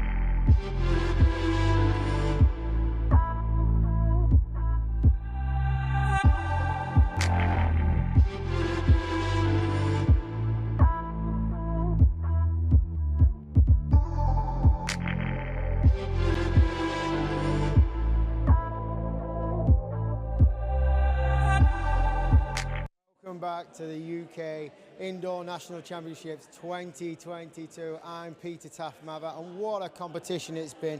Absolutely amazing. We're going to be doing some interviews with the AAA flyers very soon, the winners in second place. But first of all, we're with the meet director, Adam, who's been doing a massive amount of organising for this event. Without him, we could not have actually had this event. Adam, welcome. Welcome. Yeah, thank you for the kind words there. Yeah, and just tell us a little bit about the background of what's been going into the competition. Organisation side, it's just really absolutely everything. It goes down to setting up computers for judging systems. There's multiple different judging systems, just the staff and the flow of how we're going to line up the teams, get them in, get them out, just general structure throughout. Just even basic things like food outside, tents, places to creep, many things really. But yeah, generally there's a lot going into it, and but it all pays off. It's such a great honour to do these sort of events. Yeah, and I mean, for the people out there that don't know Adam, Adam's an amazing free flyer, dynamic flyer, invented dynamic flying in the tunnel, really. Do you want to tell us a bit about your background, bro? Basically, yeah, it's quite a lot. I've been around for a little while now. Yeah, I started off just free flying as my main discipline, competed in the sky and in the tunnel. I was quite successful in them areas. And basically, then I just got involved with judging and the discipline. Like, we just thought, what's a way to push like advanced flyers in free fly even more? So we come up with the discipline dynamic flying to have structure in the flying and really make us discipline where we're flying. And then because we put these rules together, I naturally kind of become a judge. We wrote the rules, made them more like fine-tuned, and now we can see it's worldwide discipline. And yeah, then as I've been over the years, I've just kind of done different positions, done all different positions in competitions, and now generally the last few times I've been meet director, which is just awesome, really. Yeah. Yeah, and I mean, thank you very much for bringing this absolutely amazing discipline to us. Super fast, super dynamic, you know, it's absolutely awesome, and without you we couldn't have had it, you know, so I thank you for that, and I reckon all the viewers out there are going to be thanking you, and the guys that are flying and getting better, you know, there's a lot of discipline that goes into all this, right? Yeah, it's a really disciplined sport, and that's really the root of it. Like, so there's a few of us as like high-level flyers. We all come together, put our brains together, basically, and that's what it's about. It's like, just keep pushing yourselves as flyers, keep doing that a little bit more and finding new ways to push ourselves, and that's really the key to it, just to keep push yourself. Yeah, thank you very much. Is there anything you want to say to any of the sponsors or anything like that, or anybody out there? Well, yeah, I mean, generally, I'm going to say it in the closing ceremony anyway, but like, thank you to all the staff, all the organisations, like the live stream guys, you guys, commentators, the judges, the list goes on, but British Indoor Skydiving Association and iFLY, we come together, and it's been a great team and it's made it be able to be a great event. And obviously all the competitors, if it's for your guys, you know what I mean? If it weren't for you lot, you're making this competition, and we're just going to make it bigger and better. Keep going. Yeah, and we're going to keep going. But thanks a lot, Adam. It's been a pleasure working with you. It's been a pleasure you putting this event on. It's been absolutely mega, bro. You've done an amazing job. We're just going to go to a quick break, and then hopefully we're going to be speaking with Meraki first, and then after that we're going to be speaking to our British national champions, Chimera for AAA.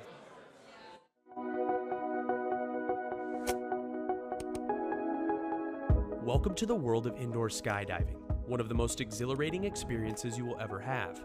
It is the opportunity to fly like you could only ever imagine.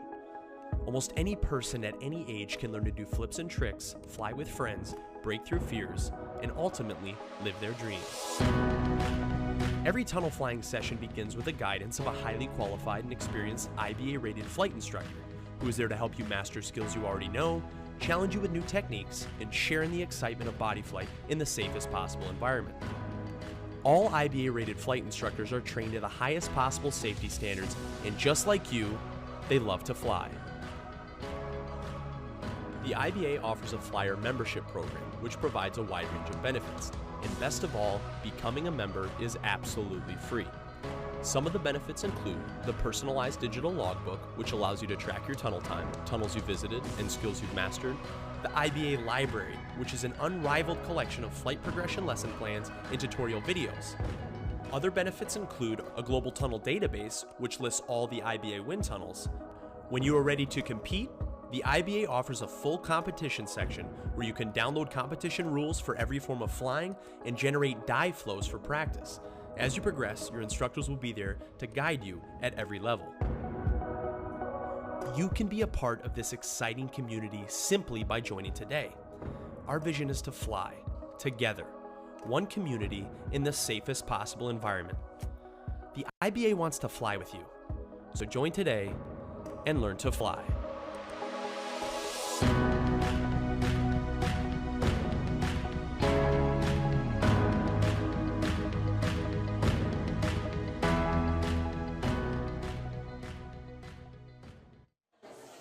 Welcome back, and we are here with second place AAA competitors Meraki. And guys, how has it been for you? It's been brilliant. We've really enjoyed the competition. It was a tough day yesterday, 8 rounds. Pretty tired towards the end, but it's been really enjoyable.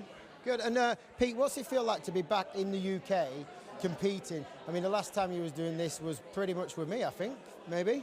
Oh, it feels wonderful, yeah. The last time was with you, 2018, I think. Yeah, that's correct. Yeah, getting ready for Australia. Feels wonderful to be back. Feels good to be back with this group at this tunnel. And yeah, I'm just super happy to be competing at this level, giving Chimera a run for their money. There is one thing I'd like to say. I want to thank the judges because they get put in a box and everyone talks about them, and they're doing the best they can. So thank you, judges. Keep up the good work. Yeah, of course, and we all know from all competing that the judges have a really tough time. You know, everybody wants the scores out pretty quick, you know, and then everybody gets a little bit frustrated. So I'd like to say thank you to the judges as well from the commentators' side. Kate, I'm just going to move to Kate over here. What's it feel like to be flying with Liz and Pete? You know, two amazing flyers that have actually been around for a pretty long time. It's called four-way. But yeah, that is true. That is true. Yeah, she's going to get it as well, don't worry. So it's lovely to be flying back with Liz because we flew together a few years ago on Vulcan, so it's really lovely to be back with her. It's been amazing. I've flown with Pete outdoors for a couple of jumps, so it's been lovely to get to know Pete. And obviously Kat's one of my good friends, and I've flown with her before for fun, and it's been lovely to compete properly. Yeah, and we are going to move to Kath, and I want to just say Kath and everybody has done an amazing job. I've spent a lot of time with Kath, and I've got to tell you, I'm so impressed with your flying. It's been amazing. Yeah, well, I mean, you were one of my biggest critics at one point, but that's what I needed to give me the push. And obviously, I've just had so much fun. It's been amazing. Thank you. No, thank you very much, guys. It's amazing to see everybody together. This team's awesome. I'm looking forward to seeing you go outdoors, hopefully, in the future and carrying on with the team in the tunnel. Thank you very much. We're going to go to a short break, and then we're going to see Chimera. Sorry. Welcome to the world of indoor skydiving, one of the most exhilarating experiences you will ever have. It is the opportunity to fly like you could only ever imagine. Almost any person at any age can learn to do flips and tricks, fly with friends, break through fears, and ultimately live their dreams. Every tunnel flying session begins with the guidance of a highly qualified and experienced IBA-rated flight instructor who is there to help you master skills you already know, challenge you with new techniques, and share in the excitement of body flight in the safest possible environment. All IBA-rated flight instructors are trained to the highest possible safety standards, and just like you, they love to fly. The IBA offers a flyer membership program, which provides a wide range of benefits. And best of all, becoming a member is absolutely free. Some of the benefits include the personalized digital logbook, which allows you to track your tunnel time, tunnels you visited, and skills you've mastered. The IBA library, which is an unrivaled collection of flight progression lesson plans and tutorial videos. Other benefits include a global tunnel database, which lists all the IBA wind tunnels. When you are ready to compete, the IBA offers a full competition section where you can download competition rules for every form of flying and generate dive flows for practice. As you progress, your instructors will be there to guide you at every level. You can be a part of this exciting community simply by joining today.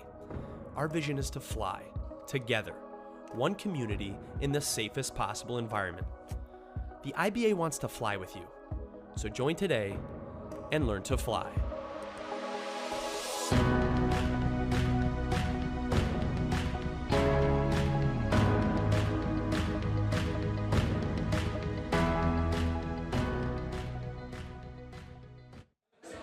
welcome back, guys, to the British Indoor National Championships. And we are with the Bradley twins that have got the most amazing pants on. I mean, look at this. They're putting my jeans to shame. Hey, they are absolutely amazing. They are super, super cool pants. And that's what skydiving is all about.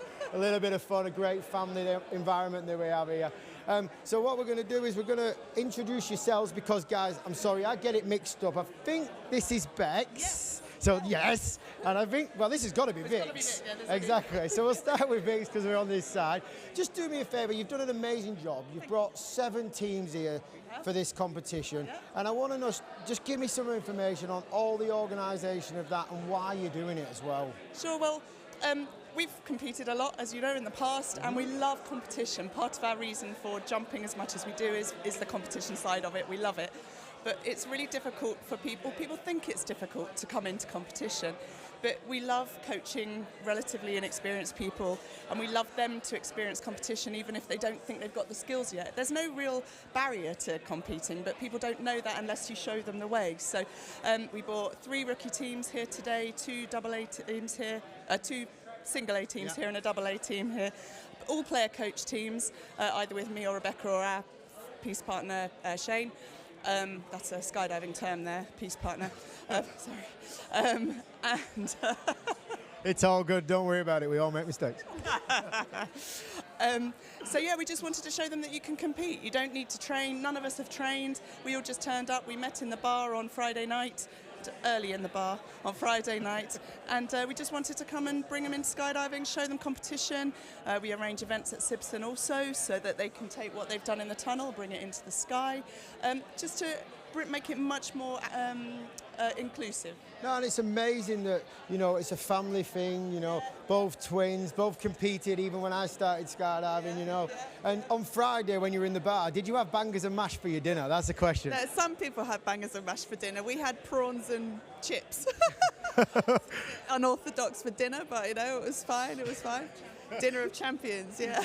And how do you find the teams have been for you? You know, receptive to what you're teaching them and everything else like that? Yeah, we're really lucky. The guys and girls that we flew with this weekend were absolutely brilliant. They were so fun, so supportive of each other, and they're what make it worth doing, really. You know, they're just they you know, someone will do something that's a bit of a wobble, the others will be like, doesn't matter, it was me last time. You know, it's all really kind of nice interaction and really light-hearted, really supportive, really sort of just a lovely environment for them. No, and it's great. I mean, it's great to see you guys after all them years. I mean, I started 13 years ago. I remember you guys competing, you know, at a high level, still doing the competitive side as well, which is great. But actually, the key factor out there is that you're just bringing the sport up. You know, you're bringing so many people back into the sport.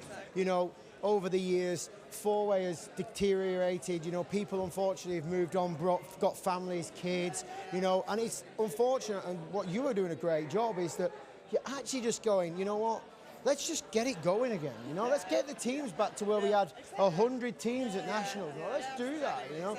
And are you going to bring them to the Outdoor Nationals? That's the question, because flying 7 teams in one day, that's going to be difficult, girls. I don't care who says what, that's going to be difficult. That will be hard. I mean, we did 24 jumps yesterday, 6 this morning, and frankly, if I'd had to do that out of a plane, I'm not sure I'd have managed.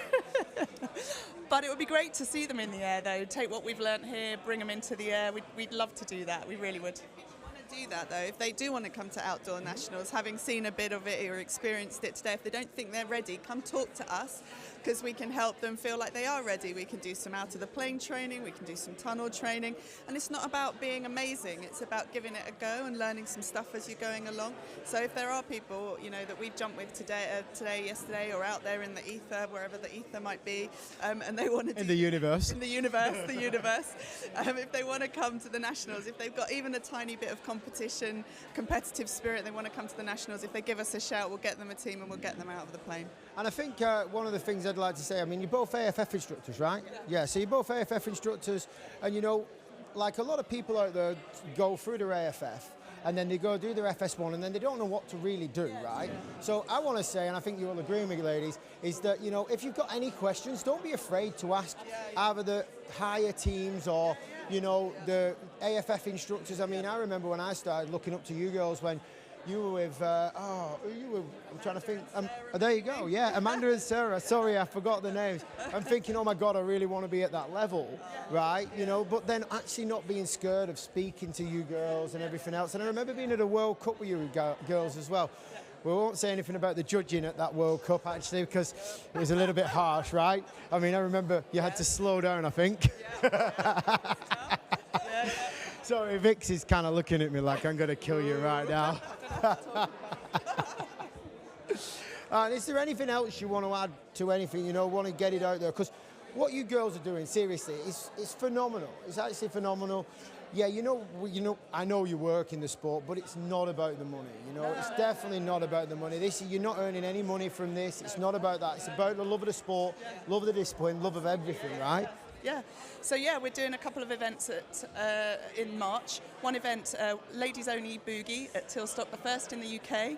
We are levelling the playing field. We're making it inclusive for women to come and join us. First weekend in March, well, Friday, Saturday, Tilstock. Women instructors, women coaches, women pilot, women CI. We're all women on the drop zone. If you felt nervous about going to a boogie before, ladies, come and join us. You'll have a great time, really inclusive. Maxine Tate coming. No way. Yeah, oh, I know you can't come. Are you? I have missed Maxime. If you're out there, I miss you so much, darling. I really miss you. And the girls now are telling me that I can't come. So Can't come. What about if I wear a dress? No. A dress, and I'll do something with my upper body, like, you know.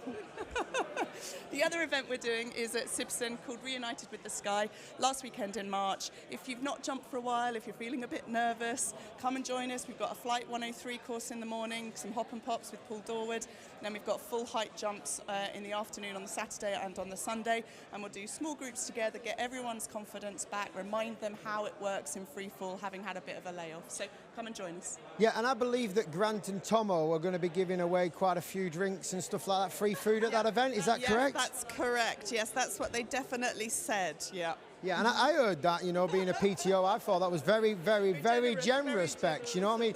I mean, I may do it, but, you know, I mean, I thought, Grant, that's awesome. Tomo, man, that's really awesome that you're giving back to the sport.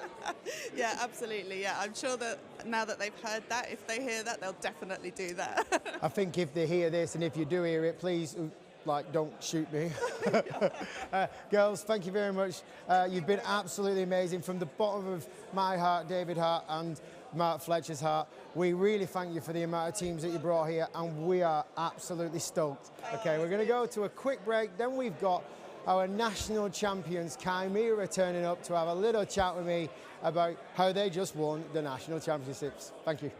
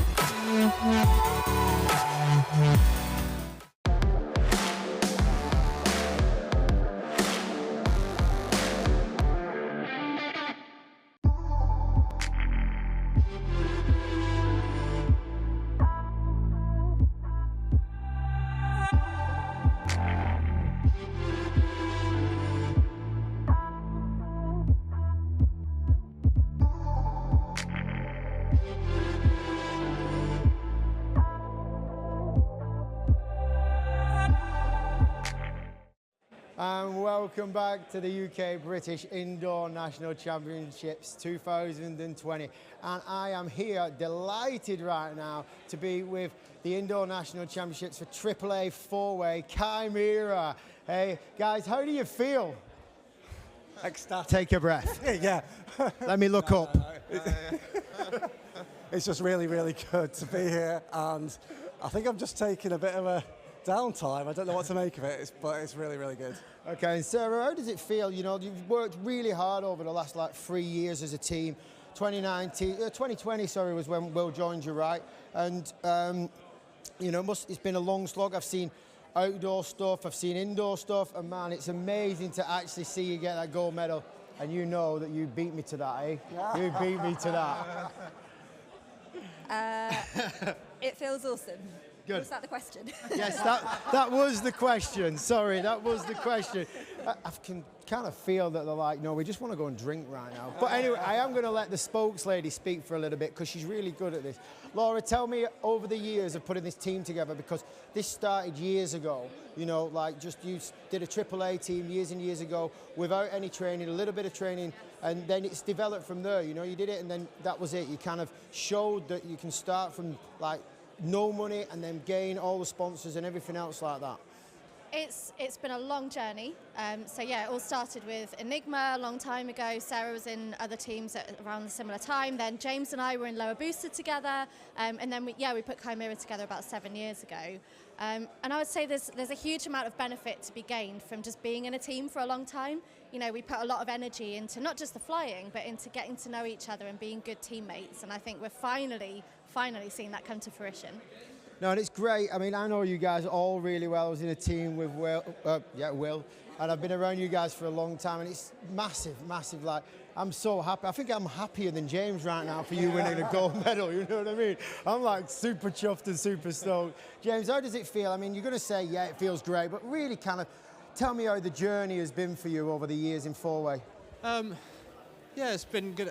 I think when I started, I always wanted to compete at four-way, and I always had like the objective is one day it would be really cool to get a gold medal in AAA. And yeah, I think like 11 years of competing, it's finally happened. So yeah, still trying to just get over, you know, let that sink in by itself. But no, it feels amazing. And yeah, and I think your sister would be really like over the moon for you right now, to be perfectly honest. Obviously. Yeah, and I mean, Katie, if you're out there, you know, I reckon you're super proud of this team. You did some coaching with them. You know, I know you keep an eye on them all the time. So I reckon from Chimera, they're going to say thanks more than once for this. All right, guys, we're going to go to a break now. Thanks for staying with us. This is Chimera. I'm Peter Mather, and we're going to speak to you at 3 o'clock.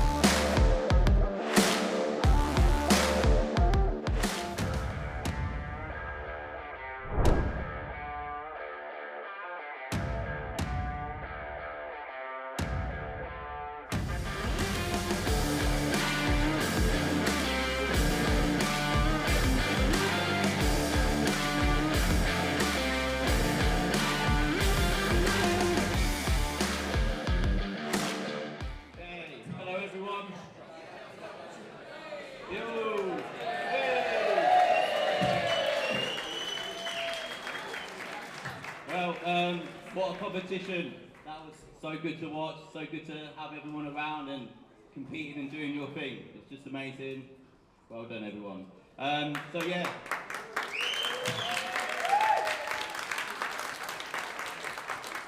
So I just want to obviously say a few thanks to a few people. Thanks to iFLY and British Indoor Skydiving Association for hosting the event.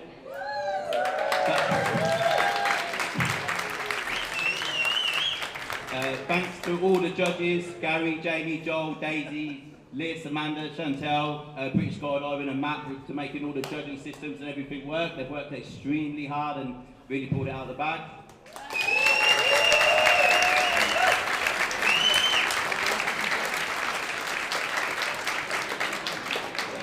Definitely all the staff in iFLY for just making it such a smooth operation.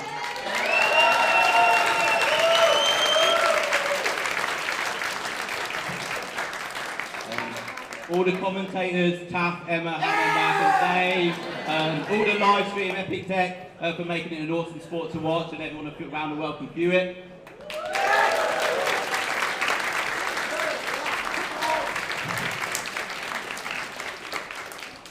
Trevor, myself, and basically all the iFLY team definitely want to say a big thanks to Tracy, Liam, and Georgina for making this all happen. Tracy and Georgina, please come here. Liam, you can also come here. Thanks. Please come.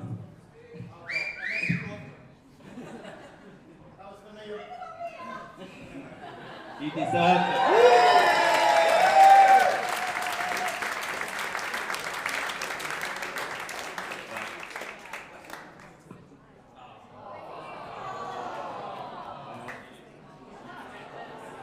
Thank you. Liam, we weren't too sure about giving you flowers, so we got you something else. Some nice socks.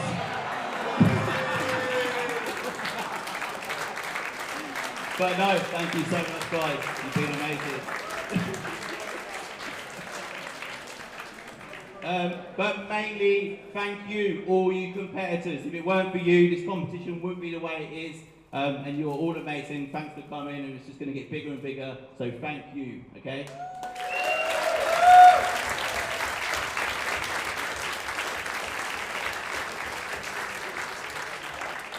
Okay, so let's go for the winners of all the categories, okay? So first up, we're going to go for rookies. So rookie in third place is First State with 103.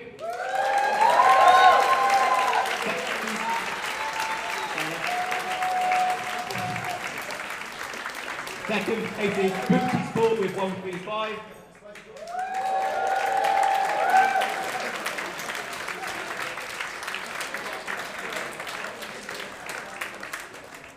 And we'll have Space Pirates with 153.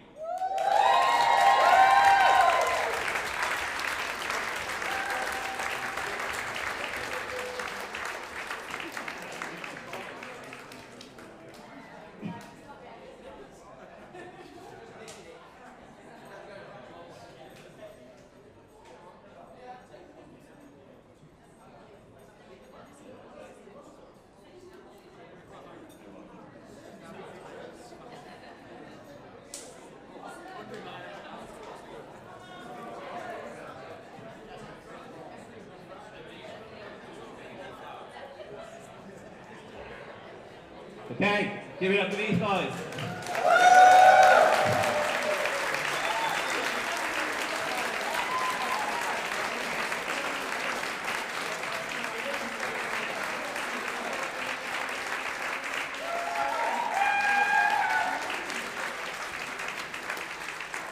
Okay. So, now for a single A category. In third place, we've got Breaking Dab with 147.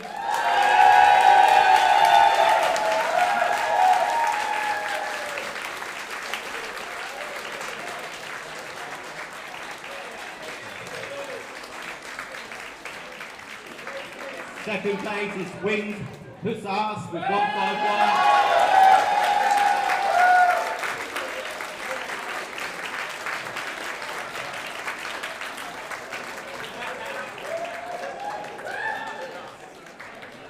And in first place is Skydive Recruits with 203.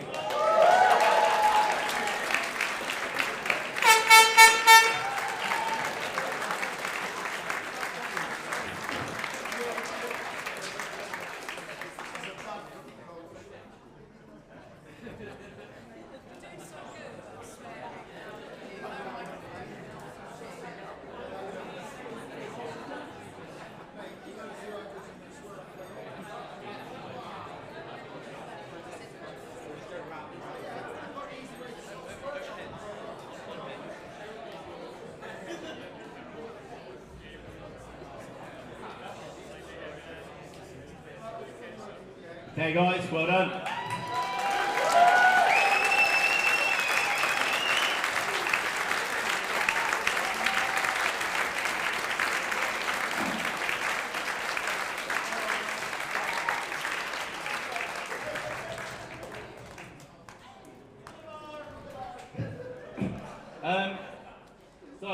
For double A category, third place, Grenade 144.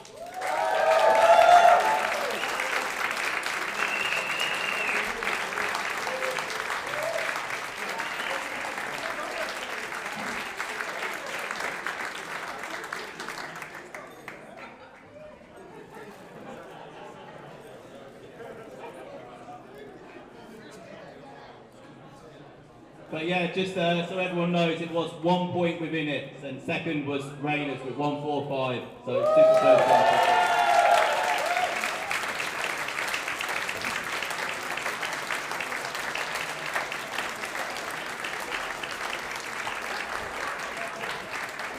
We took that.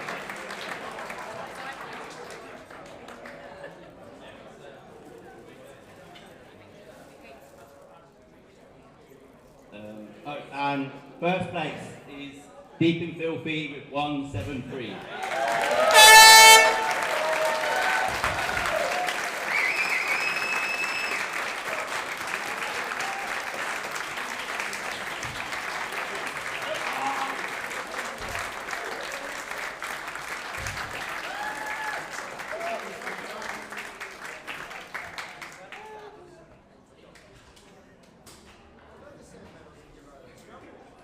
Okay, well done guys.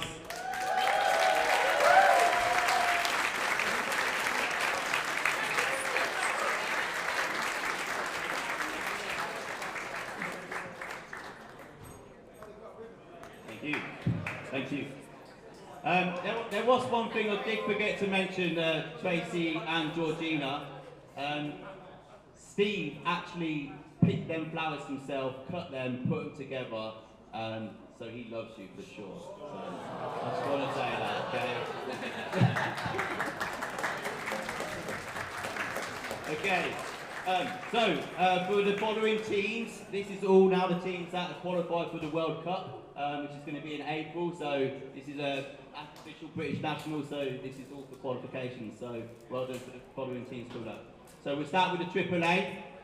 Okay, so third place is NFTO with 229 points.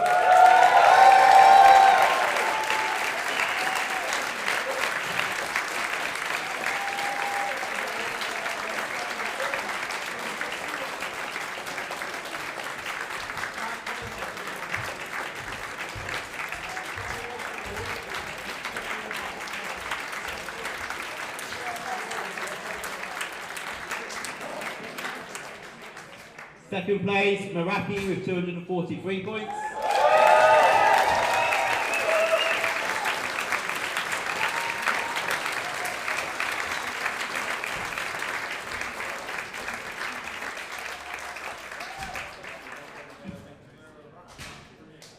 And in first place, Chimera with 251 points.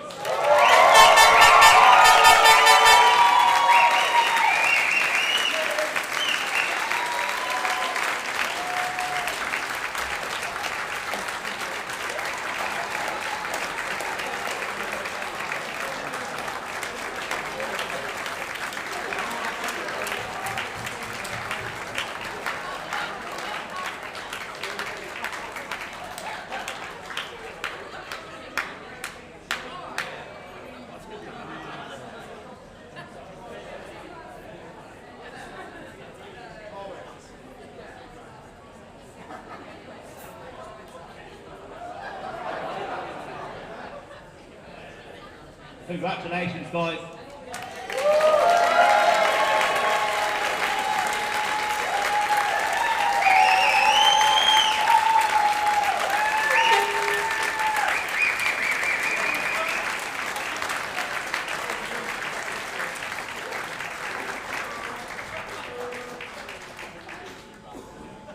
So the next category is for VFS.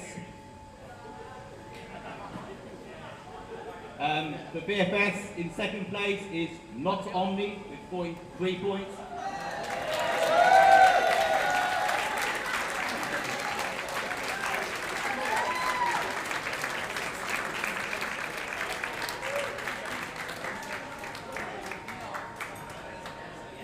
And in first place, Omni.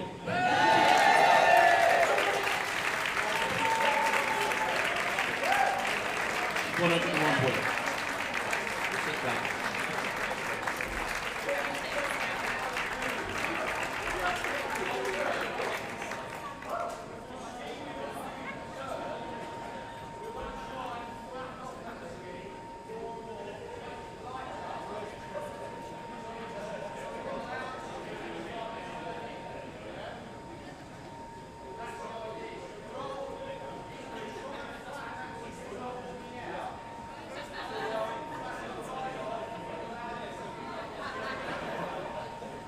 Well done, guys.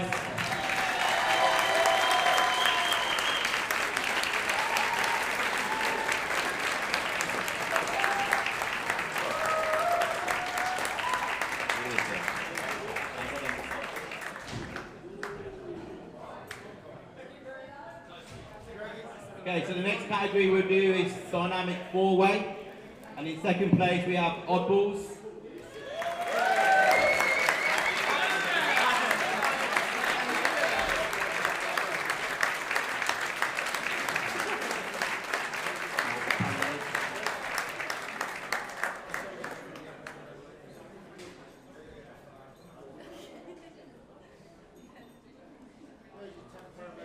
And in first place is Freeman and Harry.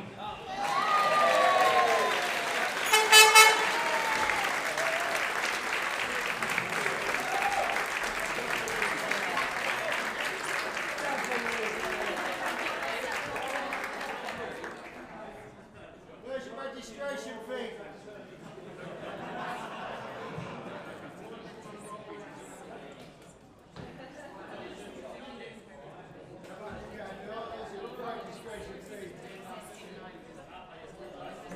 Well done, guys.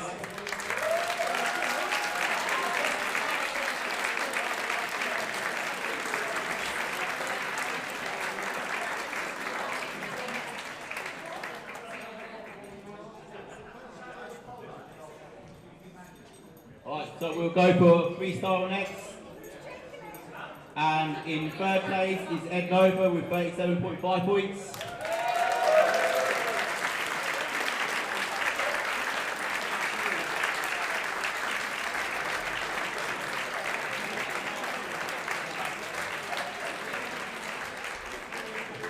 In second place is Harry with 43.2 points.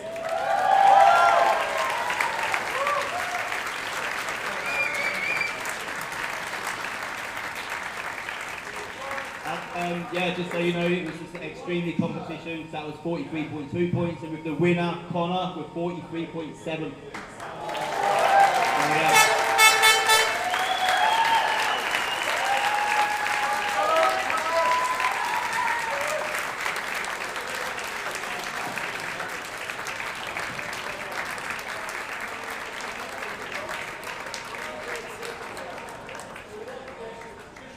Awesome, guys, well done. Nice work.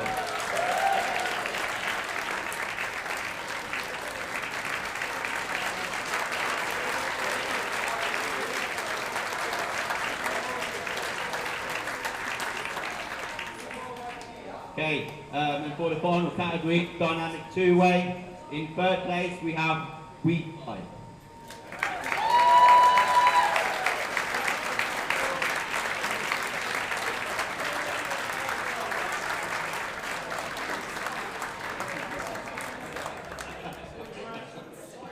And the second place is iFLY Manchester.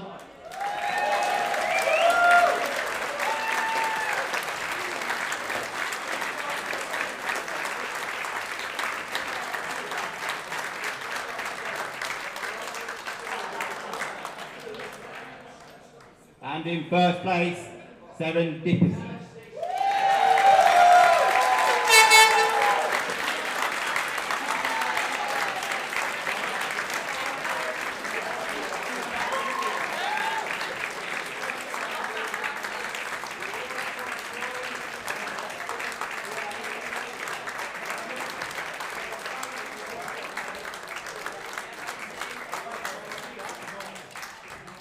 Awesome stuff, guys. Well done.